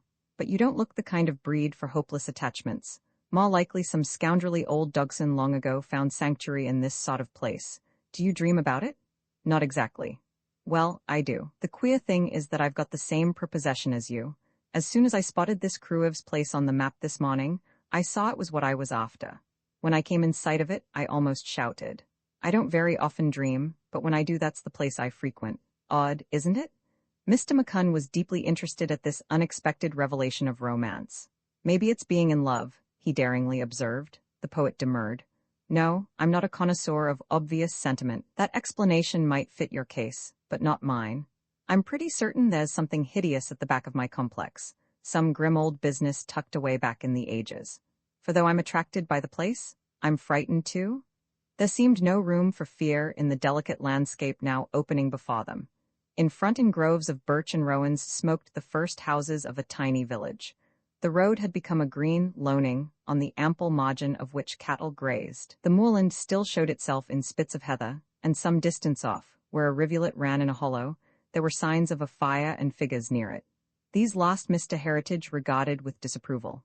"Some infernal trippers," he murmured. "All Boy Scouts, they desecrate everything. Why can't the Tunicatus Populus keep away from a paradise like this?" Dixon, a Democrat who felt nothing incongruous in the presence of other holidaymakers, was meditating a sharp rejoinder when Mr. Heritage's tone changed. "Ye gods, what a village!" he cried as they turned a corner. There were not more than a dozen whitewashed houses, all set in little gardens of wallflower and daffodil and early fruit blossom. A triangle of green filled the intervening space, and in it stood an ancient wooden pump. There was no schoolhouse or kirk, not even a post office, only a red box in a cottage side. Beyond rose the high wall and the dark trees of the Demosne, and to the right up a byroad which clung to the park edge stood a 2-storied building which bore the legend, the Kruev's Inn. The poet became lyrical. "At last," he cried. "The village of my dreams, not a sign of commerce, no church or school or beastly recreation hall, nothing but these divine little cottages and an ancient pub. Dogson, I warn you, I'm going to have the devil of a tea." And he declaimed, "Thou shalt hear a song after a while which gods may listen to, but place the flask upon the bod and wait until the stranger hath allayed his thirst. For poets, grasshoppers, and nightingales sing cheerily, but when the throat is moist." Dixon, too, longed with sensual gusto for tea, but as they drew nearer, the inn lost its hospitable look. The cobbles of the yard were weedy, as if rarely visited by traffic. A pane in a window was broken, and the blinds hung tattered. The garden was a wilderness, and the doorstep had not been scoured for weeks, but the place had a landlord, for he had seen them approach and was waiting at the door to meet them. He was a big man in his shirt sleeves, wearing old riding breeches unbuttoned at the knees, and thick ploughman's boots. He had no leggings, and his fleshy calves were imperfectly covered with woolen socks. His face was large and pale, his neck bulged, and he had a gross unshaven jowl. He was a type familiar to students of society, not the innkeeper, which is a thing consistent with good breeding and all the refinements. A type not unknown in the House of Lords, especially among recent creations, common enough in the House of Commons and the City of London, and by no means infrequent in the governing circles of Labour, the type known to the discerning as the licensed victualler. His face was wrinkled in official smiles, and he gave the travellers a hearty good afternoon. "Can we stop here for the night?" Dixon asked. The landlord looked sharply at him, and then replied to Mr. Heritage. His expression passed from official bonhomie to official contrition. "Impossible, gentlemen, quite impossible. Ye couldn't have come at a worse time. I've only been here a fortnight myself, and we haven't got right shaken down yet. Even then I might have made shift to do with ye, but the fact is we've illness in the house, and I'm fair at my wits' end. It breaks my heart to turn gentlemen away and me that keen to get the business started. But there it is." He spat vigorously as if to emphasize the desperation of his quandary. The man was clearly Scots, but his native speech was overlaid with something alien, something which might have been acquired in America, or in going down to the sea in ships. He hitched his breeches, too, with a nautical air. "Is there nowhere else we can put up?" Dixon asked. "Not in this one-hoss place. Just a ween auld wives that packed together they haven't room for an extra hen. But it's grand weather, and it's not above 7 miles to Auchenlochen. Say the word and I'll yoke the hoss and drive you there." "Thank you, we prefer to walk," said Mr. Heritage. Dixon would have tarried to inquire after the illness in the house, but his companion hurried him off. Once he looked back and saw the landlord still on the doorstep gazing after them. "That fellow's a swine," said Mr. Heritage sourly. "I wouldn't trust my neck in his pothouse. Now, Dogson, I'm hanged if I'm going to leave this place. We'll find a corner in the village somehow. Besides, I'm determined on tea." The little street slept in the clear pure light of an early April evening.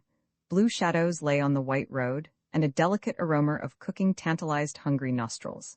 The near meadows shone like pale gold against the dark lift of the moor. A light wind had begun to blow from the west and carried the faintest tang of salt. The village at that hour was pure paradise, and Dixon was of the poet's opinion. At all costs they must spend the night there. They selected a cottage whiter and neater than the others, which stood at a corner, where a narrow lane turned southward. Its thatched roof had been lately repaired, and starched curtains of a dazzling whiteness decorated the small, closely shut windows. Likewise it had a green door and a polished brass knocker. Tacitly the duty of envoy was entrusted to Mr. Buchan. Leaving the other at the gate, he advanced up the little path lined with quartz stones, and politely but firmly dropped the brass knocker. He must have been observed, for ere the noise had ceased the door opened, and an elderly woman stood before him. She had a sharply cut face, the rudiments of a beard, big spectacles on her nose, and an old-fashioned lace cap on her smooth white hair. A little grim she looked at first sight, because of her thin lips and Roman nose, but her mild, curious eyes corrected the impression and gave the envoy confidence. "Good afternoon, mistress," he said, broadening his voice to something more rustical than his normal Glasgow speech. "Me and my friend are paying our first visit here, and we're terrible taken up with the place. We would like to bide the night, but the inn is no taking folk. Is there any chance, think you, of a bed here?" "I'll no tell ye a lee," said the woman. "There's 2 good beds in the loft, but I dinna tak lodges and I dinna want to be bothered why ye. I'm an auld woman and no as stute as I was. Ye'd better try down the street. Eppy home micht tak ye." Dixon wore his most ingratiating smile. "But mistress, Eppy Home's house is no yours. We've taken a tremendous fancy to this bit. Can you no manage to put with us for the one night? We're quiet, old-fashioned folk and will no trouble you much. Just our tea and maybe an egg to it, and a bowl of porridge in the morning." The woman seemed to relent. "Was your friend?" she asked, peering over her spectacles towards the garden gate. The waiting Mr. Heritage, seeing her eyes moving in his direction, took off his cap with a brave gesture and advanced. "Glorious weather, madam," he declared. "English," whispered Dixon to the woman, in explanation. She examined the poet's neat clothes and Mr. Buchan's homely garments, and apparently found them reassuring. "Come in," she said shortly. "I see ye wilfu folk, and I'll he to do my best for ye."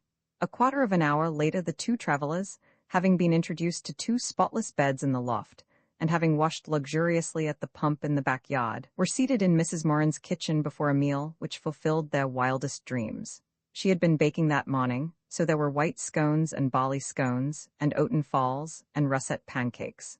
There were 3 boiled eggs for each of them. There was a segment of an immense currant cake, a present from my good brither last hogmanay. there was skim milk cheese, there were several kinds of jam, and there was a pot of dark gold heather honey. "Try hinny and 8 cake," said their hostess. "My man used to say he never fund onything as good in his days." Presently they heard her story. Her name was Morin, and she had been a widow these 10 years. Of her family, her son was in South Africa, one daughter a lady's maid in London, and the other married to a schoolmaster in Kyle. The son had been in France fighting, and had come safely through. He had spent a month or 2 with her before his return, and she feared, had found it dull. "There's no a man body in the place, neathing but auld wives." That was what the innkeeper had told them. Mr. McCunn inquired concerning the inn. "There's new folk just come. What's this they ca' them? Robson, Dobson, I Dobson. What for would they know tack ye in? Does the man think he's a lad to refuse folk that gate? He said he had illness in the house." Mrs. Morin meditated.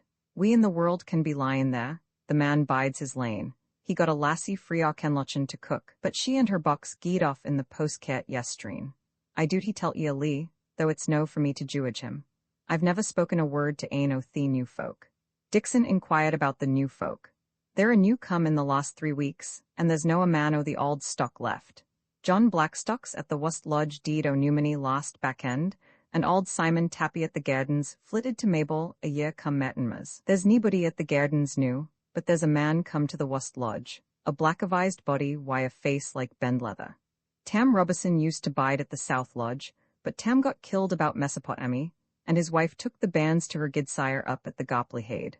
I seen the man that's in the South Lodge gone up the street when I was finishin' my dinner, a shilpit body and a lamita, but he hurples as fast as ither folk run. He's no bonny to look at. I canna think what the fact is etlin at to let sick, ill-fawed chiels come about the town." Their hostess was rapidly rising in Dixon's esteem. She sat very straight in her chair, eating with the careful gentility of a bird, and primming her thin lips after every mouthful of tea. "Who bides in the big house?" he asked. "Huntingtower is the name, isn't it? When I was a lassie they ca'd it Dalquahat a hoose, and Huntingtower was the auld rickle o' stanes at the sea end, but neathing wad serve the last lad's feyther, but he maun change the name, for he was clean daft about what they ca' Antichides. Ye spare we bides in the hoose? Naebody, since the young lad deed. It's standin' called and lanely and stake it, and it ain't's the cheeriest dwellin' in a carrick." Mrs. Morin's tone grew tragic. "It's a queer walled way out the auld gentry. My feyther and my gidsire and his feyther afore him served the Kennedys, and my man Dovit Morin was gemkeeper to them, and afore I married I was ane o' the table maids. They were kind folk, the Kennedys, and, like o' the rail gentry, mayest mindfu o' them that served them. Sick merry nichts I've seen in the auld hoose, at Halloween and Hogmanay, and at the servants' balls and the wuddens o' the young leddies, but the lad bode to waste his siller in stain and lime, and hadna that much to leave to his bands. And now they've a scattered audade." Her grave face wore the tenderness which comes from affectionate reminiscence. "There was never sic a laddie as young Maester Quentin. No a week gied by but he was in here cryin', 'Femmy Morin, I've come till my tea?' Fine he lickit my treacle scones, pure man. There wasner ane in the countryside sae bald a rider at the hunt, or sic a scaly fisher. And he was clever at his books tea, a grand scholar, they said, and etlin at bane what they ca' a diplomat. But that's a by why." "Quentin Kennedy, the fellow in the tins?" Heritage asked. "I saw him in Rome when he was with the mission." "I dinna ken. He was a brave sodger, but he wasna long fetched in France till he got a bullet in his braist. Syne we heard tell o' him in farawa bits like Russia, and syne cam the end o' the wa and we lookit to see him back, fishin' the waters and ridden like Jehu as in the auld days. But we's me, it wasna permitted. The next news we got, the pure laddie was dead o' influenzy and buried somewhere about France. The Wunchancy bullet maun have weakened his chest, nae doot. So that's the end o' the guid stock o' Kennedy o' Huntingtower. We he been great folk sin the time o' Robert Bruce. And new the hoose is shut up till the lawyers can get somebody sae fa left to himsel as to tak it on lease, and in the dear days it's no just onybody that wants a muckle castle." "Who are the lawyers?" Dixon asked. "Glendonan and Spares in Embro. But they never look near the place, and Maester Lowdown in Auchenlochin does the factorin'. He's let the public and filled the twee lodges, and he'll be thinkin' nae doot that he's done enyuch." Mrs. Morin had poured some hot water into the big slop bowl, and had begun the operation known as sinding out the cups. It was a hint that the meal was over, and Dixon and Heritage rose from the table. Followed by an injunction to be back for supper on the chap 09, they strolled out into the evening. 2 hours of some sort of daylight remained, and the travelers had that impulse to activity which comes to all men who, after a day of exercise and emptiness, are stayed with a satisfying tea. "You should be happy, Dogson," said the poet. "Here we have all the materials for your blessed romance: old mansion, extinct family, village deserted of men, and an innkeeper whom I suspect of being a villain. I feel almost a convert to your nonsense myself. We'll have a look at the house." They turned down the road which ran north by the park wall, past the inn which looked more abandoned than ever, till they came to an entrance which was clearly the West Lodge. It had once been a pretty, modish cottage, with a thatched roof and dormer windows, but now it was badly in need of repair. A window pane was broken and stuffed with a sack, the posts of the porch were giving inwards, and the thatch was crumbling under the attentions of a colony of starlings. The great iron gates were rusty, and on the coat of arms above them, the gilding was patchy and tarnished. Apparently the gates were locked, and even the side wicket failed to open to Heritage's vigorous shaking. Inside, a weedy drive disappeared among ragged rhododendrons. The noise brought a man to the lodge door. He was a sturdy fellow, in a suit of black clothes which had not been made for him. He might have been a butler and deshabille, but for the presence of a pair of field boots into which he had tucked the ends of his trousers. The curious thing about him was his face, which was decorated with features so tiny as to give the impression of a monstrous child. Each in itself was well enough formed, but eyes, nose, mouth, chin were of a smallness curiously out of proportion to the head and body. Such an anomaly might have been redeemed by the expression. Good humor would have invested it with an air of agreeable farce, but there was no friendliness in the man's face. It was set like a judge's in a stony impassiveness. "May we walk up to the house?" Heritage asked. "We are here for a night and should like to have a look at it."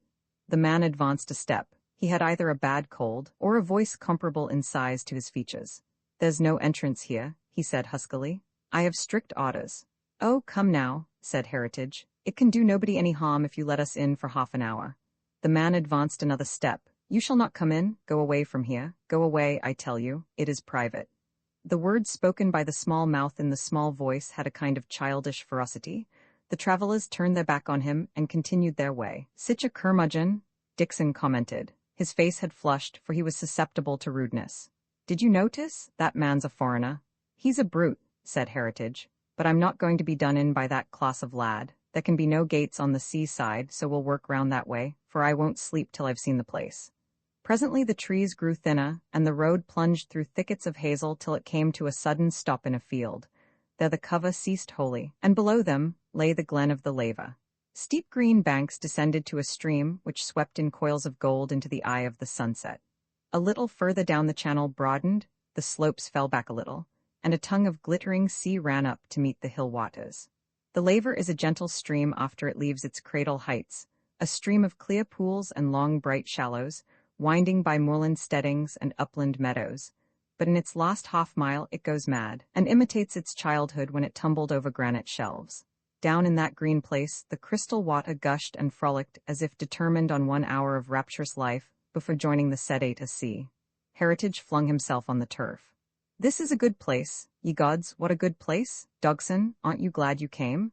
I think everything's bewitched tonight. That village is bewitched, and that old woman's tea, good white magic. And that foul innkeeper and that brigand at the gate, black magic. And now here is the home of all enchantment, island valley of Avilion, waters that listen for lovers, all the rest of it." Dixon observed and marveled. "I can't make you out, Mr. Heritage. You were saying last night you were a great Democrat, and yet you were objecting to yon laddies camping on the moor, and you very near bit the neb off me when I said I liked Tennyson.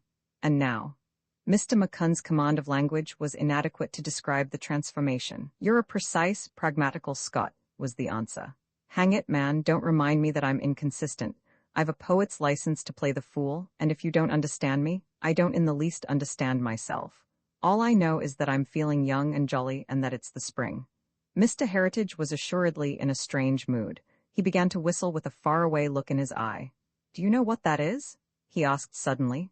Dixon, who could not detect any tune, said no. "It's an aria from a Russian opera that came out just before the war. I've forgotten the name of the fellow who wrote it. Jolly thing, isn't it? I always remind myself of it when I'm in this mood, for it is linked with the greatest experience of my life. You said, I think, that you had never been in love." Dixon replied in the native fashion. "Have you?" he asked. I have, and I am been for 2 years. I was down with my battalion on the Italian front early in 1918, and because I could speak the language, they hoiked me out and sent me to Rome on a liaison job. It was Easter time and fine weather, and being glad to get out of the trenches, I was pretty well pleased with myself and enjoying life. In the place where I stayed there was a girl. She was a Russian, a princess of a great family, but a refugee, and of course as poor as sin. I remember how badly dressed she was among all the well-to-do Romans. But my God, what a beauty! There was never anything in the world like her. She was little more than a child, and she used to sing that air in the morning as she went down the stairs. They sent me back to the front before I had a chance of getting to know her, but she used to give me little timid good mornings, and her voice and eyes were like an angel's. I'm over my head in love, but it's hopeless, quite hopeless. I shall never see her again. I'm sure I'm honored by your confidence, said Dixon reverently.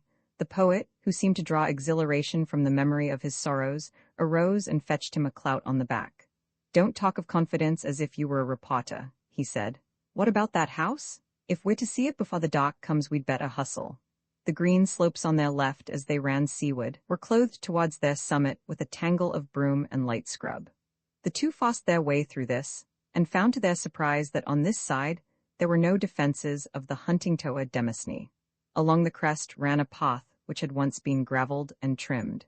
Beyond, through a thicket of laurels and rhododendrons, they came on a long, unkempt aisle of grass, which seemed to be one of those side avenues often found in connection with old Scots dwellings. Keeping along this, they reached a grove of beech and holly through which showed a dim shape of masonry. By a common impulse, they moved stealthily, crouching in cover, till at the far side of the wood, they found a sunk fence and looked over an acre or two of what had once been lawn and flower beds to the front of the mansion. The outline of the building was clearly silhouetted against the glowing west, but since they were looking at the east face, the detail was all in shadow. But dim as it was, the sight was enough to give Dixon the surprise of his life. He had expected something old and baronial. But this was new, raw and new, not 20 years built. Some madness had prompted its creator to set up a replica of a Tudor house in a countryside where the thing was unheard of. All the tricks were there: oriel windows, lozenged panes, high twisted chimney stacks. The very stone was red, as if to imitate the mellow brick of some ancient Kentish manor. It was new, but it was also decaying. The creepers had fallen from the walls, the pilasters on the terrace were tumbling down, lichen and moss were on the doorsteps. Shuttered, silent, abandoned, it stood like a harsh memento mori of human hopes. Dixon had never before been affected by an inanimate thing with so strong a sense of disquiet. He had pictured an old stone tower on a bright headland. He found instead this raw thing among trees. The decadence of the brand new repels as something against nature, and this new thing was decadent. But there was a mysterious life in it, for though not a chimney smoked, it seemed to enshrine a personality and to wear a sinister aura. He felt a lively distaste, which was almost fear. He wanted to get far away from it as fast as possible.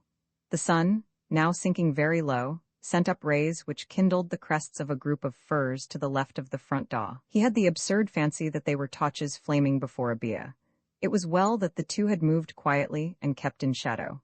Footsteps fell on their ears, on the path which threaded the lawn just beyond the sunk fence. It was the keeper of the West Lodge, and he carried something on his back, but both that and his face were indistinct in the half-light. Other footsteps were heard, coming from the other side of the lawn. A man's shod feet rang on the stone of a flagged path, and from their irregular fall, it was plain that he was lame. The two men met near the door and spoke together. Then they separated and moved one down each side of the house. To the two watches they had the air of a patrol, or of warders pacing the corridors of a prison. "Let's get out of this," said Dixon, and turned to go.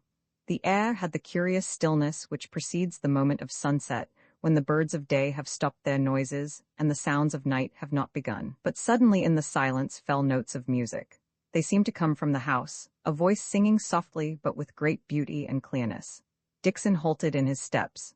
The tune, whatever it was like a fresh wind to blow aside his depression. The house no longer looked sepulchral. He saw that the two men had hurried back from their patrol, had met and exchanged some message, and made off again as if alarmed by the music. Then he noticed his companion. Heritage was on one knee with his face rapt and listening. He got to his feet and appeared to be about to make for the house. Dixon caught him by the arm and dragged him into the bushes, and he followed unresistingly, like a man in a dream. They plowed through the thicket, recrossed the grass avenue, and scrambled down the hillside to the banks of the stream. Then, for the first time, Dixon observed that his companion's face was very white, and that sweat stood on his temples. Heritage lay down and lapped up water like a dog, then he turned a wild eye on the other. "I am going back," he said. "That is the voice of the girl I saw in Rome, and it is singing her song." "Roman fa Dougal, you'll do nothing of the kind," said Dixon. "You're coming home to your supper. It was to be on the chap of 9. I'm going back to that place." The man was clearly demented and must be humoured. "Well, you must wait till the morn's morning. It's very near dark now, and those are 2 ugly customers wandering about yonder. You'd better sleep the night on it." Mr. Heritage seemed to be persuaded. He suffered himself to be led up the now dusky slopes to the gate where the road from the village ended. He walked listlessly like a man engaged in painful reflection. Once only he broke the silence. "You heard the singing?" he asked. Dixon was a very poor hand at a lie. "I heard something," he admitted. "You heard a girl's voice singing?" "It sounded like that," was the admission, "but I'm thinking it might have been a seagull." "You're a fool," said the poet rudely. The return was a melancholy business, compared to the bright speed of the outward journey. Dixon's mind was a chaos of feelings, all of them unpleasant. He had run up against something which he violently, blindly detested, and the trouble was that he could not tell why. It was all perfectly absurd, for why on earth should an ugly house, some overgrown trees, and a couple of ill-favored servants so malignly affect him? Yet this was the fact. He had strayed out of Arcady into a sphere that filled him with revolt and a nameless fear. Never in his experience had he felt like this foolish childish panic which took all the color and zest out of life. He tried to laugh at himself, but failed. Heritage, stumbling alone by his side, effectually crushed his effort to discover humor in the situation. Some exhalation from that infernal place had driven the poet mad. And then that voice singing? A seagull, he had said. More like a nightingale, he reflected, a bird which in the flesh he had never met. Mrs. Moran had the lamp lit and a fire burning in her cheerful kitchen. The sight of it somewhat restored Dixon's equanimity, and to his surprise, he found that he had an appetite for supper. There was new milk, thick with cream, and most of the dainties which had appeared at tea, supplemented by a noble dish of shimmering, potted head. The hostess did not share their meal, being engaged in some duties in the little cubbyhole known as the back kitchen. Heritage drank a glass of milk but would not touch food. "I called this place paradise 4 hours ago," he said. "So it is, but I fancy it is next door to hell. There is something devilish going on inside that park wall, and I mean to get to the bottom of it." "Hoots, nonsense," Dixon replied with affected cheerfulness. "Tomorrow you and me will take the road for Auchenlochen. We needn't trouble ourselves about an ugly old house and a wheen impident lodgekeepers. Tomorrow I'm going to get inside the place. Don't come unless you like, but it's no use arguing with me. My mind is made up." Heritage cleared a space on the table and spread out a section of a large-scale ordnance map. "I must clear my head about the topography, the same as if this were a battleground. Look here, Dogson. The road past the inn that we went by tonight runs north and south." He tore a page from a notebook and proceeded to make a rough sketch. Point 1. One end we know abuts on the Lava Glen, and the other stops at the South Lodge. Inside the wall which follows the road is a long belt of plantation, mostly beeches and ash. Then to the west a kind of park, and beyond that the lawns of the house. Strips of plantation with avenues between follow the north and south sides of the park. On the sea side of the house are the stables and what looks like a walled garden, and beyond them, what seems to be open ground with an old dovecot marked, and the ruins of Huntingtower Keep. Beyond that there is more open ground, till you come to the cliffs of the Cape. Have you got that? It looks possible from the contouring to get onto the sea cliffs by following the lava, for all that side is broken up into ravines. But look at the other side, the Gopple Glen. It's evidently a deep-cut gully, and at the bottom it opens out into a little harbor. There's deep water there, you observe. Now the house on the south side, the Gopple side, is built fairly close to the edge of the cliffs. Is that all clear in your head? We can't reconnoiter unless we've got a working notion of the lie of the land. Dixon was about to protest that he had no intention of reconnoitering when a hubbub arose in the back kitchen. Mrs. Moran's voice was heard in shrill protest. "Ye ill laddie, ye ill laddie, crescendo mackinahasho my back door why your dirty feet. What are ye slinkin' round here for, when I telt you this mornin' that I would sell ye nae mair scones till ye paid for the lost lot? Ye're a ween thievin' hungry callants, and if there were a policeman in the place, I'd jye ye in charge. What's that ye say? Ye no wantin' meat? You want to speak to the gentleman that's bidden here? Ye ken the auld ane, says you. I believe it's a muckle lee, but there's the gentleman to answer ye thistles. Mrs. Moran, brandishing a dishclout dramatically, flung open the door, and with a vigorous push propelled into the kitchen a singular figure.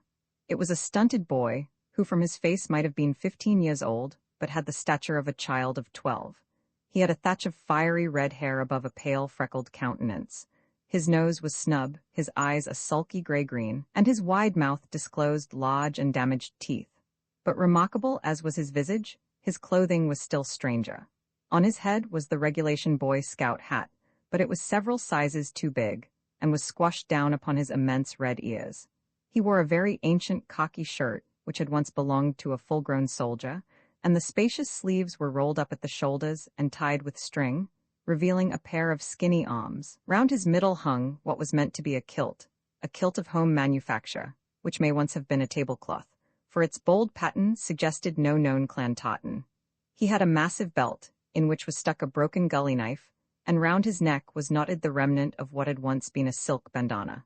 His legs and feet were bare, blue, scratched, and very dirty, and his toes had the prehensile look common to monkeys and small boys who summer and winter go bootless. In his hand was a long ash bowl, new cut from some coppice. The apparition stood glum and lowering on the kitchen floor. As Dixon stared at it, he recalled Meehan Street and the band of irregular Boy Scouts who paraded to the roll of tin cans. Before him stood Dougal, chieftain of the Gobble's diehards. Suddenly he remembered the philanthropic Mackintosh and his own subscription of £10 to the camp fund. It pleased him to find the rascals here, for in the unpleasant affairs on the verge of which he felt himself, they were a comforting reminder of the peace of home. "I'm glad to see you, Dougal," he said pleasantly.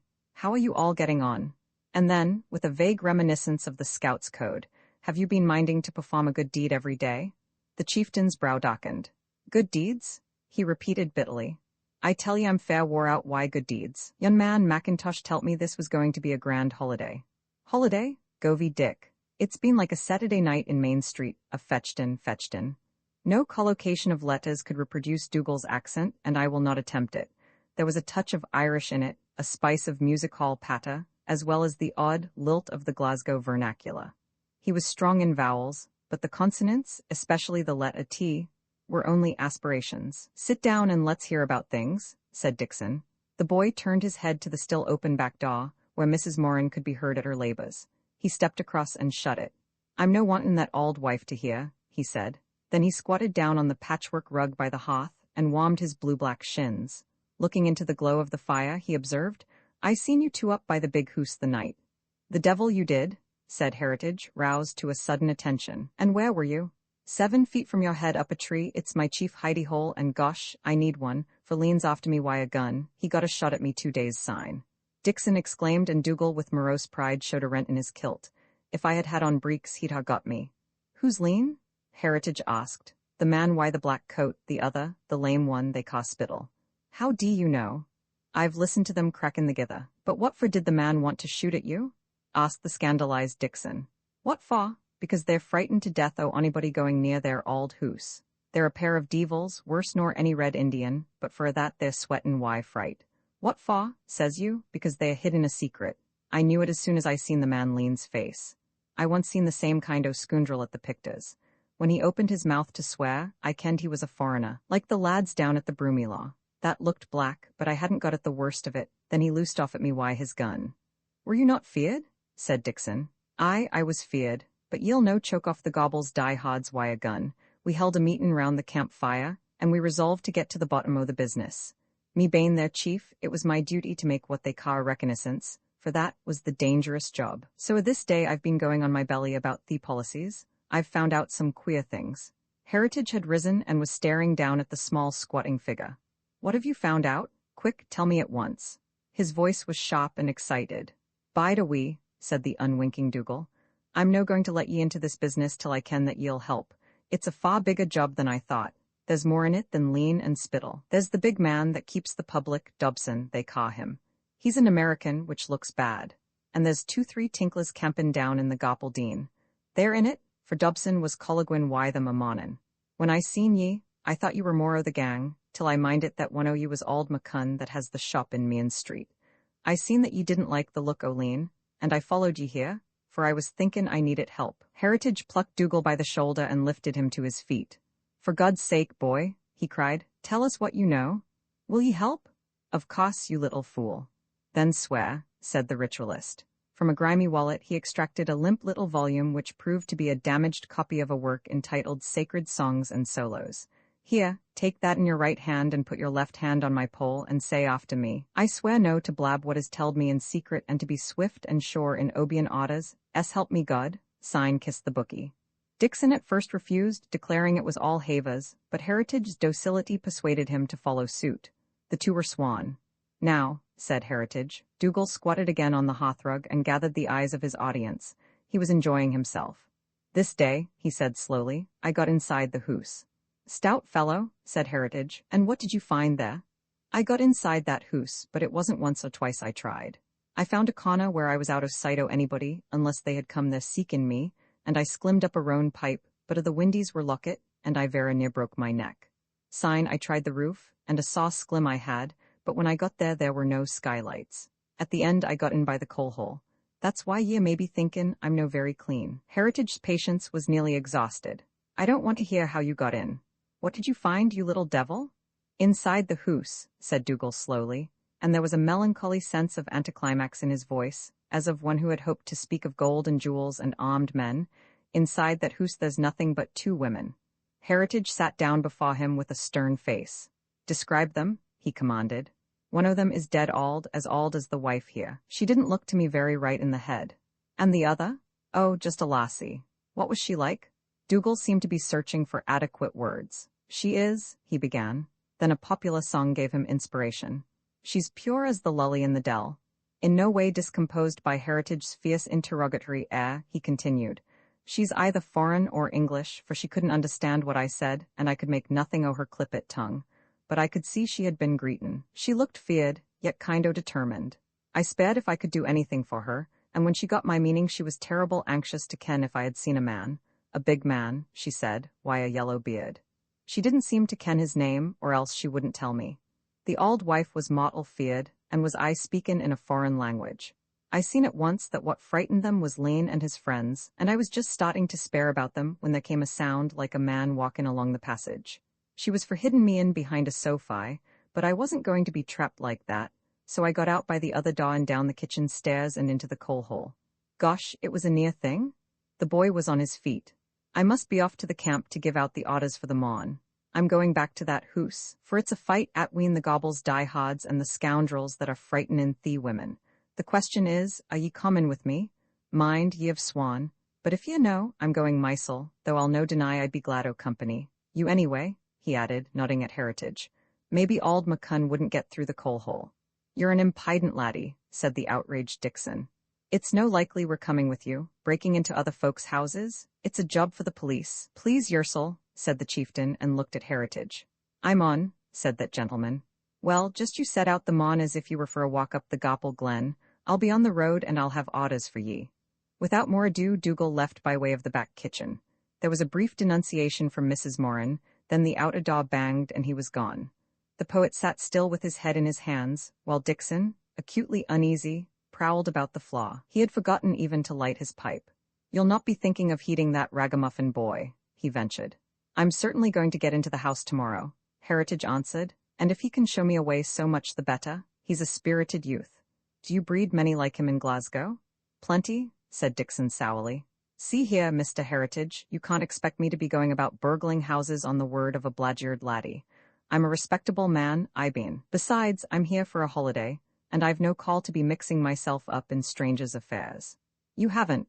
Only, you see, I think there's a friend of mine in that place, and anyhow there are women in trouble. If you like, we'll say goodbye after breakfast, and you can continue as if you had never turned aside to this damned peninsula. But I've got to stay. Dixon groaned. What had become of his dream of idols, his gentle bookish romance, vanished before a reality which smacked horribly of crude melodrama and possibly of sordid crime. His gorge rose at the picture, but a thought troubled him. Perhaps all romance in its hour of happening was rough and ugly like this, and only shone rosy in the retrospect. Was he being false to his deepest faith? Let's have Mrs. Moran in, he ventured. She's a wise old body and I'd like to hear her opinion of this business. We'll get common sense from her. I don't object, said Heritage, but no amount of common sense will change my mind. Their hostess forestalled them by returning at that moment to the kitchen. We want your advice, mistress, Dixon told her, and accordingly, like a barrister with a client, she seated herself carefully in the big, easy chair, found and adjusted her spectacles, and waited with hands folded on her lap to hear the business. Dixon narrated their pre-supper doings, and gave a sketch of Dougal's evidence. His exposition was cautious and colorless, and without conviction. He seemed to expect a robust incredulity in his hearer. Mrs. Moran listened with the gravity of one in church. When Dixon finished, she seemed to meditate. There's no blagyard trick that would surprise me in the new folk. What's that ye ca' them? Lane and Spittle? Eppy home threepit to me they were furriners, and these are no furrin names. What I want to hear from you, Mrs. Moran, said Dixon impressively, is whether you think there's anything in that boy's story. I think it's mayest likely true. He's a terrible impident callant, but he's no alaya. Then you think that a gang of ruffians have got 2 lone women shut up in that house for their own purposes? I would no wonder. But it's ridiculous. This is a Christian and law-abiding country. What would the police say? They never troubled Dalquahat a muckle. There's no a policeman nearer than Knockra. Yin Johnny Trummel, and he's as useless as a frosted tatty. The wise-like thing, as I think, said Dixon, would be to turn the procurator fiscal on to the job. It's his business, no ours. Weel, I wadna say but ye're richt, said the lady. What would you do if you were us? Dixon's tone was subtly confidential. My friend here wants to get into the house the mon with that red-haired laddie to satisfy himself about the facts. I say no. Let sleeping dogs lie, I say, and if you think the beasts are mad, report to the authorities. What would you do yourself? If I were you, came the emphatic reply, I would tak the first train hame the mon, and when I got hame I would bide there. Ye're a decent body, but ye know the kind to be travelin' the roads. And if you were me? Heritage asked with his queer crooked smile. If I was a young and yald like you I would gang into the hoose, and I wouldna rest till I had riddled oot the truth and giled every scoundrel about the place. If ye dinna gang, faith I'll kilt my coats and gang mysel. I havena served the Kennedys for 40 year no to he the honour o' the hoose at my hurt. Ye spared my advice, sirs, and ye have gotten it. Now I maun clear awa your supper. Dixon asked for a candle, and, as on the previous night, went abruptly to bed. The oracle of prudence to which he had appealed had betrayed him and counselled folly. But was it folly? For him, assuredly, for Dixon McCunn, late of Meehan Street, Glasgow, wholesale and retail provision merchant, elder in the Guthrie Memorial Kirk, and 55 years of age. Aye, that was the rub. He was getting old. The woman had seen it and had advised him to go home. Yet the plea was curiously irksome, though it gave him the excuse he needed. If you played at being young, you had to take up the obligations of youth, and he thought derisively of his boyish exhilaration of the past days. Derisively, but also sadly. What had become of that innocent joviality he had dreamed of, that happy morning pilgrimage of spring enlivened by tags from the poets? His goddess had played him false. Romance had put upon him too hard a trial.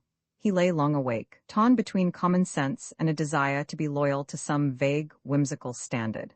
Heritage, a yard distant, appeared also to be sleepless, for the bed creaked with his turning. Dixon found himself envying one whose troubles, whatever they might be, were not those of a divided mind. Of the princess in the Tower very early next morning, while Mrs. Moran was still cooking breakfast, Dixon and Heritage might have been observed taking the air in the village street. It was the poet who had insisted upon this walk, and he had his own purpose. They looked at the spires of smoke piercing the windless air, and studied the daffodils in the cottage gardens. Dixon was glum, but Heritage seemed in high spirits. He varied his garrulity with spells of cheerful whistling. They strode along the road by the park wall till they reached the inn. Their Heritage's music waxed peculiarly loud. Presently from the yard, unshaven and looking as if he had slept in his clothes, came Dobson the innkeeper. "Good morning," said the poet. "I hope the sickness in your house is on the mend?" "Thank ye, it's no worse," was the reply, but in the man's heavy face there was little civility. His small grey eyes searched their faces. "We're just waiting on breakfast to get on the road again. I'm jolly glad we spent the night here. We found quarters after all, you know." "So I see. Whereabouts, may I ask?" "Mrs. Moran's. We could always have got in there, but we didn't want to fuss an old lady, so we thought we'd try the inn first. She's my friend's aunt." At this amazing falsehood Dixon started, and the man observed his surprise. The eyes were turned on him like a searchlight. They roused antagonism in his peaceful soul, and with that antagonism came an impulse to back up the poet.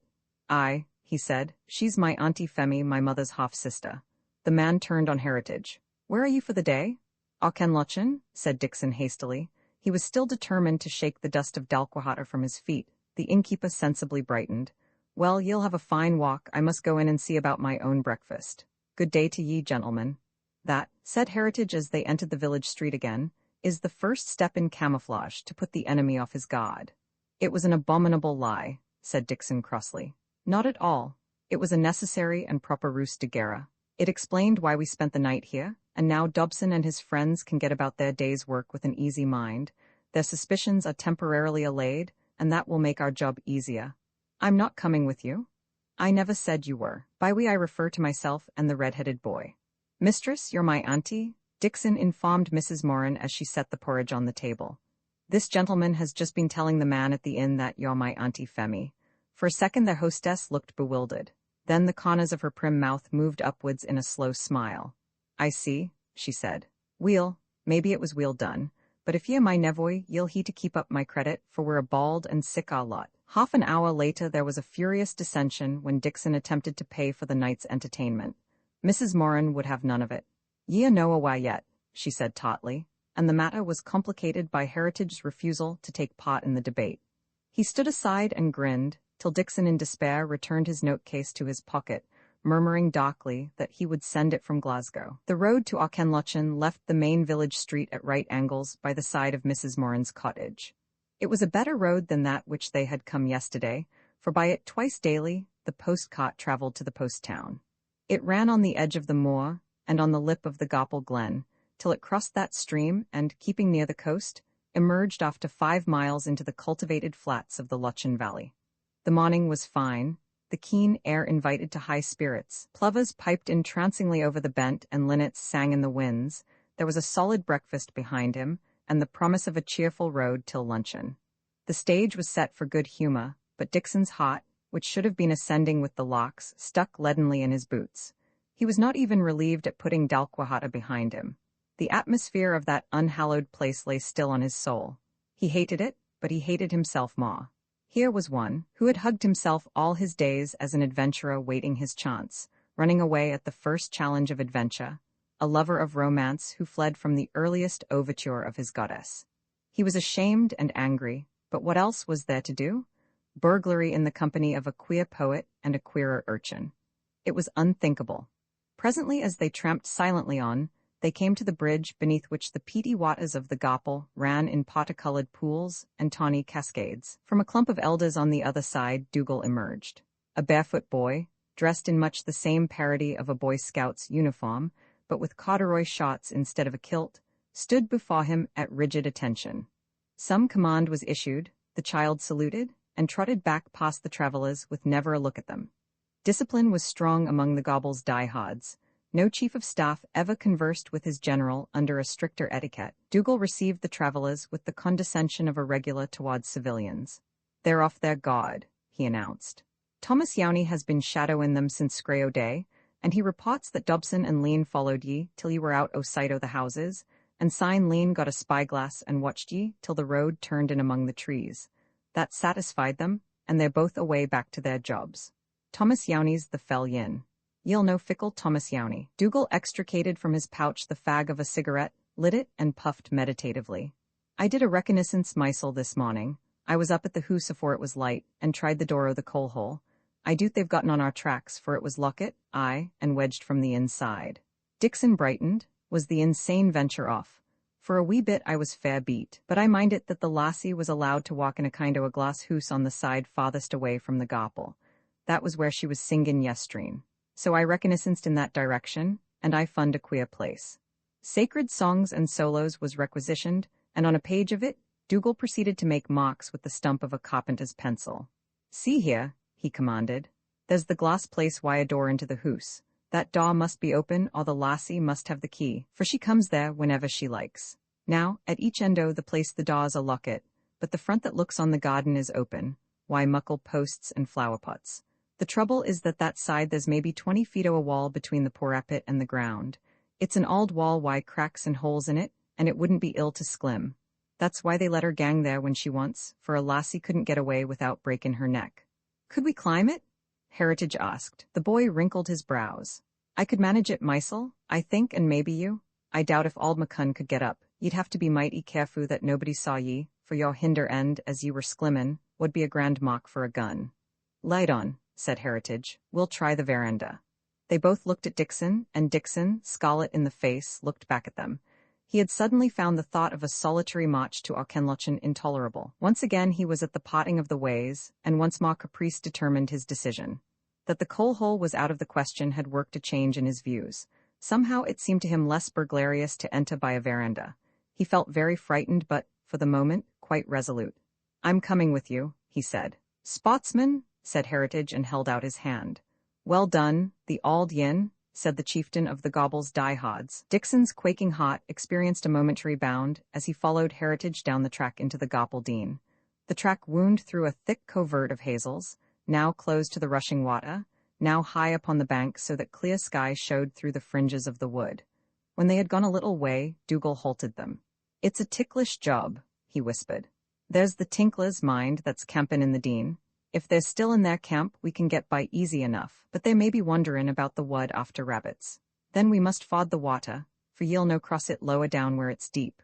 Our road is on the hoose side o' the Dean, and it's awfu' public if there's onybody on the other side, though it's hid well enough from folk up in the policies.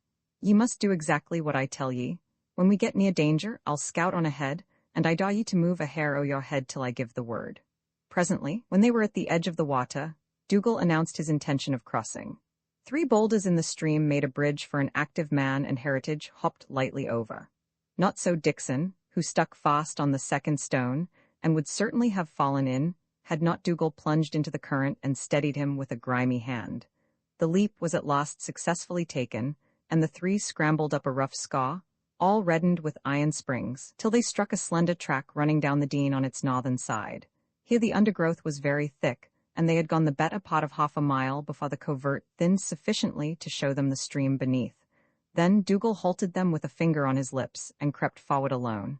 He returned in 3 minutes. Coast's clear, he whispered. The tinklers are eatin' their breakfast. They're late at their meat, though they are up early seekin' it. Progress was now very slow and secret, and mainly on all fours. At one point, Dougal nodded downward, and the other 2 saw on a patch of turf, where the Gopple began to widen into its estuary, a group of figures round a small fire. There were 4 of them, all men, and Dixon thought he had never seen such ruffianly-looking customers. After that they moved high up the slope, in a shallow glade of a tributary burn, till they came out of the trees and found themselves looking seaward. On one side was the house, 100 yards or so back from the edge, the roof showing above the precipitous scarp. Halfway down the slope became easier, a jumble of boulders and boilerplates, till it reached the waters of the small haven, which lay calm as a millpond in the windless forenoon. The haven broadened out at its foot and revealed a segment of blue sea. The opposite shore was flatter and showed what looked like an old wharf and the ruins of buildings, behind which rose a bank clad with scrub and surmounted by some gnarled and wind-crooked firs. There's dashed little cover here, said Heritage. There's no muckle, Dougal assented, but they canna see us from the policies, and it's no like there's anybody watchin' from the hoose. The danger is somebody on the other side, but we'll have to risk it. Once among the big stones we're safe. Are you ready? 5 minutes later Dixon found himself gasping in the lee of a boulder, while Dougal was making a cast forward. The scout returned with a hopeful report. I think we're safe till we get into the policies. There's a road that the auld folk made when ships used to come here. Down there it's deeper than Clyde at the Brummelaw. Has the Auld Yin got his wind yet? There's no time to waste. Up that broken hillside they crawled, well in the cover of the tumbled stones, till they reached a low wall which was the boundary of the garden. The house was now behind them on their right rear, and as they topped the crest, they had a glimpse of an ancient dovecot and the ruins of the old Huntingtower on the shot thymy turf, which ran seaward to the cliffs.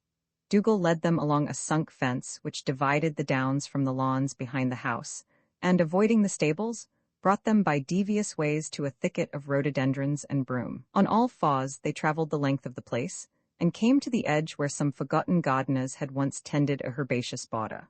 The border was now rank and wild, and, lying flat under the shade of an azalea, and peering through the young spears of iris, Dixon and Heritage regarded the northwestern facade of the house.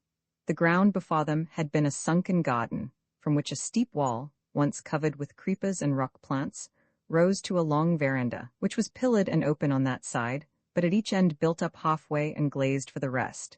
There was a glass roof, and inside untended shrubs sprawled in broken plaster vases. "You must bide here," said Dougal, "and no cheep above your breath. Afore we dare to try that wall, I must ken where Lean and Spittle and Dobson are. I'm off to spy the policies." He glided out of sight behind a clump of pampas grass. For hours, so it seemed, Dixon was left to his own unpleasant reflections. His body, prone on the moist earth, was fairly comfortable, but his mind was ill at ease. The scramble up the hillside had convinced him that he was growing old, and there was no rebound in his soul to counter the conviction. He felt listless, spiritless, and apathy with fright trembling somewhere at the back of it. He regarded the veranda wall with foreboding. How on earth could he climb that? And if he did, there would be his exposed hinderpots inviting a shot from some malevolent gentleman among the trees. He reflected that he would give a large sum of money to be out of this preposterous adventure. Heritage's hand was stretched towards him, containing 2 of Mrs. Moran's gelid scones, of which the poet had been wise enough to bring a supply in his pocket.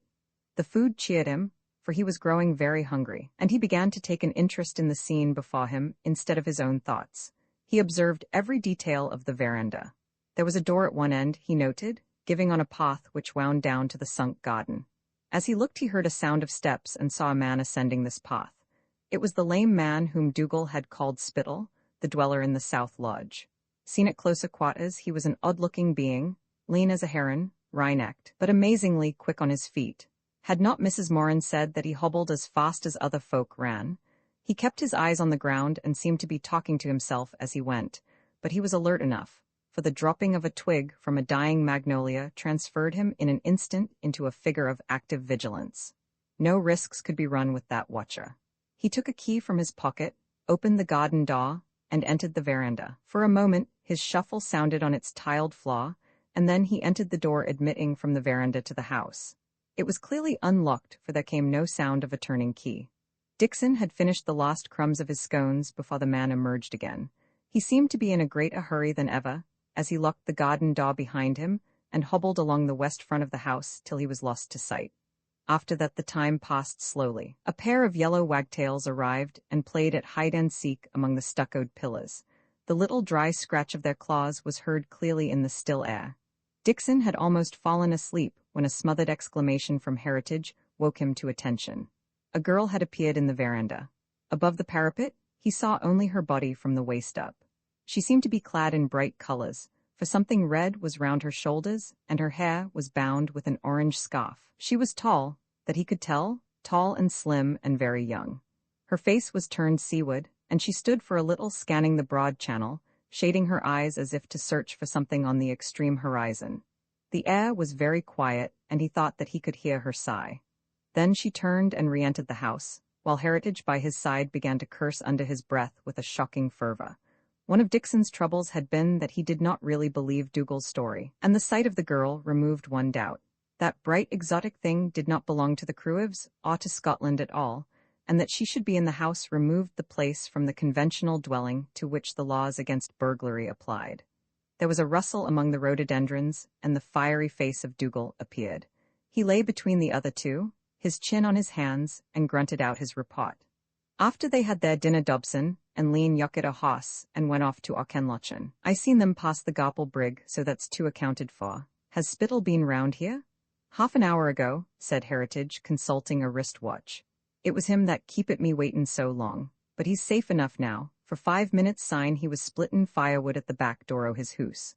I've found a ladder, and auld yin in ahint yon lot o' bushes. It'll help wy the wall. There, I've gotten my breath again, and we can start." The ladder was fetched by Heritage and proved to be ancient and wanting many rungs, but sufficient in length.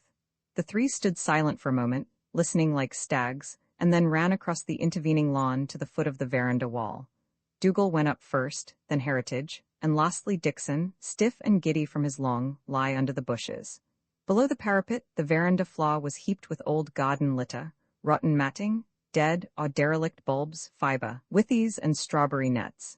It was Dougal's intention to pull up the ladder, and hide it among the rubbish against the hour of departure. But Dixon had barely put his foot on the parapet when there was a sound of steps within the house approaching the veranda door. The latter was left alone. Dougal's hand brought Dixon summarily to the floor, where he was fairly well concealed by a mess of matting. Unfortunately, his head was in the vicinity of some upturned pot plants, so that a cactus ticked his brow, and a spike of aloe supported painfully the back of his neck. Heritage was prone behind two old water butts, and Dougal was in a hamper which had once contained seed potatoes. The house door had panels of opaque glass, so the newcomer could not see the doings of the three till it was opened, and by that time all were in cover. The man, it was Spittle, walked rapidly along the veranda and out of the garden door. He was talking to himself again, and Dixon, who had a glimpse of his face, thought he looked both evil and furious. Then came some anxious moments, for had the man glanced back when he was once outside, he must have seen the telltale ladder. But he seemed immersed in his own reflections, for he hobbled steadily along the house front till he was lost to sight. "That'll be the end o' them the night," said Dougal, as he helped Heritage to pull up the ladder and stow it away. "We've got the place to ourselves now. Forward, men, forward." He tried the handle of the house door and led the way in. A narrow paved passage took them into what had once been the garden room, where the lady of the house had arranged her flowers, and the tennis rackets and croquet mallets had been kept. It was very dusty, and on the cobwebbed walls still hung a few soiled garden overalls. A door beyond opened into a huge murky hall, murky, for the windows were shuttered, and the only light came through things like potholes far up in the wall. Dougal, who seemed to know his way about, halted them. "Stop here till I scout a bit." The women bide in a wee room through that muckle door. Bare feet stole across the oak flooring. There was the sound of a door swinging on its hinges, and then silence and darkness. Dixon put out a hand for companionship and clutched Heritage's. To his surprise, it was cold and all a-tremble. They listened for voices, and thought they could detect a faraway sob. It was some minutes before Dougal returned. "A bonny kettle o' fish," he whispered. "They're both greetin'. We're just in time. Come on, the pair o' ye." Through a green baize door they entered a passage which led to the kitchen regions, and turned in at the first door on their right. From its situation, Dixon calculated that the room lay on the seaward side of the house next to the veranda.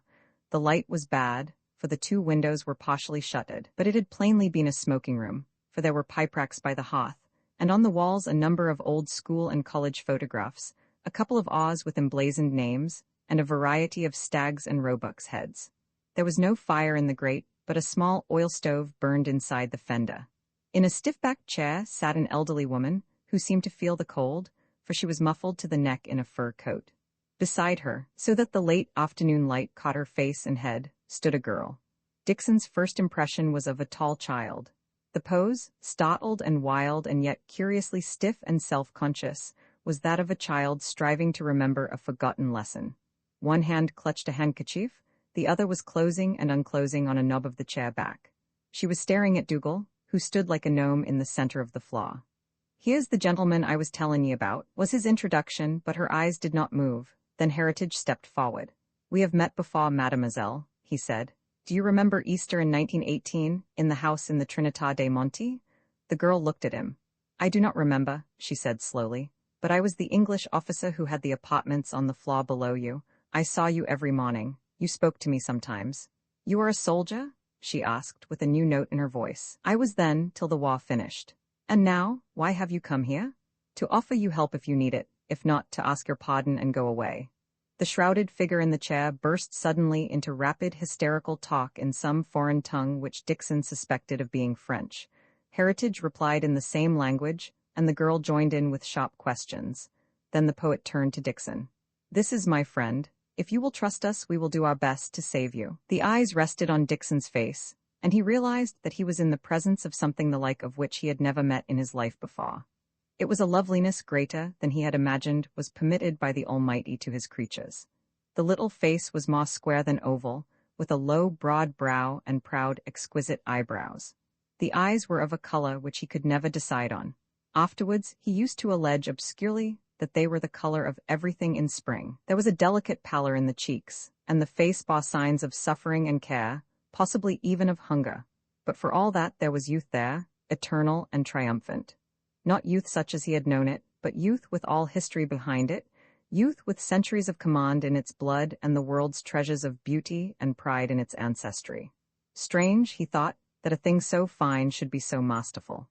He felt abashed in every inch of him. As the eyes rested on him, their sorrowfulness seemed to be shot with humor. A ghost of a smile lurked there, to which Dickson promptly responded. He grinned and bowed. "Very pleased to meet you, mem. I'm Mr. McCunn from Glasgow." "You don't even know my name," she said. "We don't," said Heritage. "They call me Saskia. This," nodding to the chair, "is my cousin Eugenie. We are in very great trouble, but why should I tell you? I do not know you, you cannot help me." "We can try," said Heritage. "Part of your trouble we know already through that boy. You are imprisoned in this place by scoundrels. We are here to help you to get out. We want to ask no questions, only to do what you bid us." "You are not strong enough," she said sadly. "A young man, an old man, and a little boy. There are many against us, and any moment there may be more." It was Dougal's turn to break in. "There's Lean and Spittle and Dobson, and 4 tinklers in the Dean. That's 7, but there's us 3 and 5 more gobbles diehards. That's 8. There was something in the boy's truculent courage that cheered her. "I wonder," she said, and her eyes fell on each in turn. Dickson felt impelled to intervene. "I think this is a perfectly simple business. Here's a lady shut up in this house against her will buy a wheen blagyards. This is a free country and the law doesn't permit that. My advice is for one of us to inform the police at Auchenlochen and get Dobson and his friends took up and the lady set free to do what she likes. That is, if these folks are really molesting her, which is not yet quite clear to my mind." "Alas, it is not so simple as that," she said.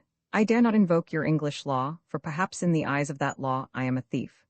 "Dearie me, that's a bad business," said the startled Dickson. The two women talked together in some strange tongue, and the elder appeared to be pleading and the younger objecting. Then Saskia seemed to come to a decision. "I will tell you all," and she looked straight at Heritage. "I do not think you would be cruel or false, for you have honorable faces. Listen, then. I am a Russian and for 2 years have been in exile. I will not speak of my house, for it is no more, or how I escaped, for it is the common tale of all of us. I have seen things more terrible than any dream and yet lived, but I have paid a price for such experience. First I went to Italy where there were friends, and I wished only to have peace among kindly people. About poverty I do not care, for, to us, who have lost all the great things, the want of bread is a little matter. But peace was forbidden me, for I learned that we Russians had to win back our fatherland again, and that the weakest must work in that cause. So I was set my task, and it was very hard. There were jewels which once belonged to my emperor. They had been stolen by the brigands and must be recovered. There were others still hidden in Russia, which must be brought to a safe place. In that work I was ordered to share." She spoke in almost perfect English, with a certain foreign precision. Suddenly she changed to French and talked rapidly to Heritage. "She has told me about her family," he said, turning to Dickson. "It is among the greatest in Russia, the very greatest after the throne." Dickson could only stare. "Our enemies soon discovered me," she went on. "Oh, but they are very clever, these enemies, and they have all the criminals of the world to aid them. Here you do not understand what they are. You good people in England think they are well-meaning dreamers who are forced into violence by the persecution of Western Europe. But you are wrong. Some honest fools there are among them, but the power, the true power, lies with madmen and degenerates, and they have for allies the special devil that dwells in each country. That is why they cast their net as wide as mankind." She shivered, and for a second her face wore a look which Dickson never forgot, the look of one who has looked over the edge of life into the outer dark. There were certain jewels of great price which were about to be turned into guns and armies for our enemies. These our people recovered, and the charge of them was laid on me. "Who would suspect," they said, "a foolish girl?" But our enemies were very clever, and soon the hunt was cried against me. They tried to rob me of them, but they failed, for I too had become clever. Then they asked the help of the law, first in Italy and then in France. Oh, it was subtly done. Respectable bourgeois, who hated the Bolsheviki but had bought long ago the bonds of my country, desired to be repaid their debts out of the property of the Russian crown, which might be found in the West. But behind them were the Jews, and behind the Jews our unsleeping enemies. Once I was enmeshed in the law, I would be safe for them, and presently they would find the hiding place of the treasure, and while the bourgeois were clamoring in the courts, it would be safe in their pockets. So I fled. For months I have been fleeing and hiding. They have tried to kidnap me many times, and once they have tried to kill me, but I too have become very clever, oh, very clever, and I have learned not to fear. This simple recital affected Dickson's honest soul with the liveliest indignation. "Sich doings?" he exclaimed, and he could not forbear from whispering to Heritage an extract from that gentleman's conversation the first night at Kirkmichael. We needn't imitate all their methods, but they've got hold of the right end of the stick. They seek truth and reality. The reply from the poet was an angry shrug. Why and how did you come here? He asked. I always meant to come to England, for I thought it the sanest place in a mad world. Also, it is a good country to hide in, for it is apart from Europe, and your police, as I thought, do not permit evil men to be their own law. But especially I had a friend, a Scottish gentleman, whom I knew in the days when we Russians were still a nation. I saw him again in Italy, and since he was kind and brave, I told him some part of my troubles. He was called Quentin Kennedy, and now he is dead. He told me that in Scotland he had a lonely chateau where I could hide secretly and safely, and against the day when I might be hard-pressed, he gave me a letter to his steward, bidding him welcome me as a guest when I made application. At that time, I did not think I would need such sanctuary, but a month ago the need became urgent, for the hunt in France was very close on me, so I sent a message to the steward as Captain Kennedy told me. What is his name? Heritage asked. She spelt it, Monsieur Loudon, Loudon in the town of Auchenlochen. The facta, said Dixon. And what then? Some spy must have found me out. I had a letter from this Loudon bidding me come to Auchenlochen. There I found no steward to receive me, but another letter saying that night a carriage would be in waiting to bring me here. It was midnight when we arrived, and we were brought in by strange ways to this house, with no light but a single candle. Here we were welcomed indeed, but by an enemy. Which? Asked Heritage. Dobson or Lane Hospital? Dobson I do not know. Leon was there. He is no Russian, but a Belgian who was a valet in my father's service till he joined the Bolsheviki. Next day the let spittle came, and I knew that I was in very truth entrapped. For of all our enemies he is, save one, the most subtle and unwearied. Her voice had trailed off into flat weariness. Again Dixon was reminded of a child, for her arms hung limp by her side, and her slim figure in its odd clothes was curiously like that of a boy in a school blazer. Another resemblance perplexed him. She had a hint of Janet, about the mouth Janet, that solemn little girl those 20 years in her grave. Heritage was wrinkling his brows. I don't think I quite understand. The jewels? You have them with you? She nodded. These men wanted to rob you. Why didn't they do it between here and Auchenlochen? You had no chance to hide them on the journey. Why did they let you come here where you were in a better position to baffle them? She shook her head. I cannot explain, except perhaps that Spittle had not arrived that night, and Leon may have been waiting instructions. The other still looked dissatisfied. They are either clumsier villains than I take them to be, or there is something deeper in the business than we understand. These jewels, are they here? His tone was so sharp that she looked startled, almost suspicious. Then she saw that in his face which reassured her. I have them hidden here. I have grown very skillful in hiding things. Have they searched for them? The first day they demanded them of me. I denied all knowledge. Then they ransacked this house.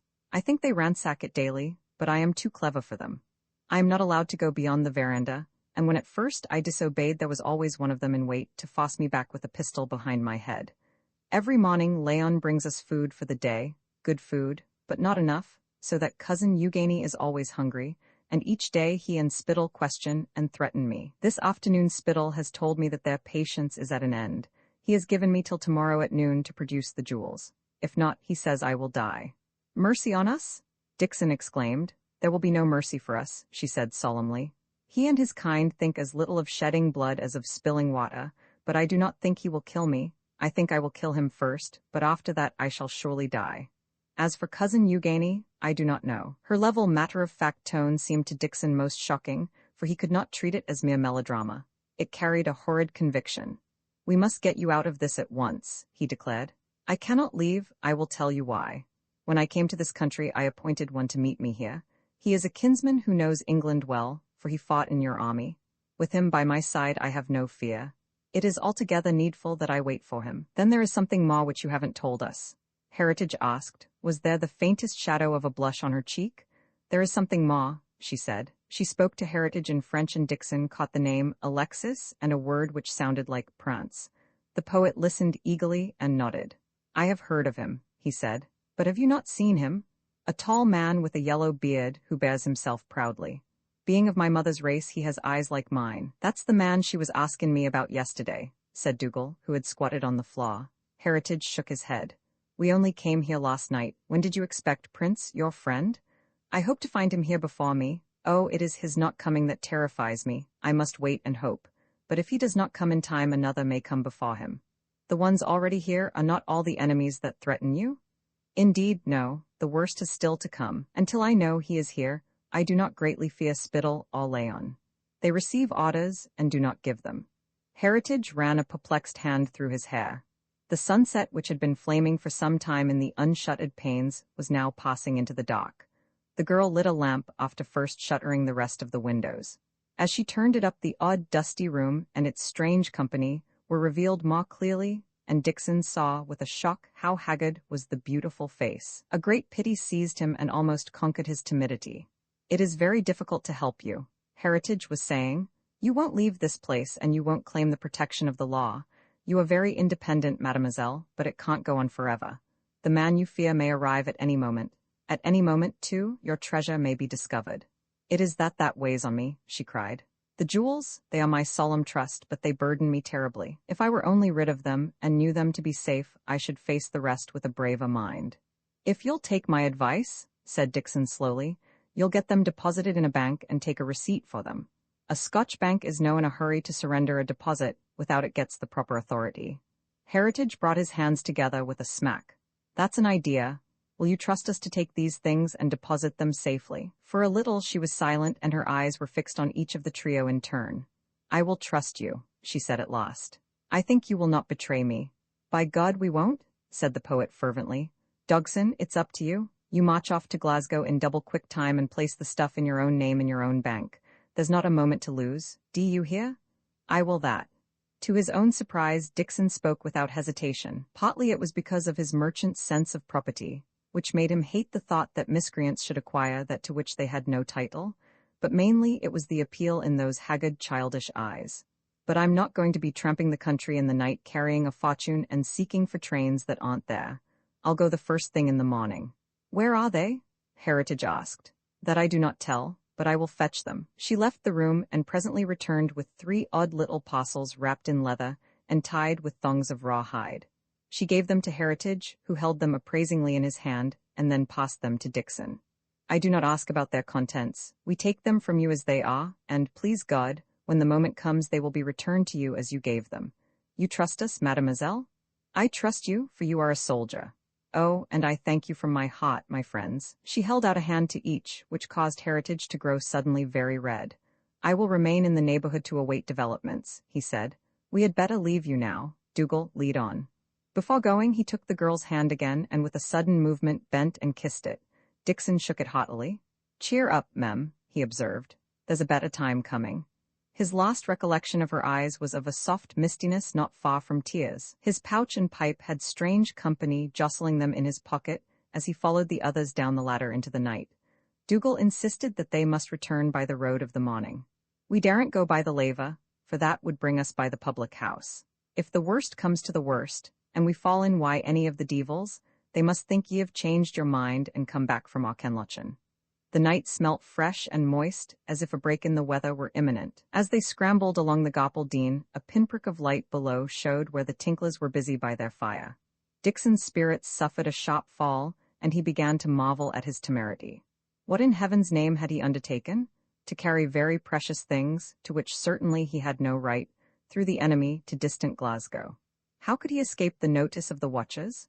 He was already suspect, and the sight of him back again in Dalquahata would double that suspicion. He must brazen it out, but he distrusted his powers with such telltale stuff in his pockets. They might murder him anywhere on the moor road, or in an empty railway carriage. An unpleasant memory of various novels he had read in which such things happened haunted his mind. There was just one consolation. This job over, he would be quit of the whole business. And honorably quit, too, for he would have played a manly part in a most unpleasant affair. He could retire to the idyllic with the knowledge that he had not been wanting when romance called. Not a soul should ever hear of it, but he saw himself in the future tramping green roads or sitting by his winter fireside pleasantly retelling himself the tale. Before they came to the Gopel Bridge, Dougal insisted that they should separate, remarking that it would never do if we were seen thegither. Heritage was dispatched by a shot cut over fields to the left, which eventually, after 1 or 2 plunges into ditches, landed him safely in Mrs. Moran's backyard. Dixon and Dougal crossed the bridge and tramped Dalquahata wads by the highway. There was no sign of human life in that quiet place, with owls hooting and rabbits rustling in the undergrowth. Beyond the woods, they came in sight of the light in the back kitchen, and both seemed to relax their watchfulness when it was most needed. Dougal sniffed the air and looked seaward. "It's coming on to rain," he observed. "There should be a muckle star there, and when you can't see it, it means wet weather. Why this wind?" "What star?" Dixon asked. "The one why the Irish-looking name. What's that they call it? O'Brien?" And he pointed to where the constellation of the Hunter should have been declining on the western horizon. There was a bend of the road behind them, and suddenly round it came a dog-cart driven rapidly. Dougal slipped like a weasel into a bush, and presently Dixon stood revealed in the glare of a lamp. The horse was pulled up sharply, and the driver called out to him. He saw that it was Dobson the innkeeper with Leon beside him. "Who is it?" cried the voice. "Oh, you? I thought you were off the day?" Dixon rose nobly to the occasion. "I thought myself I was, but I didn't think much of Auchenlochan, and I took a fancy to come back and spend the last night of my holiday with my auntie. I'm off to Glasgow first thing the morn." "So," said the voice. "Queer thing I never saw ye on the Auchenlochan road where ye can see 3 mile before ye. I left early and took it easy along the shaw." "Did ye so? Well, good night to ye." 5 minutes later Dixon walked into Mrs. Moran's kitchen, where Heritage was busy making up for a day of shot provender. "I'm for Glasgow tomorrow, Auntie Femi," he cried. "I want you to loan me a wee trunk with a key, and steek the doors and windows, for I've a lot to tell you." Vi how Mr. McCunn departed with relief, and returned with resolution at 7 o'clock on the following morning. The postcart, summoned by an early message from Mrs. Moran, appeared outside the cottage. In it sat the ancient postman, whose real home was Auchenlochan, but who slept alternate nights in Dalquahata, and beside him Dobson the innkeeper. Dixon and his hostess stood at the garden gate, the farmer with his pack on his back, and at his feet a small stout wooden box, of the kind in which cheeses are transported, garnished with an immense padlock. Heritage, for obvious reasons, did not appear. At the moment he was crouched on the floor of the loft watching the departure through a gap in the dimity curtains. The traveller, after making sure that Dobson was looking, furtively slipped the key of the trunk into his knapsack. "Well, goodbye, Auntie Femi," he said. "I'm sure you've been awful kind to me, and I don't know how to thank you for all your sending." "Tuts, Dixon, my man, they're hungry folk about Gleska that'll be glad o' my scones and geely. Tell Murren I'm rail pleased why her man, and haste ye back soon." The trunk was deposited on the floor of the cot, and Dixon clambered into the back seat. He was thankful that he had not to sit next to Dobson, for he had telltale stuff on his person. The morning was wet, so he wore his waterproof, which concealed his odd tendency to stoutness about the middle. Mrs. Moran played her part well, with all the becoming gravity of an affectionate aunt, but so soon as the post-cot turned the bend of the road her demeanour changed. She was torn with convulsions of silent laughter. She retreated to the kitchen, sank into a chair, wrapped her face in her apron and rocked. Heritage, descending, found her struggling to regain composure. "Do ken his wife's name?" she gasped. "I cat her Murren, and maybe the body's no married. Hetch sirs, hetch sirs." Meantime Dixon was bumping along the moor road on the back of the post-cot. He had worked out a plan, just as he had been used aforetime to devise a deal in foodstuffs. He had expected one of the watches to turn up, and was rather relieved that it should be Dobson, whom he regarded as the most natural beast of the three. Somehow he did not think that he would be molested before he reached the station, since his enemies would still be undecided in their minds. Probably they only wanted to make sure that he had really departed to forget all about him, but if not, he had his plan ready. "Are you traveling today?" he asked the innkeeper. "Just as far as the station to see about some oil cake I'm expectin'. What's in your wee kist? Ye came here, why nothing but the bag on your back." "Aye, the kist is no mine, it's my auntie's. She's a kind body, and nothing would serve but she must pack a box for me to take back. Let me see, there's a baking of scones, 3 pots of honey and 1 of rhubarb jam. She was aye famous for her rhubarb jam. A mutton ham, which you can't get for love or money in Glasgow. Some homemade black puddings and a wee skim milk cheese. I doubt I'll have to take a cab from the station." Dobson appeared satisfied, lit a short pipe and relapsed into meditation. The long uphill road, ever climbing to where far off showed the tiny whitewashed buildings which were the railway station, seemed interminable this morning. The aged postman addressed strange objurgations to his aged hoss, and muttered reflections to himself. The innkeeper smoked, and Dixon stared back into the misty hollow, where lay Dalquahata. The southwest wind had brought up a screen of rain clouds, and washed all the countryside in a soft, wet gray. but the eye could still travel a fair distance, and Dixon thought he had a glimpse of a figure on a bicycle, leaving the village 2 miles back. He wondered who it could be. Not Heritage, who had no bicycle, perhaps some woman who was conspicuously late for the train. Women were the chief cyclists nowadays in country places. Then he forgot about the bicycle and twisted his neck to watch the station. It was less than a mile off now, and they had no time to spare, for away to the south among the hummocks of the bog, he saw the smoke of the train coming from Buchan. The postman also saw it and whipped up his beast into a clumsy canter. Dixon, always nervous about being late for trains, forced his eyes away and regarded again the road behind them. Suddenly, the cyclist had become quite plain, a little more than a mile behind a man, and pedaling furiously in spite of the stiff ascent. It could only be one person, Leon. He must have discovered their visit to the house yesterday and be on the way to warn Dobson. If he reached the station before the train, there would be no journey to Glasgow that day for one respectable citizen. Dixon was in a fever of impatience and fright. He dared not abjure the postman to hurry, lest Dobson should turn his head and disgrace his colleague. But that ancient man had begun to realize the shortness of time and was urging the cart along at a fair pace, since they were now on the flattest shelf of land which carried the railway. Dixon kept his eyes fixed on the bicycle and his teeth shut tight on his lower lip. Now it was hidden by the last dip of hill. Now it emerged into view not a quarter of a mile behind, and its rider gave vent to a shrill call. Luckily, the innkeeper did not hear, for at that moment, with a jolt, the cart pulled up at the station door, accompanied by the roar of the incoming train. Dixon whipped down from the back seat and seized the solitary porter. "Label the box for Glasgow and into the van with it. Quick, man, and there'll be a shilling for you." He had been doing some rapid thinking these last minutes and had made up his mind. If Dobson and he were alone in a carriage, he could not have the box there. That must be elsewhere, so that Dobson could not examine it if he were set on violence, somewhere in which it could still be a focus of suspicion and attract attention from his person. He took his ticket and rushed onto the platform to find the porter and the box at the door of the guard's van. Dobson was not there. With the vigor of a fussy traveler, he shouted directions to the guard to take good care of his luggage, hurled a shilling at the porter, and ran for a carriage. At that moment, he became aware of Dobson hurrying through the entrance. He must have met Leon and heard news from him, for his face was red and his ugly brows darkening. The train was in motion. "Here, you!" Dobson's voice shouted. "Stop, I want a word, why ye." Dixon plunged at a third-class carriage, for he saw faces behind the misty panes, and above all things then he feared an empty compartment. He clambered onto the step, but the handle would not turn, and with a sharp pang of fear, he felt the innkeeper's grip on his arm. Then some Samaritan from within let down the window, opened the door, and pulled him up. He fell on a seat, and a second later Dobson staggered in beside him. Thank heaven, the dirty little carriage was nearly full.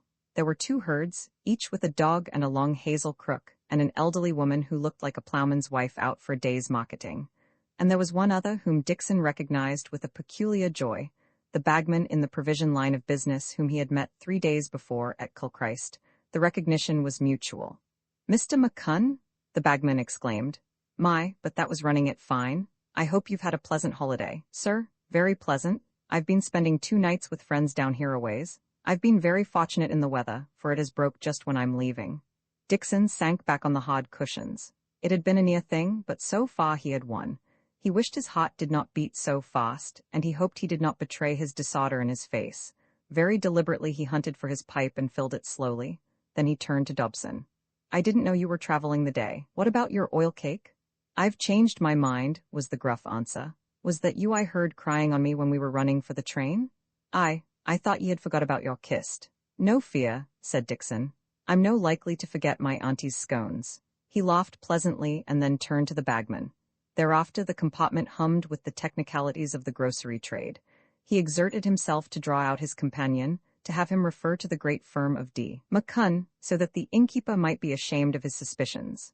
What nonsense to imagine that a noted and wealthy Glasgow merchant, the bagman's tone was almost reverential, would concern himself with the affairs of a forgotten village and a tumble-down house. Presently the train drew up at Kirkmichael station. The woman descended, and Dobson, after making sure that no one else meant to follow her example, also left the carriage. A porter was shouting, "Fast train to Glasgow, Glasgow next stop." Dixon watched the innkeeper shoulder his way through the crowd in the direction of the booking office. He's off to send a telegram, he decided. There'll be trouble waiting for me at the other end. When the train moved on, he found himself disinclined for further talk. He had suddenly become meditative and curled up in a corner with his head hard against the window pane, watching the wet fields and glistening roads as they slipped past. He had his plans made for his conduct at Glasgow, but Lord, how he loathed the whole business. Last night he had had a kind of gusto in his desire to circumvent villainy. At Dalquahata station, he had enjoyed a momentary sense of triumph. Now he felt very small, lonely, and forlorn. Only one thought far at the back of his mind cropped up now and then to give him comfort. He was entering on the last lap. Once get this detestable errand done, and he would be a free man, free to go back to the kindly humdrum life from which he should never have strayed. Never again, he vowed, never again. Rather would he spend the rest of his days in hydropathics than come within the pale of such horrible adventures. Romance, forsooth? This was not the mild goddess he had sought, but an awful harpy who battened on the souls of men. He had some bad minutes as the train passed through the suburbs and along the grimy embankment by which the southern lines enter the city. But as it rumbled over the river bridge and slowed down before the terminus, his vitality suddenly revived. He was a businessman, and there was now something for him to do. After a rapid farewell to the bagman, he found a porter and hustled his box out of the van in the direction of the left luggage office. Spies, summoned by Dobson's telegram, where he was convinced, watching his every movement, and he meant to see that they missed nothing. He received his ticket for the box, and slowly and ostentatiously stowed it away in his pack. Swinging the said pack on his arm, he sauntered through the entrance hall to the row of waiting taxicabs, and selected that one which seemed to him to have the oldest and most doddering driver. He deposited the pack inside on the seat, and then stood still, as if struck with a sudden thought. I breakfasted terrible early, he told the driver. I think I'll have a bite to eat. Will you wait? Aye, said the man, who was reading a grubby sheet of newspaper. I'll wait as long as you like, for it's you that pays. Dixon left his pack in the cab and, oddly enough for a careful man, he did not shut the door. He re-entered the station, strolled to the bookstall and bought a Glasgow Herald. His steps then tended to the refreshment room, where he ordered a cup of coffee and 2 Bath buns, and seated himself at a small table. There he was soon immersed in the financial news, and though he sipped his coffee, he left the buns untasted. He took out a penknife and cut various extracts from the Herald, bestowing them carefully in his pocket. An observer would have seen an elderly gentleman absorbed in market quotations. After a quarter of an hour had been spent in this performance, he happened to glance at the clock and rose with an exclamation. He bustled out to his taxi and found the driver still intent upon his reading. Here I am at last, he said cheerily, and had a foot on the step when he stopped suddenly with a cry. It was a cry of alarm, but also of satisfaction. What's become of my pack? I left it on the seat and now it's gone. There's been a thief here. The driver, roused from his lethargy, protested in the name of his gods that no one had been near it. You took it into the station, why ye? He urged. I did nothing of the kind. Just you wait here till I see the inspector. A bonny watch you keep on a gentleman's things. But Dixon did not interview the railway authorities. Instead, he hurried to the left luggage office. I deposited a small box here a short time ago. I mind the number. Is it there still? The attendant glanced at a shelf. A wee deal box with iron bands. It was took out 10 minutes syne. A man brought the ticket and took it away on his shoulder. Thank you. There's been a mistake, but the blame's mine. My man mistook my orders. Then he returned to the now nervous taxi driver. I've taken it up with the station master and he's putting the police on. You'll likely be wanted, so I gave him your number. It's a fair disgrace that there should be so many thieves about this station. It's not the first time I've lost things. Drive me to West George Street and look sharp. And he slammed the door with the violence of an angry man. But his reflections were not violent, for he smiled to himself. That was pretty neat. They'll take some time to get the kist open, for I dropped the key out of the train after we left Kirkmichael. That gives me a fair start. If I hadn't thought of that, they'd have found some way to grip me and write me long before I got to the bank.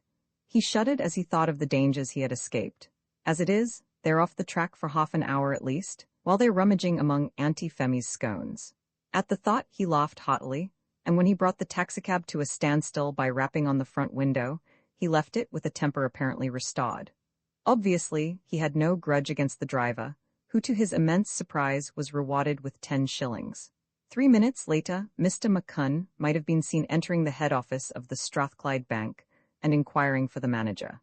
There was no hesitation about him now, for his foot was on his native heath. The chief cashier received him with deference, in spite of his unorthodox garb, for he was not the least honored of the bank's customers. As it chanced, he had been talking about him that very morning to a gentleman from London. "The strength of this city," he had said, tapping his eyeglasses on his knuckles, "does not lie in its dozen very rich men, but in the 100 or 2 homely folk who make no parade of wealth. Men like Dixon McCunn, for example, who live all their life in a semi-detached villa and die worth $500,000. And the Londoner had cordially assented. So Dixon was ushered promptly into an inner room, and was warmly greeted by Mr. Mackintosh, the patron of the Gobble's diehards. "I must thank you for your generous donation, McCunn. Those boys will get a little fresh air and quiet after the smoke and din of Glasgow. A little country peace to smooth out the creases in their poor little souls." "Maybe," said Dixon, with a vivid recollection of Dougal as he had last seen him. Somehow he did not think that peace was likely to be the portion of that devoted band, but I've not come here to speak about that. He took off his waterproof, then his coat and waistcoat, and showed himself a strange figure with sundry bulges about the middle. The manager's eyes grew very round. Presently these excrescences were revealed as linen bags sewn onto his shirt and fitting into the hollow between ribs and hip. With some difficulty he slit the bags and extracted 3 hidebound packages. "See here, Mackintosh," he said solemnly. "I hand you over these parcels, and you ought to put them in the innermost corner of your strong room. You needn't open them, just put them away as they are, and write me a receipt for them. Write it now." Mr. Mackintosh obediently took pen in hand. "What'll I call them?" he asked. "Just the 3 leather parcels handed to you by Dixon McCunn, Esq., naming the date." Mr. Mackintosh wrote. He signed his name with his usual flourish and handed the slip to his client. "Now," said Dixon, "you'll put that receipt in the strong box where you keep my securities, and you'll give it up to nobody but me in person, and you'll surrender the parcels only on presentation of the receipt. Do you understand?" "Perfectly. May I ask any questions?" "You'd better not if you don't want to hear Lee's." "What's in the packages?" Mr. Mackintosh weighed them in his hand. "That's asking," said Dixon, "but I'll tell you this much, it's jewels." "Your own?" "No, but I'm the trustee." "Valuable?" "I was hearing they were worth more than £1,000,000. "God bless my soul," said the startled manager. "I don't like this kind of business, McCunn. No more do I, but you'll do it to oblige an old friend and a good customer. If you don't know much about the packages, you know all about me. Now, mind, I trust you." Mr. Mackintosh forced himself to a joke. "Did you maybe steal them?" Dixon grinned. "Just what I did. And that being so, I want you to let me out by the back door." When he found himself in the street, he felt the huge relief of a boy who had emerged with credit from the dentist's chair. Remembering that there would be no midday dinner for him at home, his first step was to feed heavily at a restaurant. He had, so far as he could see, surmounted all his troubles, his one regret being that he had lost his pack, which contained among other things his Isaac Walton and his safety razor. He bought another razor and a new Walton, and mounted an electric tramcar en route for home. Very contented with himself, he felt as the car swung across the Clyde Bridge. He had done well, but of that he did not want to think, for the whole beastly thing was over. He was going to bury that memory, to be resurrected perhaps on a later day when the unpleasantness had been forgotten. Heritage had his address, and knew where to come when it was time to claim the jewels. As for the watches, they must have ceased to suspect him when they discovered the innocent contents of his knapsack and Mrs. Moran's box. Home for him, and a luxurious tea by his own fireside, and then an evening with his books, for Heritage's nonsense had stimulated his literary fervor. He would dip into his old favorites again to confirm his faith. Tomorrow he would go for a jaunt somewhere, perhaps down the Clyde, or to the south of England, which he had heard was a pleasant, thickly peopled country. No more lonely inns and deserted villages for him. Henceforth he would make certain of comfort and peace. The rain had stopped, and as the car moved down the dreary vista of Eglinton Street, the sky opened into fields of blue, and the April sun silvered the puddles. It was in such place, and under such weather, that Dixon suffered an overwhelming experience. It is beyond my skill, being all unlearned in the game of psychoanalysis, to explain how this thing happened. I concern myself only with facts. Suddenly, the pretty veil of self-satisfaction was rent from top to bottom, and Dixon saw a figure of himself within, a smug, leaden little figure which simpered and preened itself, and was hollow as a rotten nut. And he hated it. The horrid truth burst on him that Heritage had been right. He only played with life. That imbecile image was a mere spectator, content to applaud, but shrinking from the contact of reality. It had been all right as a provision merchant, but when it fancied itself capable of higher things, it had deceived itself. Foolish little image with its brave dreams and its swelling words from Browning, all make-believe of the feeblest. He was a coward, running away at the first threat of danger. It was as if he were watching a tall stranger with a wand pointing to the embarrassed phantom that was himself, and ruthlessly exposing its frailties. And yet the pitiless showman was himself too, himself as he wanted to be, cheerful, brave, resourceful, indomitable. Dixon suffered a spasm of mortal agony. "Oh, I'm surely not so bad as all that," he groaned. But the hurt was not only in his pride. He saw himself being forced to new decisions, and each alternative was of the blackest. He fairly shivered with the horror of it. The car slipped past a suburban station from which passengers were emerging, comfortable black-coated men such as he had once been. He was bitterly angry with Providence for picking him out of the great crowd of sedentary folk for this sore ordeal. Why was I tethered to such a conscience? Was his moan, but there was that stern inquisitor with his pointer exploring his soul. "You flatter yourself you have done your share," he was saying. "You will make pretty stories about it to yourself, and someday you may tell your friends, modestly disclaiming any special credit. But you will be a liar, for you know you are afraid. You are running away when the work is scarcely begun, and leaving it to a few boys and a poet whom you had the impudence the other day to despise. I think you are worse than a coward. I think you are a cad." His fellow passengers on the top of the car saw an absorbed middle-aged gentleman who seemed to have something the matter with his bronchial tubes. They could not guess at the tortured soul.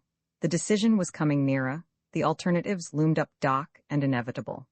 On one side was submission to ignominy, on the other a return to that place, which he detested and yet loathed himself for detesting. "It seems I'm not likely to have much peace either way," he reflected dismally. How the conflict would have ended had it continued on these lines I cannot say. The soul of Mr. Buchan was being assailed by moral and metaphysical adversaries with which he had not been trained to deal. But suddenly it leapt from negatives to positives. He saw the face of the girl in the shuttered house, so fair and young, and yet so haggard. It seemed to be appealing to him to rescue it from a great loneliness and fear. Yes, he had been right, it had a strange look of his Janet. The wide-open eyes, the solemn mouth. What was to become of that child if he failed her in her great need? Now Dixon was a practical man, and this view of the case brought him into a world which he understood.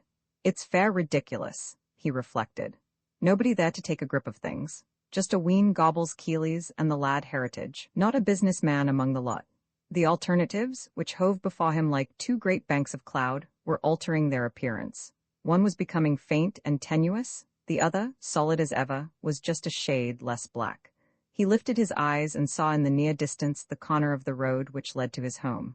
"I must decide before I reach that corner," he told himself. Then his mind became apathetic. He began to whistle dismally through his teeth, watching the corner as it came nearer. The car stopped with a jerk. "I'll go back," he said aloud, clambering down the steps. The truth was he had decided 5 minutes before when he first saw Janet's face. He walked briskly to his house, entirely refusing to waste any more energy on reflection. "This is a business proposition," he told himself, "and I'm going to handle it as such." Tibby was surprised to see him and offered him tea in vain. "I'm just back for a few minutes. Let's see the letters." There was one from his wife. She proposed to stay another week at the Nuke Hydropathic and suggested that he might join her and bring her home. He sat down and wrote a long, affectionate reply, declining, but expressing his delight that she was soon returning. "That's very likely the last time Mamma will hear from me," he reflected. But, oddly enough, without any great fluttering of the heart. Then he proceeded to be furiously busy. He sent out Tibby to buy another knapsack and to order a cab and to cash a considerable check. In the knapsack he packed a fresh change of clothing and the new safety razor, but no books, for he was past the need of them. That done, he drove to his solicitors. "What, like a firm of Glendonin and Spares in Edinburgh?" he asked the senior partner. "Oh, very respectable indeed. Regular Edinburgh WS lot, do a lot of factoring. I want you to telephone through to them and inquire about a place in Carrick called Huntingtower, near the village of Dalquahata. I understand it's to let, and I'm thinking of taking a lease of it." The senior partner after some delay got through to Edinburgh, and was presently engaged in the feverish dialectic which the long-distance telephone involves. "I want to speak to Mr. Glendonin himself." Yes, Mr. Cove Patton and Linklater. "Good afternoon. Huntingtower. Yes, in Carrick, not to let. But I understand it's been in the market for some months. You say you've an idea it has just been let. But my client is positive that you're mistaken, unless the agreement was made this morning. You'll inquire? Oh, I see. The actual factoring is done by your local agent, Mr. James Loudon in Auchenlochan. You think my client had better get into touch with him at once. Just wait a minute, please. He put his hand over the receiver. Usual Edinburgh way of doing business, he observed caustically. What do you want done? I'll run down and see this Loudon. Tell Glendonen and Spares to advise him to expect me, for I'll go this very day. Mr. Carr resumed his conversation. My client would like a telegram sent at once to Mr. Loudon introducing him. He's Mr. Dixon McCunn of Mean Street, the great provision merchant, you know? Oh, yes. Good for any rent. Refer if you like to the Strathclyde Bank, but you can take my word for it. Thank you, then that's settled. Goodbye. Dixon's next visit was to a gunmaker who was a fellow elder with him in the Guthrie Memorial Kirk. I want a pistol and a lot of cartridges, he announced. I'm not caring what kind it is, so long as it is a good one and not too big. For yourself? The gunmaker asked. You must have a license, I doubt, and there's a lot of new regulations. I can't wait on a license. It's for a cousin of mine who's off to Mexico at once. You've got to find some way of obliging an old friend, Mr. McNair. Mr. McNair scratched his head. I don't see how I can sell you one, but I'll tell you what I'll do. I'll lend you one. It belongs to my nephew, Peter Tate, and has been lying in a drawer ever since he came back from the front. He has no use for it now that he's a placed minister. So Dixon bestowed in the pockets of his waterproof a service revolver and 50 cartridges, and bade his cab take him to the shop in Mean Street. For a moment the sight of the familiar place struck a pang to his breast, but he choked down unavailing regrets. He ordered a great hamper of foodstuffs, the most delicate kind of tinned goods, 2 perfect hams, tongues, Strasbourg pies, chocolate, cakes, biscuits, and, as a last thought, 6 bottles of old liqueur brandy. It was to be carefully packed, addressed to Mrs. Moran, Dalquahata Station, and delivered in time for him to take down by the 7:33 train. Then he drove to the terminus and dined with something like a desperate peace in his heart. On this occasion he took a first-class ticket, for he wanted to be alone. As the lights began to be lit in the wayside stations, and the clear April dusk darkened into night, his thoughts were sombre yet resigned. He opened the window and let the sharp air of the Renfrewshire uplands fill the carriage.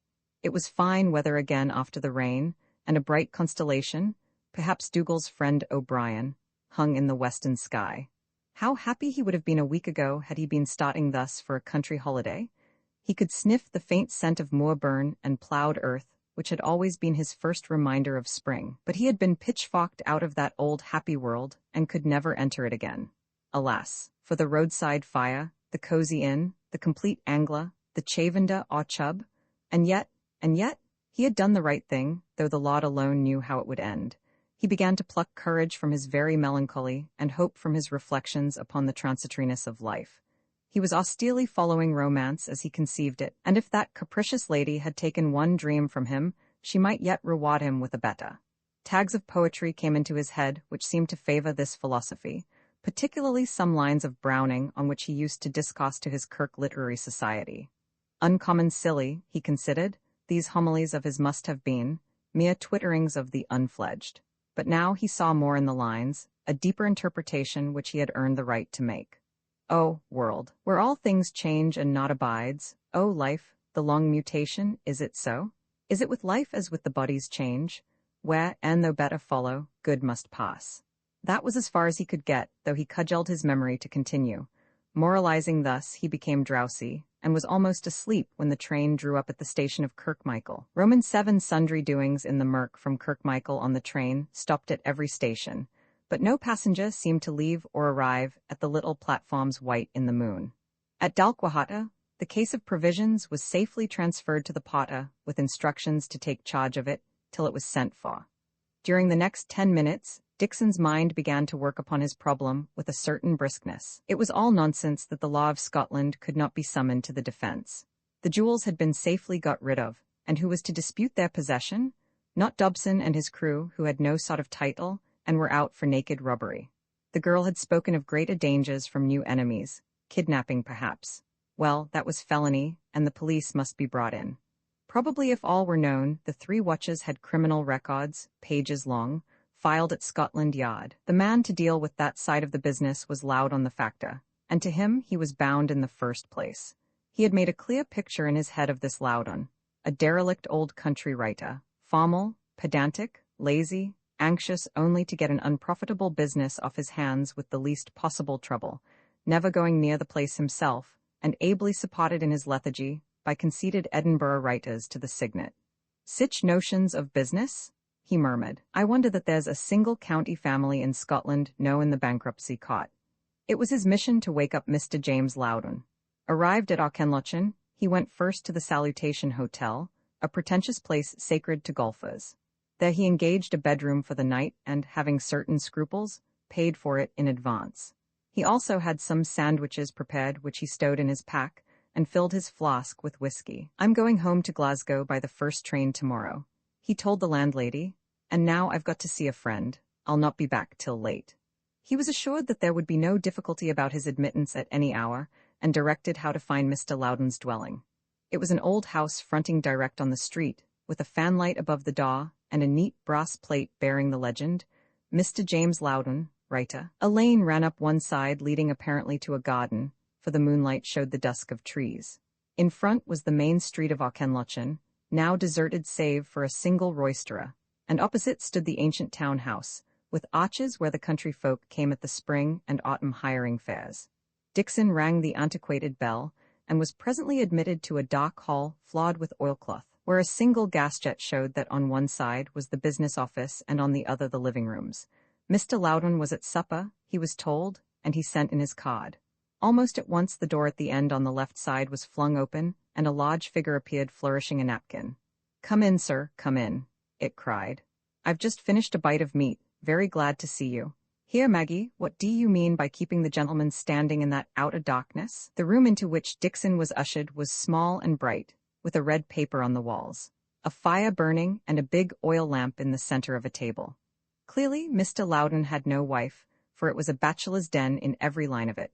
A cloth was laid on a corner of the table, on which stood the remnants of a meal. Mr. Loudon seemed to have been about to make a brew of punch, for a kettle simmered by the fire, and lemons and sugar flanked a pot-bellied whiskey decanter of the type that used to be known as a Mason's Mell. The sight of the lawyer was a surprise to Dixon, and dissipated his notions of an aged and lethargic incompetent. Mr. Loudon was a strongly built man who could not be a year over 50. He had a ruddy face, clean-shaven except for a grizzled mustache.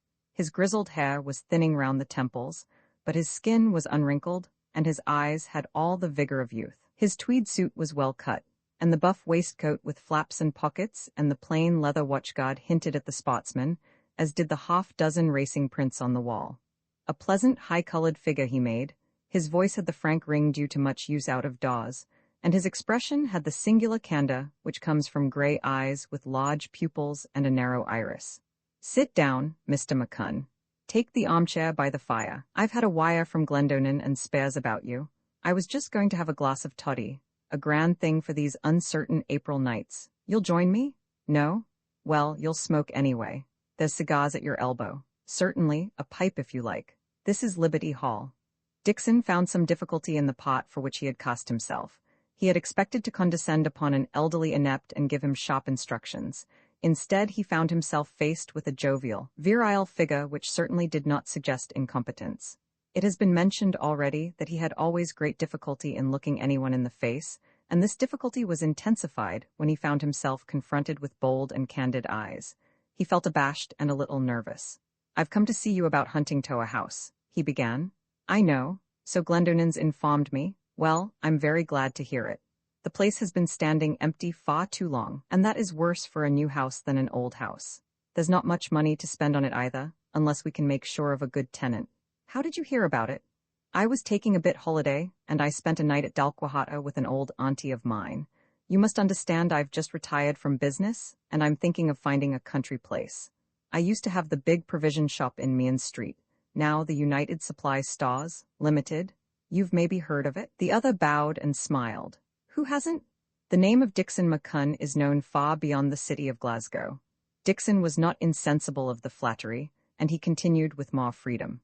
"I took a walk and got a glisk of the house, and I liked the look of it. You see, I want a quiet bit a good long way from a town, and at the same time a house with all modern conveniences.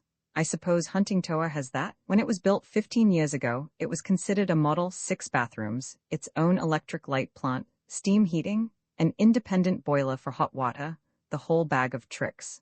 I won't say but what some of these contrivances will want looking to, for the place has been some time empty, but there can be nothing very far wrong, and I can guarantee that the bones of the house are good. Well, that's all right, said Dixon. I don't mind spending a little money myself if the place suits me, but of that, of course, I'm not yet certain, for I've only had a glimpse of the outside. I wanted to get into the policies, but a man at the lodge wouldn't let me. They're a mighty uncivil lot down there. I'm very sorry to hear that, said Mr. Loudon in a tone of concern. Aye, and if I take the place I'll stipulate that you get rid of the lodge-keepers. There won't be the slightest difficulty about that, for they are only weekly tenants, but I'm vexed to hear they were uncivil. I was glad to get any tenant that offered, and they were well recommended to me. They're foreigners. One of them is a Belgian refugee that Lady Marwood took an interest in, but the other, Spittle they call him, I thought he was Scotch. He's not that, and I don't like the innkeeper either. I would want him shifted. Mr. Loudon laughed. I dare say Dobson is a rough diamond. There's worse folk in the world all the same, but I don't think he will want to stay.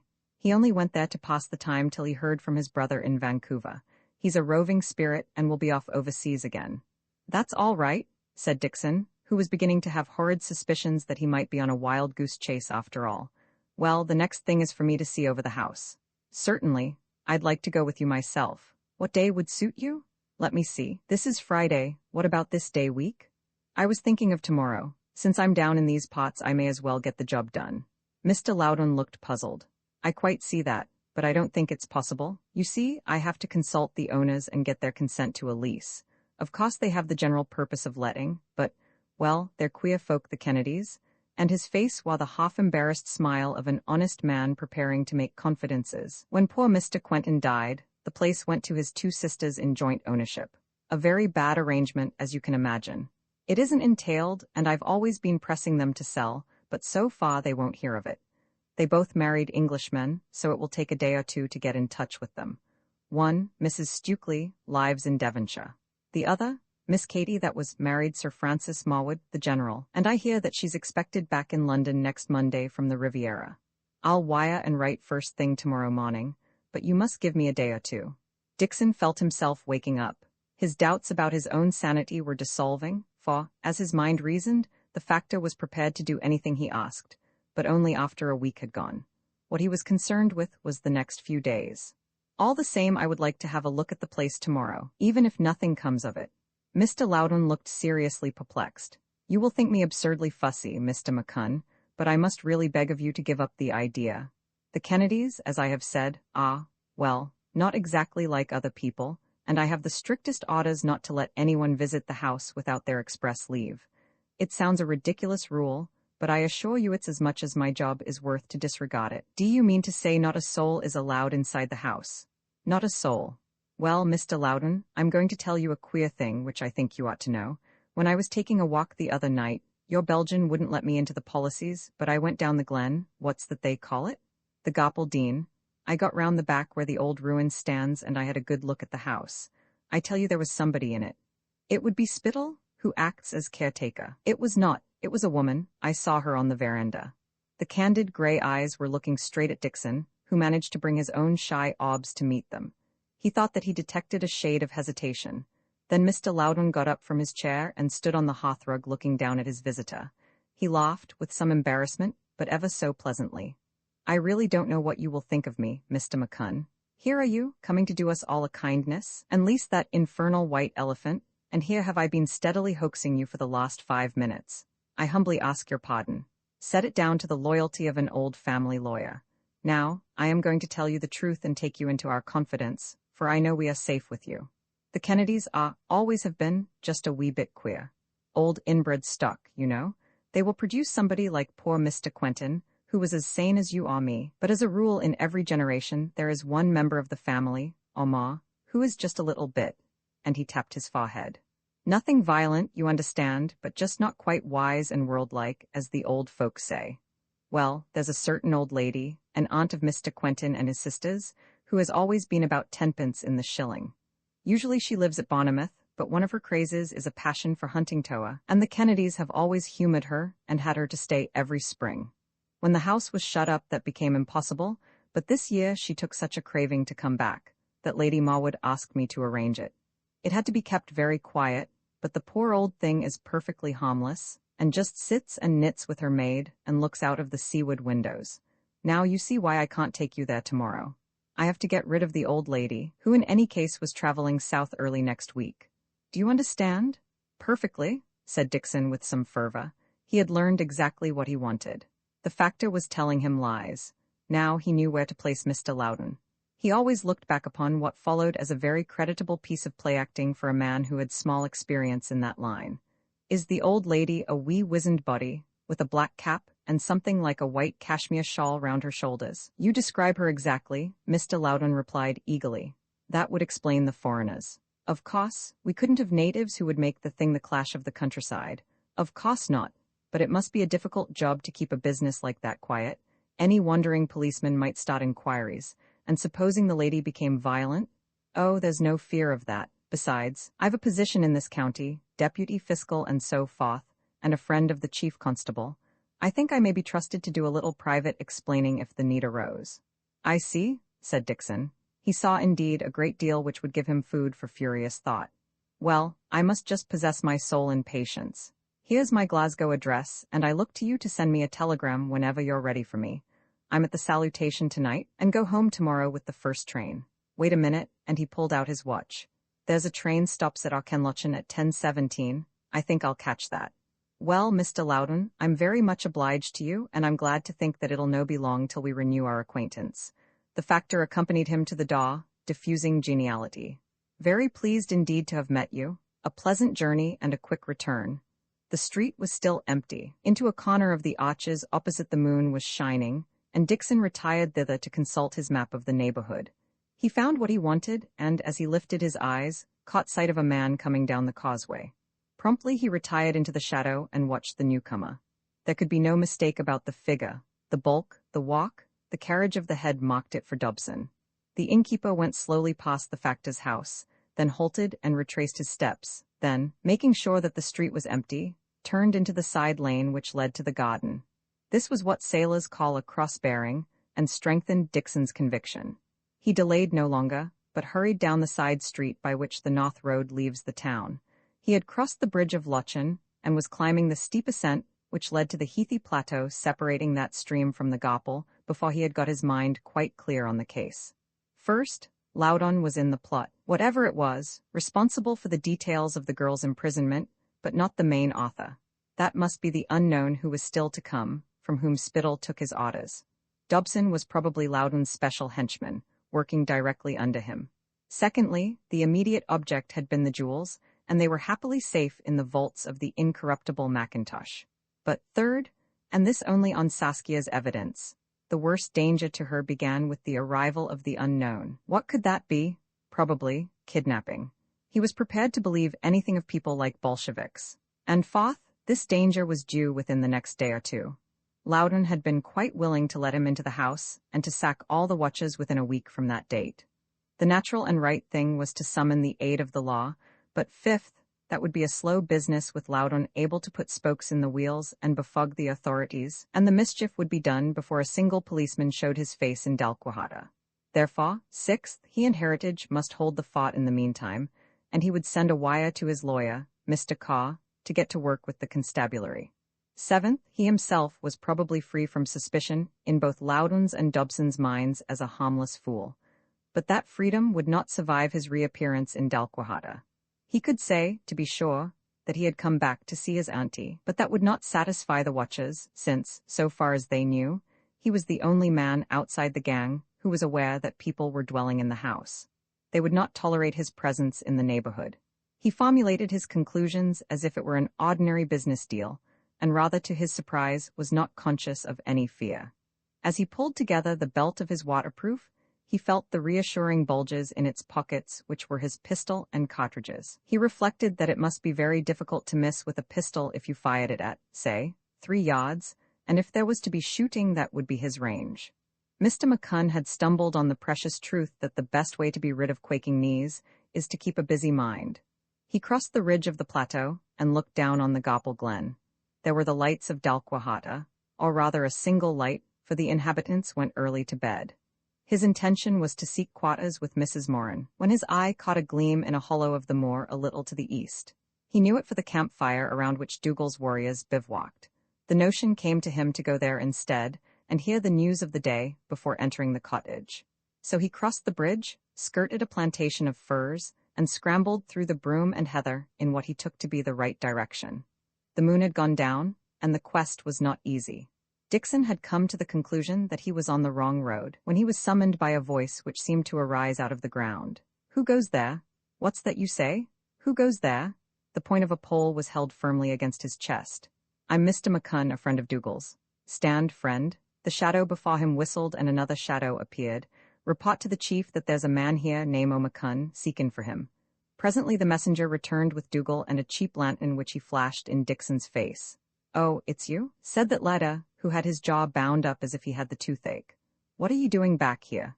"To tell the truth, Dougal," was the answer, "I couldn't stay away. I was fair miserable when I thought of Mr. Heritage and you ladders left to yourselves. My conscience simply wouldn't let me stop at home, so here I am." Dougal grunted, but clearly he approved, for from that moment he treated Dixon with a new respect. Formerly, when he had referred to him at all, it had been as Auld McCunn. Now it was Mr. McCunn. He was given rank as a worthy civilian ally. The bivouac was a cheerful place in the wet night. A great fire of pine roots and old paling posts hissed in the fine rain, and around it crouched several urchins busy making oatmeal cakes in the embers. On one side, a respectable lean-to had been constructed by nailing a plank to 2 fir trees, running sloping poles thence to the ground, and thatching the whole with spruce branches and heather. On the other side, 2 small dilapidated homemade tents were pitched. Dougal motioned his companion into the lean-to, where they had some privacy from the rest of the band. "Well, what's your news?" Dixon asked. He noticed that the chieftain seemed to have been comprehensively in the wars, for apart from the bandage on his jaw, he had numerous small cuts on his brow, and a great rent in one of his shirt sleeves. Also, he appeared to be going lame, and when he spoke a new gap was revealed in his large teeth. "Things," said Dougal solemnly, "has come to a bonny crippus. This very night we've been in a battle." He spat fiercely, and the light of war burned in his eyes. "It was the tinklers from the Gopaldine. They yucked on us about 7 o'clock just at the darkenin'. First they tried to bounce us. We weren't wanted here, they said, so we'd better clear. I telled them that it was them that wasn't wanted. A what to finnick, says I. D'you think we take our orders from dirty ne'er-do-weels like you? By God, says they, we'll cut your lights out, and then the battle started." "What happened?" Dixon asked excitedly. "They were 4 muckle men against 6 ladders, and they thought they had an easy job. Little they kenned the gobbles diehards. I had been expectin' something of the kind, and had made my plans. They first tried to poo down our tents and burn them. I let them get within 5 yards, reservin' my fire. The first volley, stones from our hands and our catties, halted them, and before they could recover, 3 of us had got hold o' burnin' sticks free the fire and were lammin' into them. We kindled their clees, and they fell back swearin' and stampin' to get the fire out. Then I gave the word, and we were on them wi' our poles, usin' the points accordin' to instructions. My orders was to keep a good distance, for if they had grip it, one o' us he'd ha' been done for. They were roarin' mad by now, and twee had out their knives, but they couldn't do muckle, for it was gettin' dark, and they didn't ken the ground like us, and were aye trippin' and tumblin'. But they pressed us hard, and one o' them landed me an awful clipe on the jaw. They were still aiming at our tents, and I saw that if they got near the fire again, it would be the end o' us. So I blew my whistle for Thomas Yowney, who was in command o' the other half of us, with instructions to fall upon their rear. That brought Thomas up, and the tinklers had to face round about and fight a battle on 2 fronts. We charged them and they broke, and the last seen o' them they were coolin' their burns in the gopple.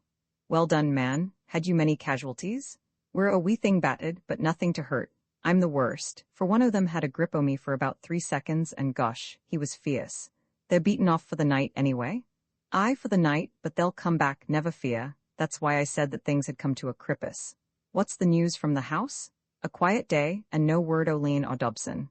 Dixon nodded. "They were hunting me. Mr. Heritage has gone to bide in the hoose. They were watchin' the Gopaldine, so I took him round by the lava foot and up the rocks. He's a grand climber, yon. We fund a road up the rocks and got in by the verandy. Did ye ken that the lassie had a pistol? Well, she has, and it seems that Mr. Heritage is a good shot wi' a pistol, so there's some hope there a ways." "Are the jewels safe?" "Safe in the bank, but the jewels were not the main thing." Dougal nodded. So I was thinkin', the lassie wasn't muckle the easier for gettin' rid o' them. I didn't just quite understand what she said to Mr. Heritage, for they were wanderin' into foreign languages, but it seems she's terrible feared o' somebody that may turn up any moment. What's the reason I can't say. She's maybe got a secret, or maybe it's just that she's a bonny. That's the trouble, said Dixon, and proceeded to recount his interview with the factor, to which Dougal gave close attention. Now the way I read the thing is this. There's a plot to kidnap that lady, for some infernal purpose, and it depends on the arrival of some person or persons, and it's due to happen in the next day or two. If we try to work it through the police alone, they'll beat us, for Loudon will manage to hang the business up till it's too late. So we must take up the job ourselves. We must stand a siege, Mr. Heritage and me and you laddies, and for that purpose we'd better all keep together. It won't be extra easy to carry her off from all of us, and if they do manage, it will stick to their heels. Man, Dougal, isn't it a queer thing that whilst law-abiding folk have to make their own laws? So my plan is that the lot of us get into the house and form a garrison. If you don't, the Tinklers will come back and you'll no beat them in the daylight.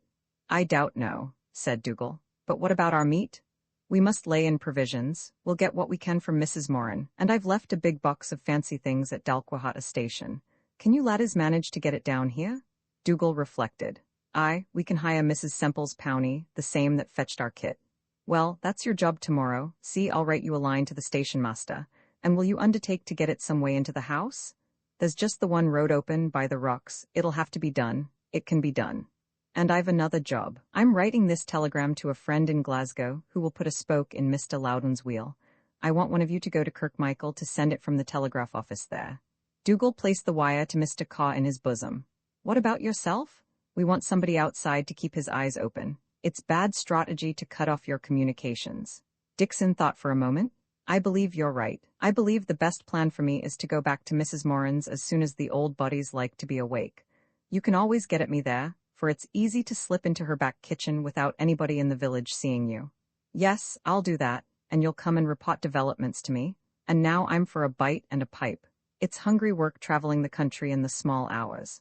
I'm going to introduce you to the rest o' us, said Dougal. Here, men, he called, and 4 figures rose from the side of the fire. As Dixon munched a sandwich, he passed in review the whole company of the Gobble's diehards, for the pickets were also brought in, 2 others taking their places.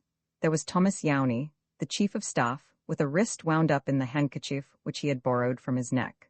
There was a burly lad who wore trousers much too large for him, and who was known as Pierre Pearson, a contraction presumably for Peter Patterson. After him came a lean, tall boy who answered to the name of Napoleon. There was a midget of a child, desperately sooty in the face either from battle or from fire tending, who was presented as wee Jakey. Last came the picket who had held his pole at Dixon's chest, a sandy-haired warrior with a snub nose and the mouth and jaw of a pug dog. He was Old Bill, or in Dougal's parlance, Auld Bull. The chieftain viewed his scod following with a grim content. That's a tough lot for ye, Mr. McCunn. Used to their days why sleepin' in coleries and dunnies and dodgin' the polies. Ye'll no beat the Gobble's diehards. You're right, Dougal, said Dixon. There's just the 6 of you. If there were a dozen, I think this country would be needing some new kind of a government. Roman 8, how a middle-aged crusader accepted a challenge. The first cocks had just begun to crow, and the clocks had not yet struck 5, when Dixon presented himself at Mrs. Moran's back door. That active woman had already been half an hour out of bed, and was drinking her morning cup of tea in the kitchen. She received him with cordiality, nay, with relief. Sirs, but I'm glad to see ye back. Good kens what's gone on at the hoose thee days. Mr. Heritage left here yestreen, creepin' round by dyke sides and berry busses like a weasel. It's a mercy to get a responsible man in the place. I had a notion you would come back, for thinks I, Nevoy Dixon is no the yin to desert folk in trouble. Was my wee kissed? Lost, ye say? That's a pity, for it's been my cheese box thee 30 year. Dixon ascended to the loft, having announced his need of at least 3 hours' sleep. As he rolled into bed, his mind was curiously at ease. He felt equipped for any call that might be made on him. That Mrs. Moran should welcome him back as a resource in need gave him a new assurance of manhood. He woke between 9 and 10 to the sound of rain lashing against the garret window. As he picked his way out of the mazes of sleep and recovered the skein of his immediate past, he found to his disgust that he had lost his composure. All the flock of fears that had left him when, on the top of the Glasgow tramcar, He had made the great decision, had flown back again, and settled like black crows on his spirit. He was running a horrible risk and all for a whim. What business had he to be mixing himself up in things he did not understand? It might be a huge mistake, and then he would be a laughing stock. For a moment he repented his telegram to Mr. Carr. Then he recanted that suspicion. There could be no mistake, except the fatal one that he had taken on a job too big for him. He sat on the edge of his bed and shivered, with his eyes on the gray drift of rain. He would have felt more stout-hearted had the sun been shining. He shuffled to the window and looked out. There in the village street was Dobson, and Dobson saw him. That was a bad blunder, for his reason told him that he should have kept his presence in Dalquahart hid as long as possible. There was a knock at the cottage door, and presently Mrs. Moran appeared. "It's the man free the inn," she announced. "He's wantin' a word wi' ye, speakin' vera ceevil too." "Tell him to come up," said Dixon. He might as well get the interview over. Dobson had seen Loudon and must know of their conversation. The sight of himself back again when he had pretended to be off to Glasgow would remove him effectually from the class of the unsuspected. He wondered just what line Dobson would take. The innkeeper obtruded his bulk through the low door. His face was wrinkled into a smile, which nevertheless left the small eyes ungenial. His voice had a loud, vulgar cordiality. Suddenly, Dixon was conscious of a resemblance to somebody whom he had recently seen. It was Loudon. There was the same thrusting of the chin forward, the same odd cheekbones, the same unctuous haughtiness of speech. The innkeeper, well washed and polished and dressed, would be no bad copy of the factor. They must be near kin, perhaps brothers. "Good morning to you, Mr. McCunn. Man, it's pitiful weather, and just when the farmers are wanting a dry seed bed. What brings ye back here? Ye travel the country like a drover." "Oh, I'm a free man now, and I took a fancy to this place. An idle body has nothing to do but please himself. I hear you're taking a lease of Huntingtower. Now, who told you that? Just the clash of the place, is it true?" Dixon looked sly and a little annoyed. "I maybe had half a thought of it, but I'll thank you not to repeat the story. It's a big house for a plain man like me, and I haven't properly inspected it." "Oh, I'll keep mum, never fear. But if ye have that sort of notion, I can understand you not being able to keep away from the place." "That's maybe the fact," Dixon admitted. "Well, it's just on that point I want a word with you." The innkeeper seated himself unbidden on the chair which held Dixon's modest raiment. He leaned forward and with a coarse forefinger tapped Dixon's pajama-clad knees. "I can't have you wandering about the place. I'm very sorry, but I've got my orders from Mr. Loudon. So if you think that by bidding here ye can see more of the house and the policies, ye're wrong, Mr. McCunn. It can't be allowed, for we're no ready for ye yet. D'yer understand? That's Mr. Loudon's orders. Now, would it not be a far better plan if you went back to Glasgow and came back in a week's time? I'm thinking of your own comfort, Mr. McCunn." Dixon was cogitating hard. This man was clearly instructed to get rid of him at all costs for the next few days. The neighborhood had to be cleared for some black business. The Tinklers had been deputed to drive out the Gobbles diehards, and as for Heritage, they seemed to have lost track of him. He, Dixon, was now the chief object of their care. But what could Dobson do if he refused? He dared not show his true hand. Yet he might, if sufficiently irritated. It became Dixon's immediate object to get the innkeeper to reveal himself by rousing his temper. He did not stop to consider the policy of this course. He imperatively wanted things cleared up, and the issue made plain. "I'm sure I'm much obliged to you for thinking so much about my comfort," he said in a voice into which he hoped he had insinuated a sneer. "But I'm bound to say you're awful suspicious folk about here. You needn't be feared for your old policies. There's plenty of nice walks about the roads, and I want to explore the seacoast." The last words seemed to annoy the innkeeper. "That's no allowed either," he said. "The shaw's as private as the policies. Well, I wish ye joy tramping the roads in the glaw." "It's a queer thing," said Dixon meditatively, "that you should keep an hotel and yet be set on discouraging people from visiting this neighborhood. I tell you what, I believe that hotel of yours is all sham. You've some other business, you and these lodge-keepers, and in my opinion it's not a very creditable one." "What do you mean?" asked Dobson sharply. "Just what I say. You must expect a body to be suspicious if you treat him as you're treating me." Loudon must have told this man the story with which he had been fobbed off about the half-witted Kennedy relative. Would Dobson refer to that? The innkeeper had an ugly look on his face, but he controlled his temper with an effort. "There's no cause for suspicion," he said. "As far as I'm concerned, it's all honest and above board. It doesn't look like it. It looks as if you were hiding something up in the house which you don't want me to see." Dobson jumped from his chair, his face pale with anger. A man in pajamas on a raw morning does not feel at his bravest, and Dixon quailed under the expectation of assault. But even in his fright he realized that Loudon could not have told Dobson the tale of the half-witted lady. The last remark had cut clean through all camouflage and reached the quick. "What the hell do ye mean?" he cried.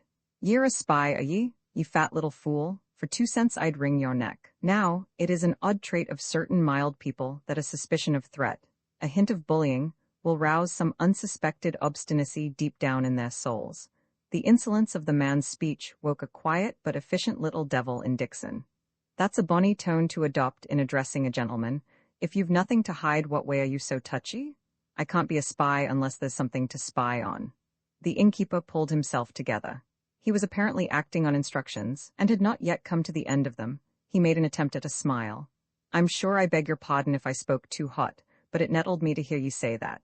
I'll be quite frank with ye, Mr. McCunn, and believe me, I'm speaking in your best interests. I give you my word there's nothing wrong up at the house. I'm on the side of the law, and when I tell you the whole story ye'll admit it, but I can't tell it ye yet. This is a wild, lonely bit and very few folk bide in it. And these are wild times, when a lot of queer things happen that never get into the papers. I tell ye it's for your own good to leave Dalquahata for the present. More I can't say, but I ask ye to look at it as a sensible man. Ye are one that's accustomed to a quiet life and no meant for rough work. Ye'll do no good if you stay, and maybe ye'll land yourself in bad trouble." "Mercy on us?" Dixon exclaimed. "What is it you're expecting? Sinn Fein?" The innkeeper nodded. "Something like that. Did you ever hear the like? I never did think much of the Irish." "Then you'll take my advice and go home? Tell you what, I'll drive you to the station." Dixon got up from the bed, found his new safety razor and began to strop it. "No, I think I'll bide. If you're right, there'll be more to see than glory roads. I'm warning ye, fair and honest, ye can't be allowed to stay here." "Well, I never," said Dixon. "Is there any law in Scotland, think you, that forbids a man to stop a day or two with his auntie? Ye'll stay?" "Aye, I'll stay. By God, we'll see about that." For a moment Dixon thought that he would be attacked, and he measured the distance that separated him from the peg whence hung his waterproof with the pistol in its pocket. But the man restrained himself and moved to the door. There he stood and cursed him with a violence and a venom which Dixon had not believed possible. The full hand was on the table now. "You wee pot-bellied, pig-hided Glasgow grocer," I paraphrase, "would you set up to defy me? I tell ye, I'll make ye rue the day ye were born." His parting words were a brilliant sketch of the maltreatment in store for the body of the defiant one. "Impident dog," said Dixon without heat. He noted with pleasure that the innkeeper hit his head violently against the low lintel, and, missing a step, fell down the loft stairs into the kitchen, where Mrs. Moran's tongue could be heard speeding him trenchantly from the premises. Left to himself, Dixon dressed leisurely, and by went down to the kitchen and watched his hostess making broth. The fracas with Dobson had done him all the good in the world, for it had cleared the problem of do by it is and had put an edge on his temper, but he realized that it made his continued stay in the cottage undesirable. He was now the focus of all suspicion, and the innkeeper would be as good as his word and try to drive him out of the place by force. Kidnapping, most likely, and that would be highly unpleasant, besides putting an end to his usefulness. Clearly, he must join the others. The soul of Dixon hungered at the moment for human companionship. He felt that his courage would be sufficient for any teamwork, but might waver again if he were left to play a lone hand. He lunched nobly off 3 plates of Mrs. Moran's kyle, an early lunch, for that lady, having breakfasted at 5, partook of the midday meal about 11. Then he explored her library, and settled himself by the fire with a volume of Covenanting tales, entitled Gleanings Among the Mountains. It was a most practical work for one in his position, for it told how various eminent saints of that era escaped the attention of Claverhouse's dragoons. Dixon stored up in his memory several of the incidents in case they should come in handy. He wondered if any of his forebears had been Covenanters. It comforted him to think that some old progenitor might have hunkered behind turf walls and been chased for his life in the heather. Just like me, he reflected. But the dragoons weren't foreigners, and there was a kind of decency about Claverhouse too. About 4 o'clock Dougal presented himself in the back kitchen. He was an even wilder figure than usual, for his bare legs were mud to the knees, his kilt and shirt clung sopping to his body, and having lost his hat, his wet hair was plastered over his eyes. Mrs. Moran said, not unkindly, that he looked like a woolcat glowering through a windbus. "How are you, Dougal?" Dixon asked genially. "Is the peace of nature smoothing out the creases in your poor little soul? What's that ye say? Oh, just what I heard a man say in Glasgow. How have you got on? Not so bad. Your telegram was sent this mornin'. Old Bill took it into Kirkmichael. That's the first thing. Second, Thomas Yowney has took a potty to get down the box from the station. He got Mrs. Semple's powny, and he took the box ayont the lava by the fod at the herd's hoose, and got it onto the shaw maybe a mile ayont lavafoot. He managed to get the machine up as far as the water, but he could get no farther, for ye'll no get a machine over the wee waterfa just before the laver ends in the sea. So he sent one o' the men back with it to Mrs. Semple, and since the box was ower heavy to carry, he opened it and took the stuff across in bits. It's a safe in the hole at the foot o' the Huntingtower rocks, and he reports that the rain has done it no harm. Thomas has made a good job of it. Ye'll no fickle Thomas Yowney. And what about your camp on the moor? It was broke up afore daylight. Some of our things we've got with us, and most is hid near at hand. The tents are in the auld wife's henhouse, and he jerked his disreputable head in the direction of the back door. Have the Tinklers been back? Aye, they turned up about 10 o'clock, no doubt intendin' murder. I left wee Jakey to watch developments. They fund him sittin' on a stone, greetin' saw. When he saw them, he up and started to run, and they cried on him to stop, but he wouldn't listen. Then they cried out where were the rest, and he told them they were feared for their lives and had run away. After that they offered to catch him, but ye'll no catch Jakey in a hurry. When he had run round about them till they were wappit, he out why his catty and got one o' them on the lug. Sign he made for the lavafoot and reported. Man, Dougal, you've managed fine. Now I've something to tell you. And Dixon recounted his interview with the innkeeper. I don't think it's safe for me to bide here, and if I did, I wouldn't be any use, hiding in cellars and such like, and not daring to stir a foot. I'm coming with you to the house. Now tell me how to get there. Dougal agreed to this view. There's been nothing doing at the hoose the day, but they're keeping a close watch on the policies. The Crippus may come any moment. There's no doubt, Mr. McCunn, that ye're in danger, for they'll serve you as the Tinklers tried to serve us. Listen to me. Ye'll walk up the station road and take the second turn on your left, a wee grass road that'll bring you to the fod at the herd's hoose. Cross the lava, there's a plank bridge, and take straight across the moor in the direction of the peak at hill they call Grey Carrick. Ye'll come to a big burn, which ye must follow till ye get to the shaw. Then turn south, keep in the water's edge till ye reach the lava, where you'll find one o' us to show ye the rest of the road. I must be off now, and I advise ye not to be slow of startin', for why this rain the water's risen quick. It's a mercy it's such coss weather, for it spoils the visibility. Auntie Femmy, said Dixon a few minutes later, will you oblige me by coming for a short walk? The man's daft, was the answer. I'm not, I'll explain if you'll listen. You see, he concluded, the dangerous bit for me is just the mile out of the village. They'll no be so likely to try violence if there's somebody with me that could be a witness. Besides, they'll maybe suspect less if they just see a decent body out for a breath of air with his auntie. Mrs. Moran said nothing, but retired, and returned presently equipped for the road. She had endued her feet with goloshes and pinned up her skirts till they looked like some demented Paris mode. An ancient bonnet was tied under her chin with strings, and her equipment was completed by an exceedingly smart tortoise-shell-handled umbrella, which, she explained, had been a Christmas present from her son. I'll convoy ye as far as the Lavafoot herds, she announced. The wife's a friend o' mine and will set me a bit on the road back. Ye needna fash for me. I'm used to a weathers. The rain had declined to a fine drizzle, but a tearing wind from the southwest scoured the land. Beyond the shelter of the trees, the moor was a battleground of gusts which swept the puddles into spindrift and gave to the stagnant bog pools the appearance of running water. The wind was behind the travellers, and Mrs. Moran, like a full-rigged ship, was hustled before it, so that Dixon, who had linked arms with her, was sometimes compelled to trot. "However will you get home, mistress?" he murmured anxiously. "Fine, the wind will faw at the dockenin'. This'll be a sair time for ships at sea." Not a soul was about as they breasted the ascent of the station road and turned down the grassy bypath to the Lavafoot herds. The herd's wife saw them from afar and was at the door to receive them. "Megsty, Femmy Moran," she shrilled. "Wha what ettle to see ye on a day like this? John's awa at Dumfries buyin' tups. Come in, the baith o' ye, the kettle's on the boil." "This is my nevoy Dixon," said Mrs. Moran. "He's gone to stretch his legs ayont the burn and come back by the air road, but I'll be blithe to tak my tea wy ye, Elspeth. Now, Dixon, I'll expect ye back on the Chapo Seven." He crossed the rising stream on a swaying plank and struck into the moorland, as Dougal had ordered, keeping the bald top of Grey Carrick before him. In that wild place, with the tempest battling overhead, he had no fear of human enemies. Steadily, he covered the ground, till he reached the west-flowing burn that was to lead him to the Shaw. He found it an entertaining companion, swirling into black pools, foaming over little falls, and lying in dark, canal-like stretches in the flats. Presently it began to descend steeply in a narrow green gully, where the going was bad, and Dickson, weighted with pack and waterproof, had much ado to keep his feet on the sodden slopes. Then, as he rounded a crook of hill, the ground fell away from his feet, the burn swept in a water-slide to the boulders of the Shaw, and the storm-tossed sea lay before him. It was now that he began to feel nervous. Being on the coast again seemed to bring him inside his enemy's territory, and had not Dobson specifically forbidden the Shaw? It was here that they might be looking for him.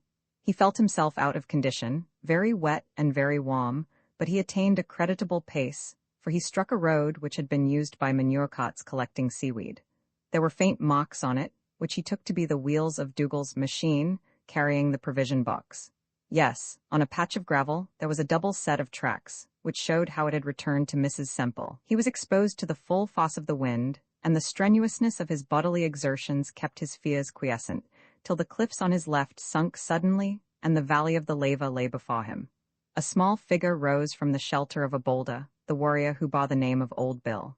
He saluted gravely. "Ye are just in time. The water has rose 3 inches since I've been here. You'd better strip." Dickson removed his boots and socks. "Breeks, too," commanded the boy. "There's deep holes ayont these stains." Dickson obeyed, feeling very chilly and rather improper. "Now, follow me," said the guide. The next moment he was stepping delicately on very sharp pebbles, holding on to the end of the scout's pole, while an icy stream ran to his knees. The laver as it reaches the sea broadens out to the width of 50 or 60 yards and tumbles over little shelves of rock to meet the waves. Usually it is shallow, but now it was swollen to an average depth of a foot or more, and there were deeper pockets. Dickson made the passage slowly and miserably, sometimes crying out with pain as his toes struck a sharper flint, once or twice sitting down on a boulder to blow like a whale, once slipping on his knees and wetting the strange excrescence about his middle, which was his tucked-up waterproof. But the crossing was at length achieved, and on a patch of sea pinks he dried himself perfunctorily and hastily put on his garments. Old Bill, who seemed to be regardless of wind or water, squatted beside him and whistled through his teeth. Above them hung the sheer cliffs of the Huntingtower Cape, so sheer that a man below was completely hidden from any watcher on the top. Dickson's heart fell, for he did not profess to be a cragsman and had indeed a horror of precipitous places. But as the two scrambled along the foot, they passed deep-cut gullies and fissures, most of them unclimbable, but offering something more hopeful than the face. At one of these Old Bill halted and led the way up and over a chaos of fallen rock and loose sand. The gray weather had brought on the dark prematurely, and in the half-light it seemed that this ravine was blocked by an unscalable mass of rock. Here Old Bill whistled, and there was a reply from above. Round the corner of the mass came Dougal. "Up here," he commanded. It was Mr. Heritage that funded this road. Dickson and his guide squeezed themselves between the mass and the cliff up a spout of stones, and found themselves in an upper story of the gully, very steep but practicable even for one who was no cragsman. This in turn ran out against a wall up which there led only a narrow chimney. At the foot of this were 2 of the diehards, and there were others above, for a rope hung down by the aid of which a package was even now ascending. "That's the top," said Dougal, pointing to the rim of sky, "and that's the last o' the supplies." Dickson noticed that he spoke in a whisper, and that all the movements of the diehards were judicious and stealthy. "Now, it's your turn. Take a good grip o' the rope, and you'll find plenty holes for your feet. It's no more than 10 yards and ye're well held above."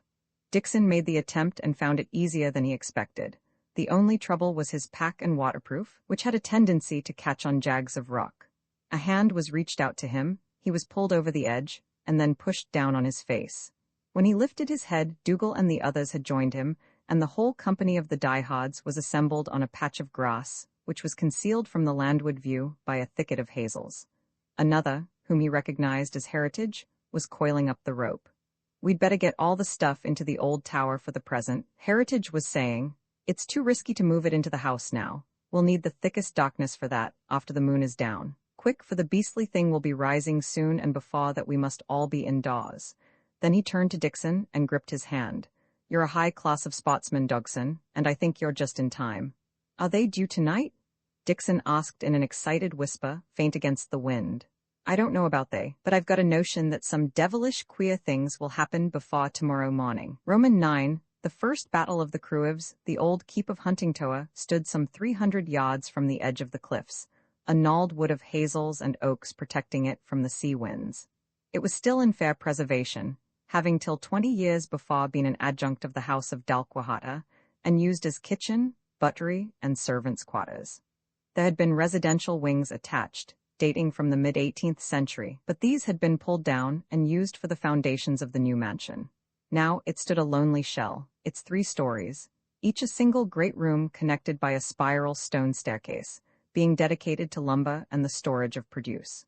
But it was dry and intact, its massive oak doors defied any weapon shot of artillery, its narrow unglazed windows would scarcely have admitted a cat, a place portentously strong, gloomy, but yet habitable. Dougal opened the main door with a massy key. "The lassie fund it," he whispered to Dixon, "somewhere about the kitchen, and I guessed it was the key o' this castle. I was thinkin' that if things got ower hot it would be a good plan to flit here. Change our base, like." The chieftain's occasional studies in war had trained his tongue to a military jargon. In the ground room lay a fine assortment of oddments, including old bedsteads and servants' furniture, and what looked like ancient discarded deerskin rugs. Dust lay thick over everything, and they heard the scurry of rats. A dismal place, indeed, but Dixon felt only its strangeness. The comfort of being back again among allies had quickened his spirit to an adventurous mood. The old lords of Huntingtower had once quarreled and revelled and plotted here, and now here he was at the same game. Present and past joined hands over the gulf of years. The saga of Huntingtower was not ended. The diehards had brought with them their scanty bedding, their lanterns and camp kettles. These and the provisions from Meehan Street were stowed away in a corner. "Now for the hoose, men," said Dougal. They stole over the downs to the shrubbery, and Dixon found himself almost in the same place as he had lain in 3 days before, watching a dusky lawn, while the wet earth soaked through his trouser knees, and the drip from the azaleas trickled over his spine. 2 of the boys fetched the ladder and placed it against the veranda wall. Heritage first, then Dixon darted across the lawn and made the ascent. The 6 scouts followed, and the ladder was pulled up and hidden among the veranda litter. For a second, the whole 8 stood still and listened. There was no sound except the murmur of the now falling wind and the melancholy hooting of owls. The garrison had entered the dock tower. A council in whispers was held in the garden room. "Nobody must show a light," Heritage observed. "It mustn't be known that we are here. Only the princess will have a lamp." "Yes," this in answer to Dixon. "She knows that we're coming, you 2. We'll hunt for quarters later upstairs. You scouts, you must picket every possible entrance. The windows are safe, I think, for they are locked from the inside. So is the main door. But there's the veranda door, of which they have a key, and the back door beside the kitchen, and I'm not at all sure that there's not a way in by the boiler house. You understand? We're holding this place against all comers. We must barricade the danger points. The headquarters of the garrison will be in the hall, where a scout must be always on duty. You've all got whistles? Well, if there's an attempt on the veranda door, the picket will whistle once, if at the back door twice, if anywhere else 3 times, and it's everybody's duty, except the picket who whistles, to get back to the hall for orders." "That's so," assented Dougal. "If the enemy forces an entrance, we must overpower him. Any means you like. Sticks off fists, and remember that if it's a scrap in the dock, make for the man's throat. I expect you little devils have eyes like cats. The scoundrels must be kept away from the ladies at all costs. If the worst comes to the worst, the princess has a revolver." "So have I," said Dixon. "I got it in Glasgow." "The deuce you have. Can you use it?" "I don't know." "Well, you can hand it over to me if you like. But it oughtn't to come to shooting if it's only the 3 of them. The 8 of us should be able to manage 3 and 1 of them lame. If the others turn up, well, God help us all. But we've got to make sure of one thing, that no one lays hands on the princess so long as there's one of us left alive to hit out." "You needn't be feared for that," said Dougal. There was no light in the room, but Dixon was certain that the morose face of the chieftain was lit with unholy joy. "Then off with you. Mr. Buchan and I will explain matters to the ladies." When they were alone, Heritage's voice took a different key. "We're in for it, Dogson, old man. There's no doubt these 3 scoundrels expect reinforcements at any moment, and with them will be one who is the devil incarnate. He's the only thing on earth that brave girl fears. It seems he is in love with her and has pestered her for years. She hated the sight of him, but he wouldn't take no, and being a powerful man, rich and well-born and all the rest of it, she had a desperate time. I gather he was pretty high in favor with the old cot. Then when the Bolsheviks started, he went over to them, like plenty of other grandees, and now he's one of their chief brains. None of your callow revolutionaries, but a man of the world, a kind of genius, she says, who can hold his own anywhere. She believes him to be in this country, and only waiting the right moment to turn up. Oh, it sounds ridiculous, I know, in Britain in the 20th century, but I learned in the war that civilization anywhere is a very thin crust. There are 100 ways by which that kind of fellow could bamboozle all our law and police and spirit her away. That's the kind of crowd we have to face. Did she say what he was like in appearance? A face like an angel, a lost angel, she says. Dixon suddenly had an inspiration. Do you mind the man you said was an Australian at Kirkmichael? I thought myself he was a foreigner. Well, he was asking for a place he called Darkwater, and there's no sich place in the countryside. I believe he meant Dalkwahata. I believe he's the man she's feared of. A gasped, by Jove, came from the darkness. Dogson, you've hit it. That was 5 days ago, and he must have got on the right trail by this time. He'll be here tonight. That's why the three have been lying so quiet today. Well, we'll go through with it, even if we haven't a dog's chance. Only I'm sorry that you should be mixed up in such a hopeless business. Why me more than you? Because it's all pure pride and joy for me to be here. Good God, I wouldn't be elsewhere for worlds. It's the great hour of my life. I would gladly die for her. Tuts, that's no the way to talk, man. Time enough to speak about dying when there's no other way out. I'm looking at this thing in a business way. We'd better be seeing the ladies. They groped into the pitchy hall, somewhere in which a diehard was on picket, and down the passage to the smoking room. Dixon blinked in the light of a very feeble lamp, and Heritage saw that his hands were cumbered with packages. He deposited them on a sofa and made a ducking bow. I've come back, mem, and glad to be back. Your jewels are in safe keeping, and not all the blagyards in creation could get at them. I've come to tell you to cheer up, a stout hot to a stay brie, as the old folks say. I'm handling this affair as a business proposition, so don't be feared, mem. If there are enemies seeking you, there's friends on the road too. Now, you'll have had your dinner, but you'd maybe like a little dessert. He spread before them a huge box of chocolates, the best that Mean Street could produce, a box of candied fruits and another of salted almonds. Then from his hideously overcrowded pockets he took another box, which he offered rather shyly. That's some powder for your complexion. They tell me that ladies find it useful whiles. The girl's strained face watched him at first in mystification, and then broke slowly into a smile. Youth came back to it. The smile changed to a laugh, a low, rippling laugh like faraway bells. She took both his hands. You are kind, she said. You are kind and brave. You are a der-ah. And then she kissed him. Now, as far as Dixon could remember, no one had ever kissed him except his wife. The light touch of her lips on his forehead was like the pressing of an electric button which explodes some powerful charge and alters the face of a countryside. He blushed scarlet, then he wanted to cry, then he wanted to sing. An immense exhilaration seized him, and I am certain that if at that moment the serried ranks of Bolshevism had appeared in the doorway, Dixon would have hurled himself upon them with a joyful shout. Cousin Eugenie was earnestly eating chocolates, but Saskia had other business. You will hold the house? She asked. Please God, yes, said Heritage. I look at it this way. The time is very near when your 3 jailers expect the others their masters. They have not troubled you in the past 2 days as they threatened, because it was not worthwhile. But they won't want to let you out of their sight in the final hours, so they will almost certainly come here to be on the spot. Our object is to keep them out and confuse their plans. Somewhere in this neighborhood, probably very near, is the man you fear most. If we nonplus the 3 watches, they'll have to revise their policy, and that means a delay, and every hour's delay is a gain. Mr. McCunn has found out that the facta laudon is in the plot, and he has purchased enough, it seems, to blanket for a time any appeal to the law. But Mr. McCunn has taken steps to circumvent him, and in 24 hours we should have help here. I do not want the help of your law, the girl interrupted. It will entangle me. Not a bit of it, said Dixon cheerfully. You see, mem, they've clean lost track of the jewels, and nobody knows where they are but me. I'm a truthful man, but I'll lie like a packman if I'm asked questions. For the rest, it's a question of kidnapping, I understand, and that's a thing that's not to be allowed. My advice is to go to our beds and get a little sleep while there's a chance of it. The Gobbles diehards are grand watchdogs. This view sounded so reasonable that it was at once acted upon. The ladies' chamber was next door to the smoking room, what had been the old schoolroom. Heritage arranged with Saskia that the lamp was to be kept burning low, and that on no account were they to move unless summoned by him. Then he and Dixon made their way to the hall, where there was a faint glimmer from the moon in the upper unshuttered windows, enough to reveal the figure of wee Jakey on duty at the foot of the staircase. They ascended to the second floor, where, in a large room above the hall, Heritage had bestowed his pack.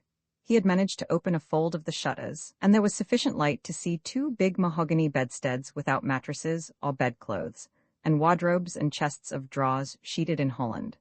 Outside the wind was rising again, but the rain had stopped. Angry watery clouds scurried across the heavens. Dixon made a pillow of his waterproof, stretched himself on one of the bedsteads, and, so quiet was his conscience and so weary his body from the buffetings of the past days, was almost instantly asleep. It seemed to him that he had scarcely closed his eyes when he was awakened by Dougal's hand pinching his shoulder. He gathered that the moon was setting, for the room was pitchy dark. "The three o' them is approachin' the kitchen door," whispered the chieftain. "I seen them from a spy-hole I made out o' a ventilator." "Is it barricaded?" asked Heritage, who had apparently not been asleep. "Aye, but I've thought o' a far better plan. Why should we keep them out? They'll be safer inside. Listen, we might manage to get them in one at a time. If they can't get in at the kitchen door, they'll send one o' them round to get in by another door and open to them. That gives us a chance to get them separated and lock them up. There's walth o' closets and hidey holes all over the place, each with good doors and good keys to them. Suppossin' we get the three o' them shut up, the others, when they come, will have nobody to guide them. Of course some time or other the three will break out, but it may be late for them. At present we're besieged and they're roaming the country. Would it no be far better if they were the ones lock it up and we were going loose? Supposing they don't come in one at a time?" Dixon objected. "We'll make them," said Dougal firmly. "There's no time to waste, are ye for it?" "Yes," said Heritage. "Who's at the kitchen door?" "Peter Patterson. I told him no to whistle but to wait on me. Keep your boots off. Ye're better in your stockin' feet. Wait you in the hall and see ye well hidden, for likely whoever comes in will have a lantern. Just you keep quiet unless I give ye a cry. I've planned it out and we're ready for them." Dougal disappeared, and Dixon and Heritage, with their boots tied round their necks by their laces, crept out to the upper landing. The hall was impenetrably dark, but full of voices, for the wind was talking in the ceiling beams and murmuring through the long passages. The walls creaked and muttered, and little bits of plaster fluttered down. The noise was an advantage for the game of hide-and-seek they proposed to play, but it made it hard to detect the enemy's approach. Dixon, in order to get properly wakened, adventured as far as the smoking room. It was black with night, but below the door of the adjacent room, a faint line of light showed where the princess's lamp was burning. He advanced to the window, and heard distinctly a foot on the gravel path that led to the veranda. This sent him back to the hall in search of Dougal, whom he encountered in the passage. That boy could certainly see in the dark, for he caught Dixon's wrist without hesitation. "We've got spittle in the wine cellar," he whispered triumphantly. The kitchen door was barricaded, and when they tried it, it wouldn't open. "Bide here," says Dobson to Spittle, "and we'll go round by another door and come back and open to ye." So off they went, and by that time Peter Patterson and me had the barricade down. As we expected, Spittle tried the key again, and it opens quite easy. He comes in and locks it behind him, and Dobson having took away the lantern, he gropes his way very careful towards the kitchen. There's a point where the wine cellar door and the scullery door are aside each other.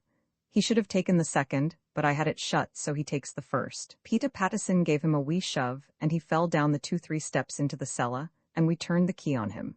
Yon cellar has a grand door and no windies. And Dobson and Leon are at the veranda door, with a light.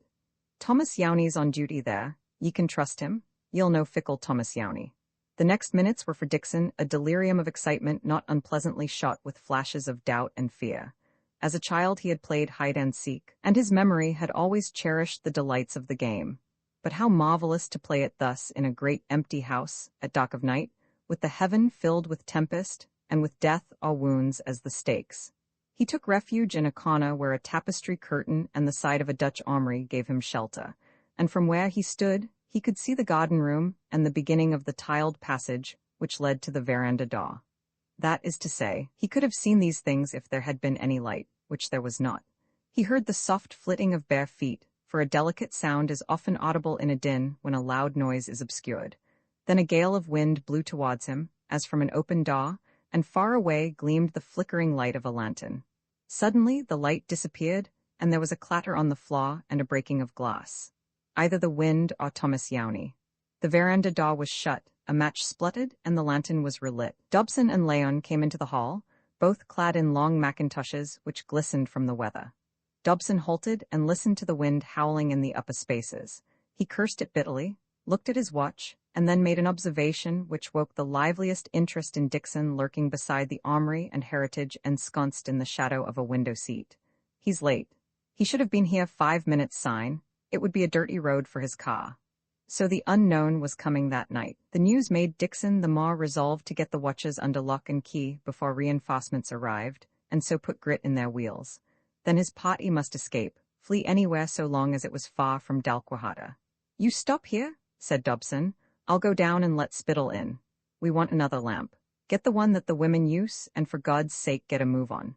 The sound of his feet died in the kitchen passage and then rung again on the stone stairs. Dixon's ear of faith heard also the soft patter of naked feet as the diehards proceeded and followed him. He was delivering himself blind and bound into their hands. For a minute or two there was no sound but the wind, which had found a loose chimney cowl on the roof and screwed out of it an odd sound like the drone of a bagpipe. Dixon, unable to remain any longer in one place, moved into the center of the hall, believing that Leon had gone to the smoking room. It was a dangerous thing to do, for suddenly a match was lit a yard from him. He had the sense to drop low, and so was out of the main glare of the light.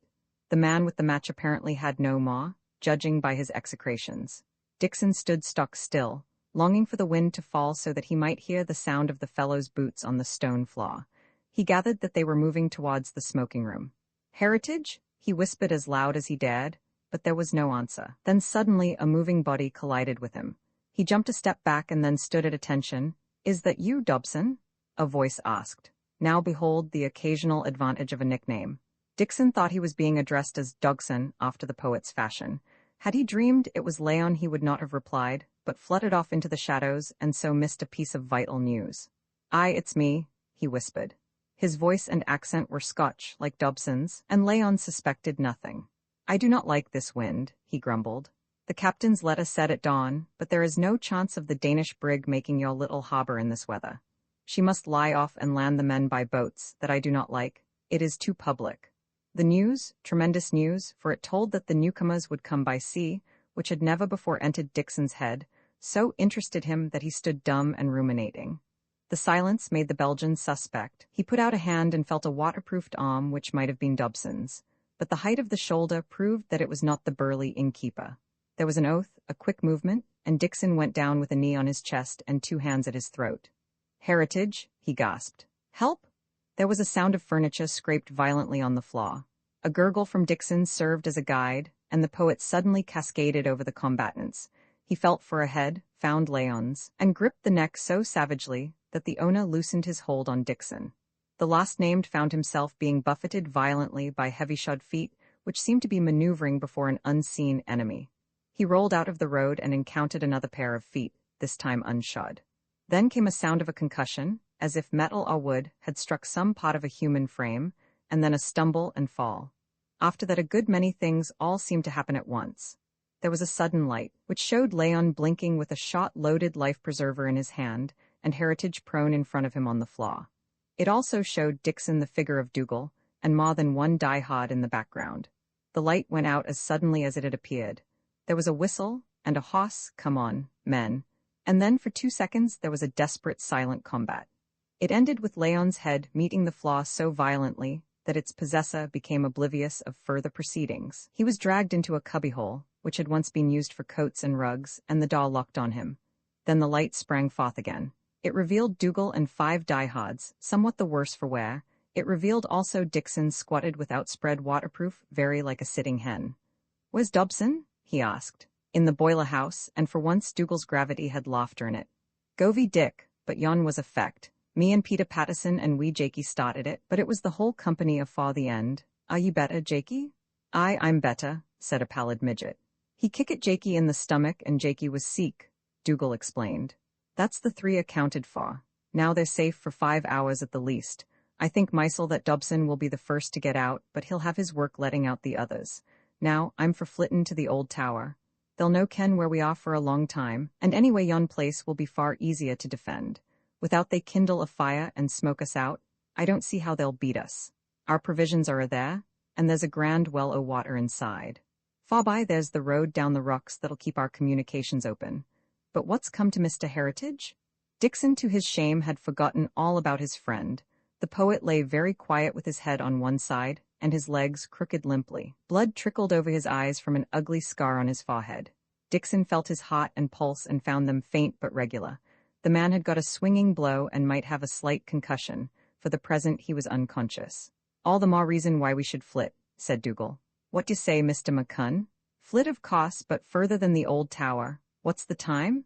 He lifted Heritage's wrist and saw from his watch that it was 3:30.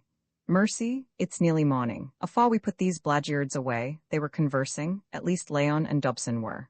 They said that they expected somebody every moment, but that the car would be late. We've still got that somebody to tackle. Then Leon spoke to me in the dock, thinking I was Dobson, and cursed the wind, saying it would keep the Danish brig from getting in at dawn as had been intended. Do you see what that means? The worst of the lot, the ones the ladies are in terror of, are coming by sea. Aye, and they can return by sea. We thought that the attack would be by land, and that even if they succeeded we could hang on to their heels and follow them till we got them stopped. But that's impossible. If they come in from the water, they can go out by the water, and they'll never be more heard tell of the ladies or of you or me. Dougal's face was once again sunk in gloom. What's your plan then?